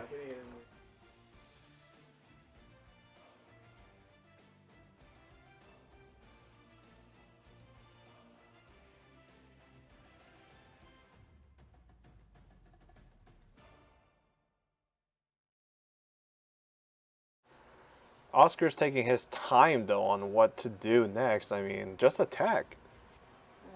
Slow plan. He takes after D Nasty and Javi.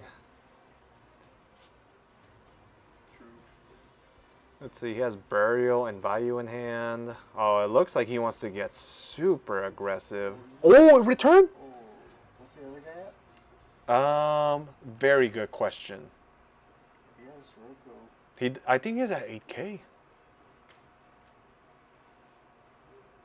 So he chooses to summon Vayu, Plague, and oh. If he gets multiple Black Wings on field, he can just pump for game. Yeah, that's what I was asking where he was at. Yeah, I think he's at. I don't know if he could just pump it. Dude, the card trooper's at 400. 8K can be done very easily. Because with the Black Wings on board, it's 51. Mm-hmm. I don't think it's enough though. So he tributes for another shot. Well, he already normal summoned the Arma, so I think this play was kind of done without much thinking. I mean, he could still like pump it and make Dark End or something and just send it out the way. Yeah, that is true. Looks like that's what he might do here. Come on, Oscar, stop slow playing. Oh my god. If the guy calls for one, he can. Yeah, I don't think he thought too well on this play.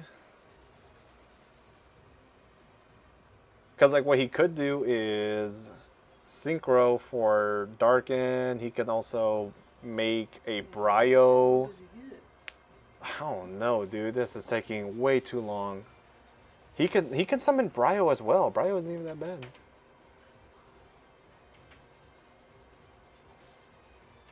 Okay, so he chooses to synchro with the Plague.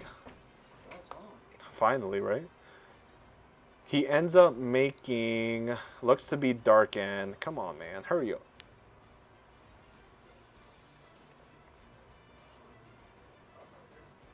There we go. So here comes the Dark End. Then he can top deck for the Plague.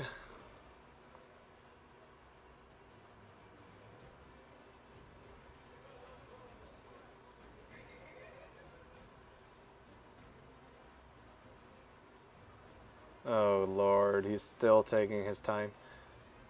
Alright, there you go. Now he's going to synchro into a 6, which is probably just Bryo, right? Yeah. Because he already used his Goyo. And now he's going to send the Vayu to bounce... Which one? I guess he could do Card Trooper since... Oh, he's going to bounce his own Vayu to hand. Okay, yeah, he gets 2 bodies. Banish for Armed Wing, or Armor Master.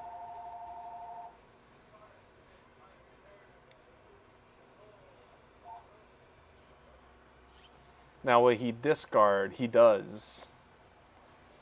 This is why Bryo's so strong. Oh yeah. Now he gets to discard for that, which ends up allowing him to get the other Armed Wing. And don't think it's over just yet. This is 25 plus 23 plus 23 plus 25, which is game. No, wait, it's 21. No, 22. There you go. Yeah. GG's, Oscar. You are making it to the final round, beating Quick Draw. So let's see what will happen next. We'll be right back after a quick break. I was gonna put an ad, but shout out to Herma. Yeah, unfortunately Alex just lost, but very good. He played very well the entire time. Unfortunately, he got valued. We'll be right back after a quick break.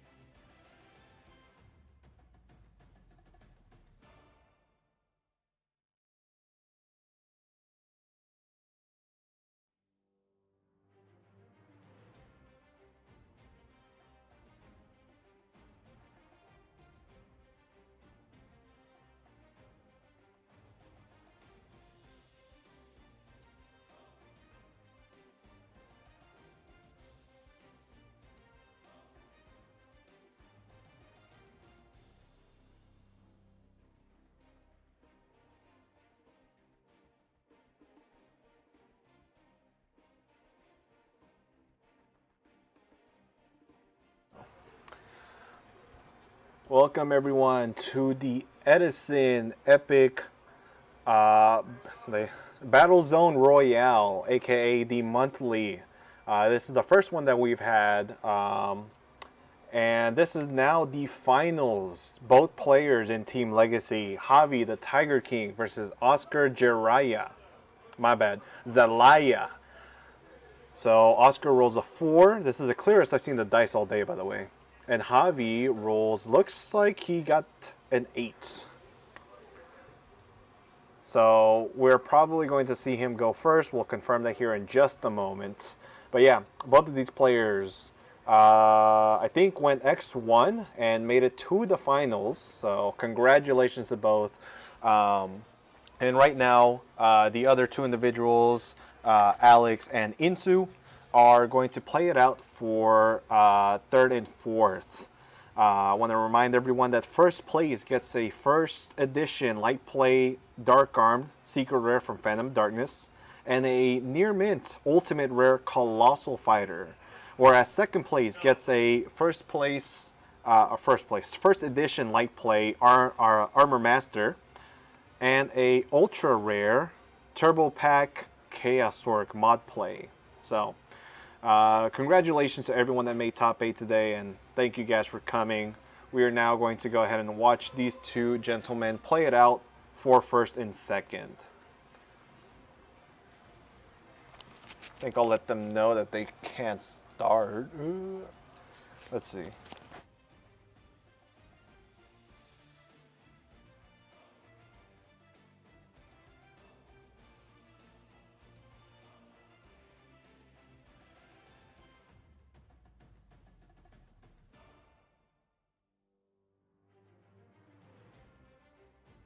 All right, Sean's going out there to let them know that they can start here. So yeah, 50 minutes on the clock. Good luck to both these players. So Javi does start and opens Reckless. Also has Tiger, Respite, Cold Wave. So it's on that draw power build. Along with Cat. Wow, his hand is kind of nice here. Also with the hedge. The hedge guard. Let's see. Oscar normal summons the card trooper. Milling 3. Mills double upstart and necro. But hey, he milled necro. Awesome, awesome. Well is best deck, and shame on you for not playing it today. Let's see. He attacked for 19, and Javi draws into a Murmillo. Unfortunate. Now, will he go for a Cold Wave play, or will he Reckless? Debating.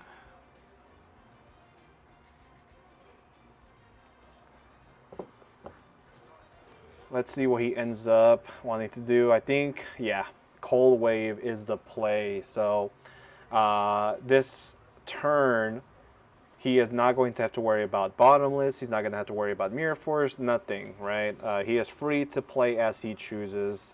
Going to summon here the Sam Knight and the Tiger. This is why they call him the Tiger King. Oh, no, he goes for double Sam Knight. Okay, interesting. He does already have the Tiger in hand, but he can just swing over the card trooper here and just get maximum value. So Whale cannot deck out. It'd be a miracle. Maybe if they play a mill out deck. So Oscar's going to negate one of these attacks. And then in the end of the battle phase, one of the Sand Knights is going to go into the deck, probably for a bestie here. Let's see. Yep. And then he's going to want a fusion here, so he is going to go for the Gizaris. The Sand Knight would get destroyed at the end phase otherwise, so, you know, no point in just leaving it out there to die. So he's going to contact into Gizaris, and let's see what ends up. Well, he can't set anything, right? Yeah, so, okay. He'll be stuck with the Gizaris here, but Oscar does have a clapback play since he does have Greffer. So let's see if he ends up outing this Gizzarus here. He doesn't have to worry about the back row either. So that's a benefit. All right, Oscar draws return. So he can't use a lure or set the bottomless, but the Greffer here is going to allow him to get an advantage. So let's see what he does. Summon the Greffer, discard the, what's his face, Sirocco for cause to dump Plague. From here, he's more than likely going to top deck one of those cards to summon the Plague and potentially... He could make a Goyo, but I think maybe the right play is to make a Bryo. So he top decks Hamster, summons the Plague. Let's see what he ends up summoning here. Goyo Guardian, and here is Javi's tech of the day, the Hedge Guard. So Javi is going to cut the damage, well not cut the Gizzarus attack by 2 in the damage calculation, and it doesn't get destroyed by battle. So he is going to get 2 cards here, Murmillo more than likely, and probably a Rediari. Let's see what he ends up summoning though.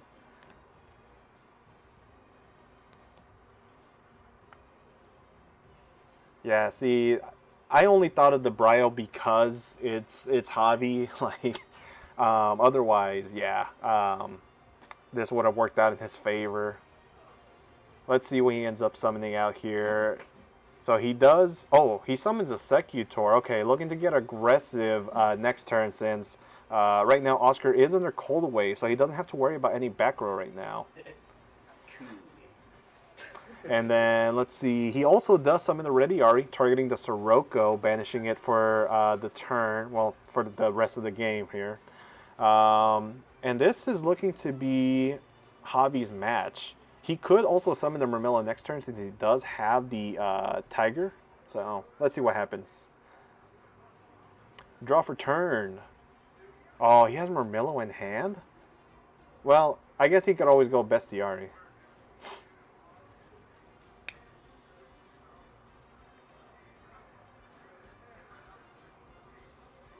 Yeah, he could go, actually, he could just summon the Murmillo now that I think about it and use the Tiger to summon it back out and then pop and then go ham. So let's see if he chooses to do so.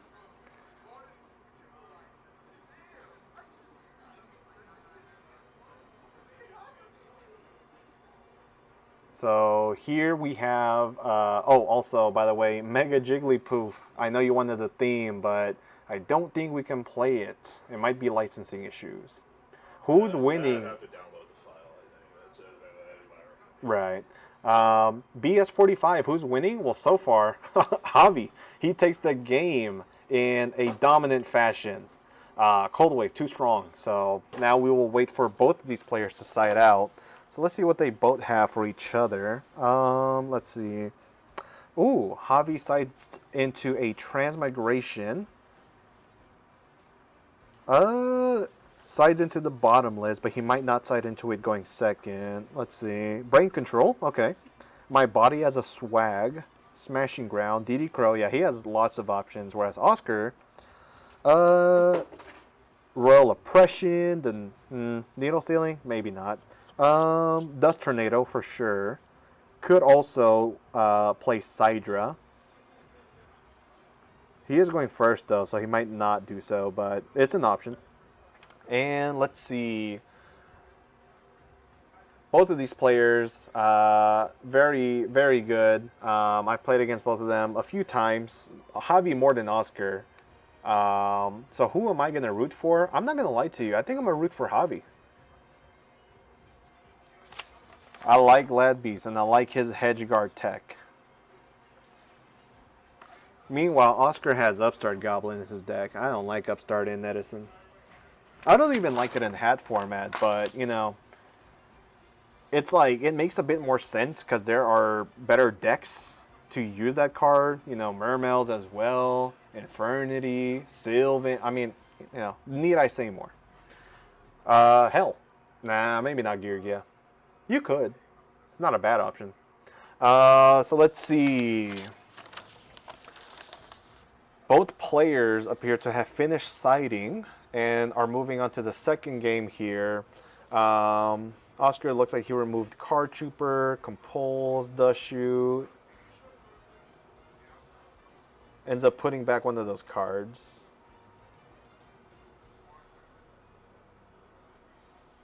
Now, does Oscar play Chaos Sork in the deck?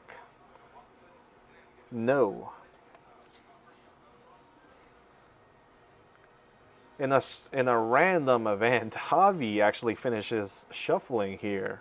He normally takes his time to side out, but at this point, he's very used to the value matchup, so I know he knows what he wants against them at every step of the way.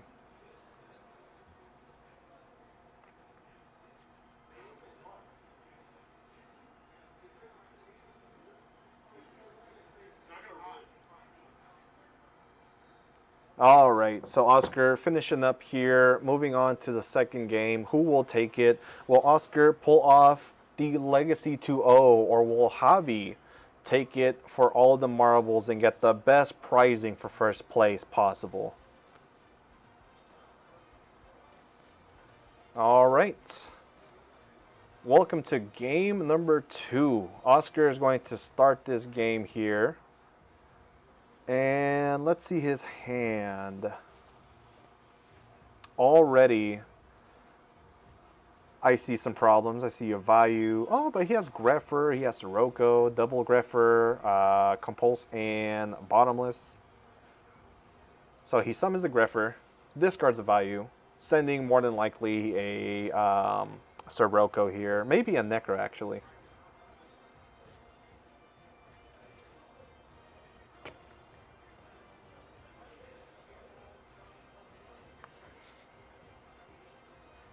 And the option is going to be Necro here. So from here, I can only assume he sets 1, maybe 2, and then passes. Let's see what Javi hand consists of.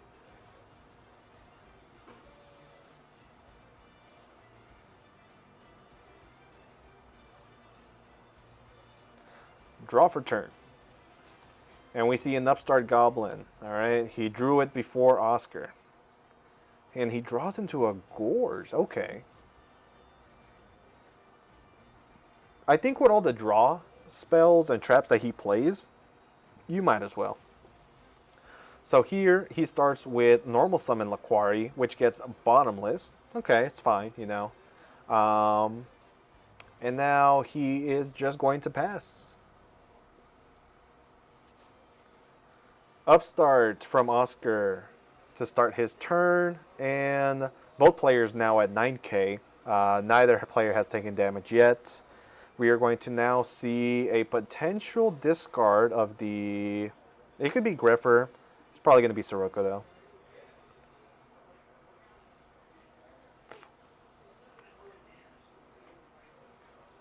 Pain costs on the Sirocco. Discarding, or sending rather, probably the Plague. Yep.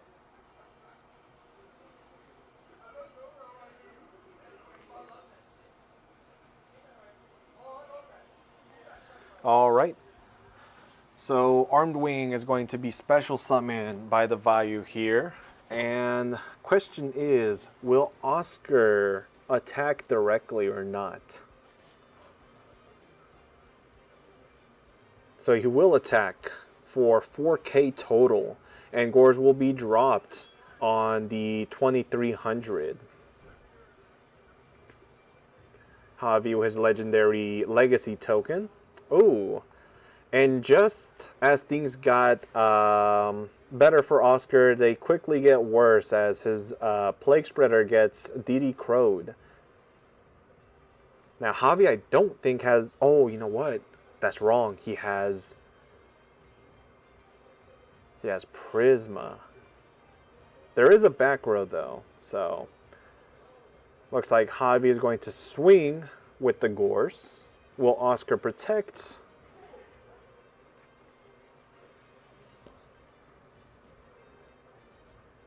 Looks like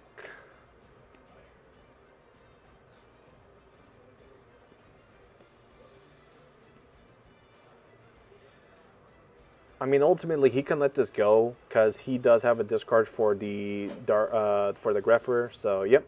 And then on the attack of the token here, he is going to banish the Necrogarda. Okay. Main phase 2, what will Javi do?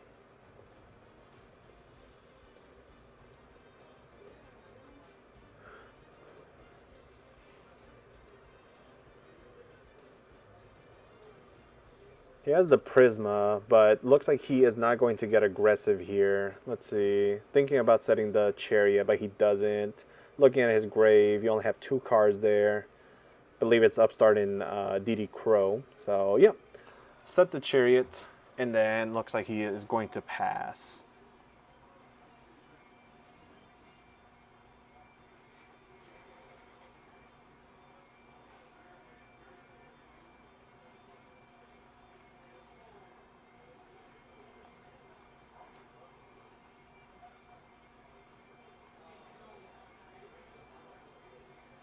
All right, so Oscar is going to dump the Greffer from hand, dumping a Vayu, which is going to allow him to special summon the Armor Master to at least run over the token here.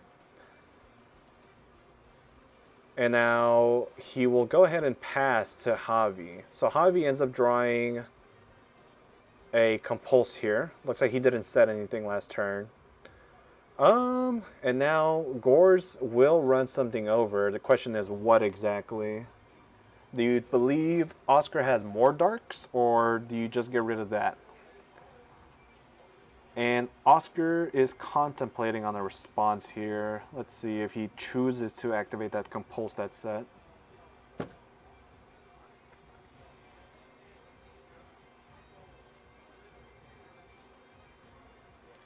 And he lets it go. Okay. Now, does Javi get aggressive main phase 2, or does he just set pass?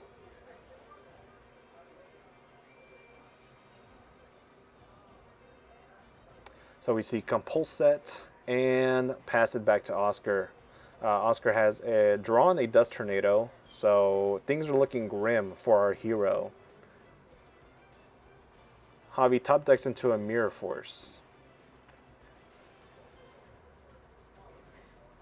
At this time, if he wants, he could go for a Darius play potentially in order to have a Gizaris, but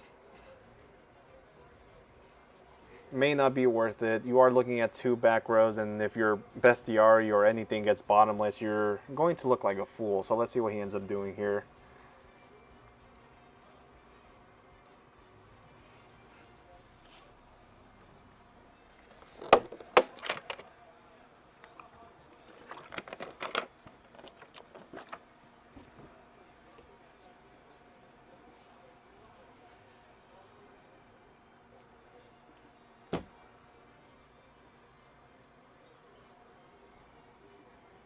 Javi thinking, taking his time, something that we know he does. Not that I'm hating, that's the boy. So he does summon the Prisma. He is now going to dump, let's see, probably the Bestiari, right? The answer is yes. Now he's going to special summon the Tiger, target the Prisma. Does Oscar let this go through?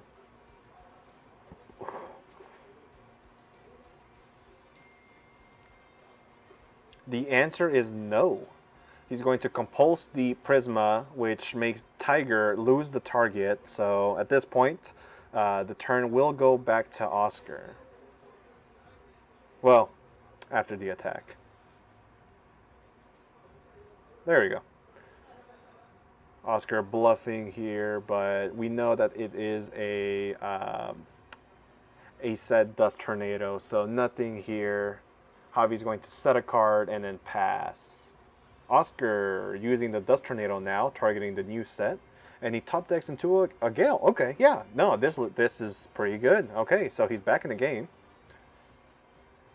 will the topping decks be uploaded to Oscar's channel? You know what? I can ask him. I'm sure that he'd be more than fine getting deck profiles, although it is pretty late into the night.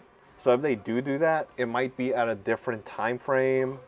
I can ask him after. And this also depending on whether or not Alex and Insu want to have a deck profile made. But we got the deck list here, so we can share them on Oscar's channel if he chooses to for the top 8 matchups. Okay, so on the summon of Gale, he's going to activate Prio to cut the Gores in half, which is going to make it, what, 1350?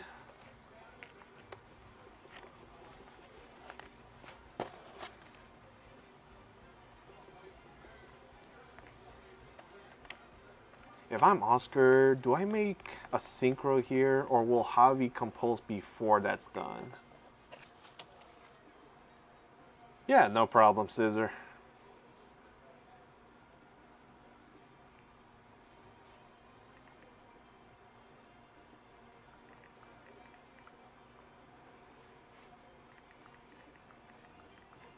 Alright, so he does end up compulsing the Sidra, since the Gore still can attack over here, so...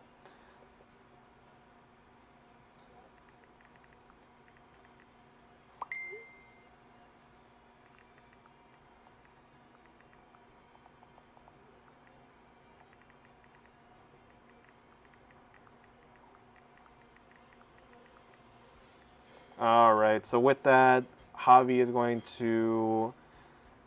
Yeah, just subscribe on TDB, and I'm sure Oscar would do it. Yeah, no, 100%. So I'll see if Sean can just let them have this top 8 here. All right, so Oscar is going to take 50 from the Gores and 17 from the Prisma. Sets 2, chooses not to dump, which, you know, we all need to. And then Oscar, unfortunately, draws that Oppression at this time, which is dead. The only thing he can really do here is summon the Sidra and attack over the Prisma, because there is no GBs at the moment. We'll see what ends up happening here, though. Oh, you know what, though? He can also attack over the Gores. Probably the Prisma, though. Yep. Mirror Force, and that is going to finish it out with a Devastate. That's going to be game. Can he top deck a monster? Nope. But this is going to be 30-50. What does Oscar top deck? Sirocco. Okay. It's not over yet. I'm out here declaring the victor when I don't even know. But I mean, let's be real. It's looking bad for Oscar. And yeah, that's game. So Oscar taking second place, but honestly, the price support he's getting can work very well in his value list. And congratulations to Javi for winning the match. So taking that it wasn't too swift of a 2-0, but it was a fairly swift 2-0. So thank you guys for watching. I'm glad you guys had a good time watching this finals match, and hopefully we can do some more monthlies for Edison or any format that people are down to play. Maybe some case tourneys for Modern. He had a lot. He had a lot of good cards in his hand. But congratulations to Javi. If anyone was going to take it, it was going to be one of these two. And I'm glad that the person that I wanted to win did so. So yeah. Thank you guys for watching. Check out Epik Cards and Game streams whenever we put them out. And check out Oscar's channel as well. You know, he'll probably put up a bunch of the deck profiles on his channel. Retro Legacy. I don't even remember his YouTube name. I think it's Retro Legacy Gaming. And yeah, catch us on Facebook as well. And we'll catch you guys on the next one. Peace.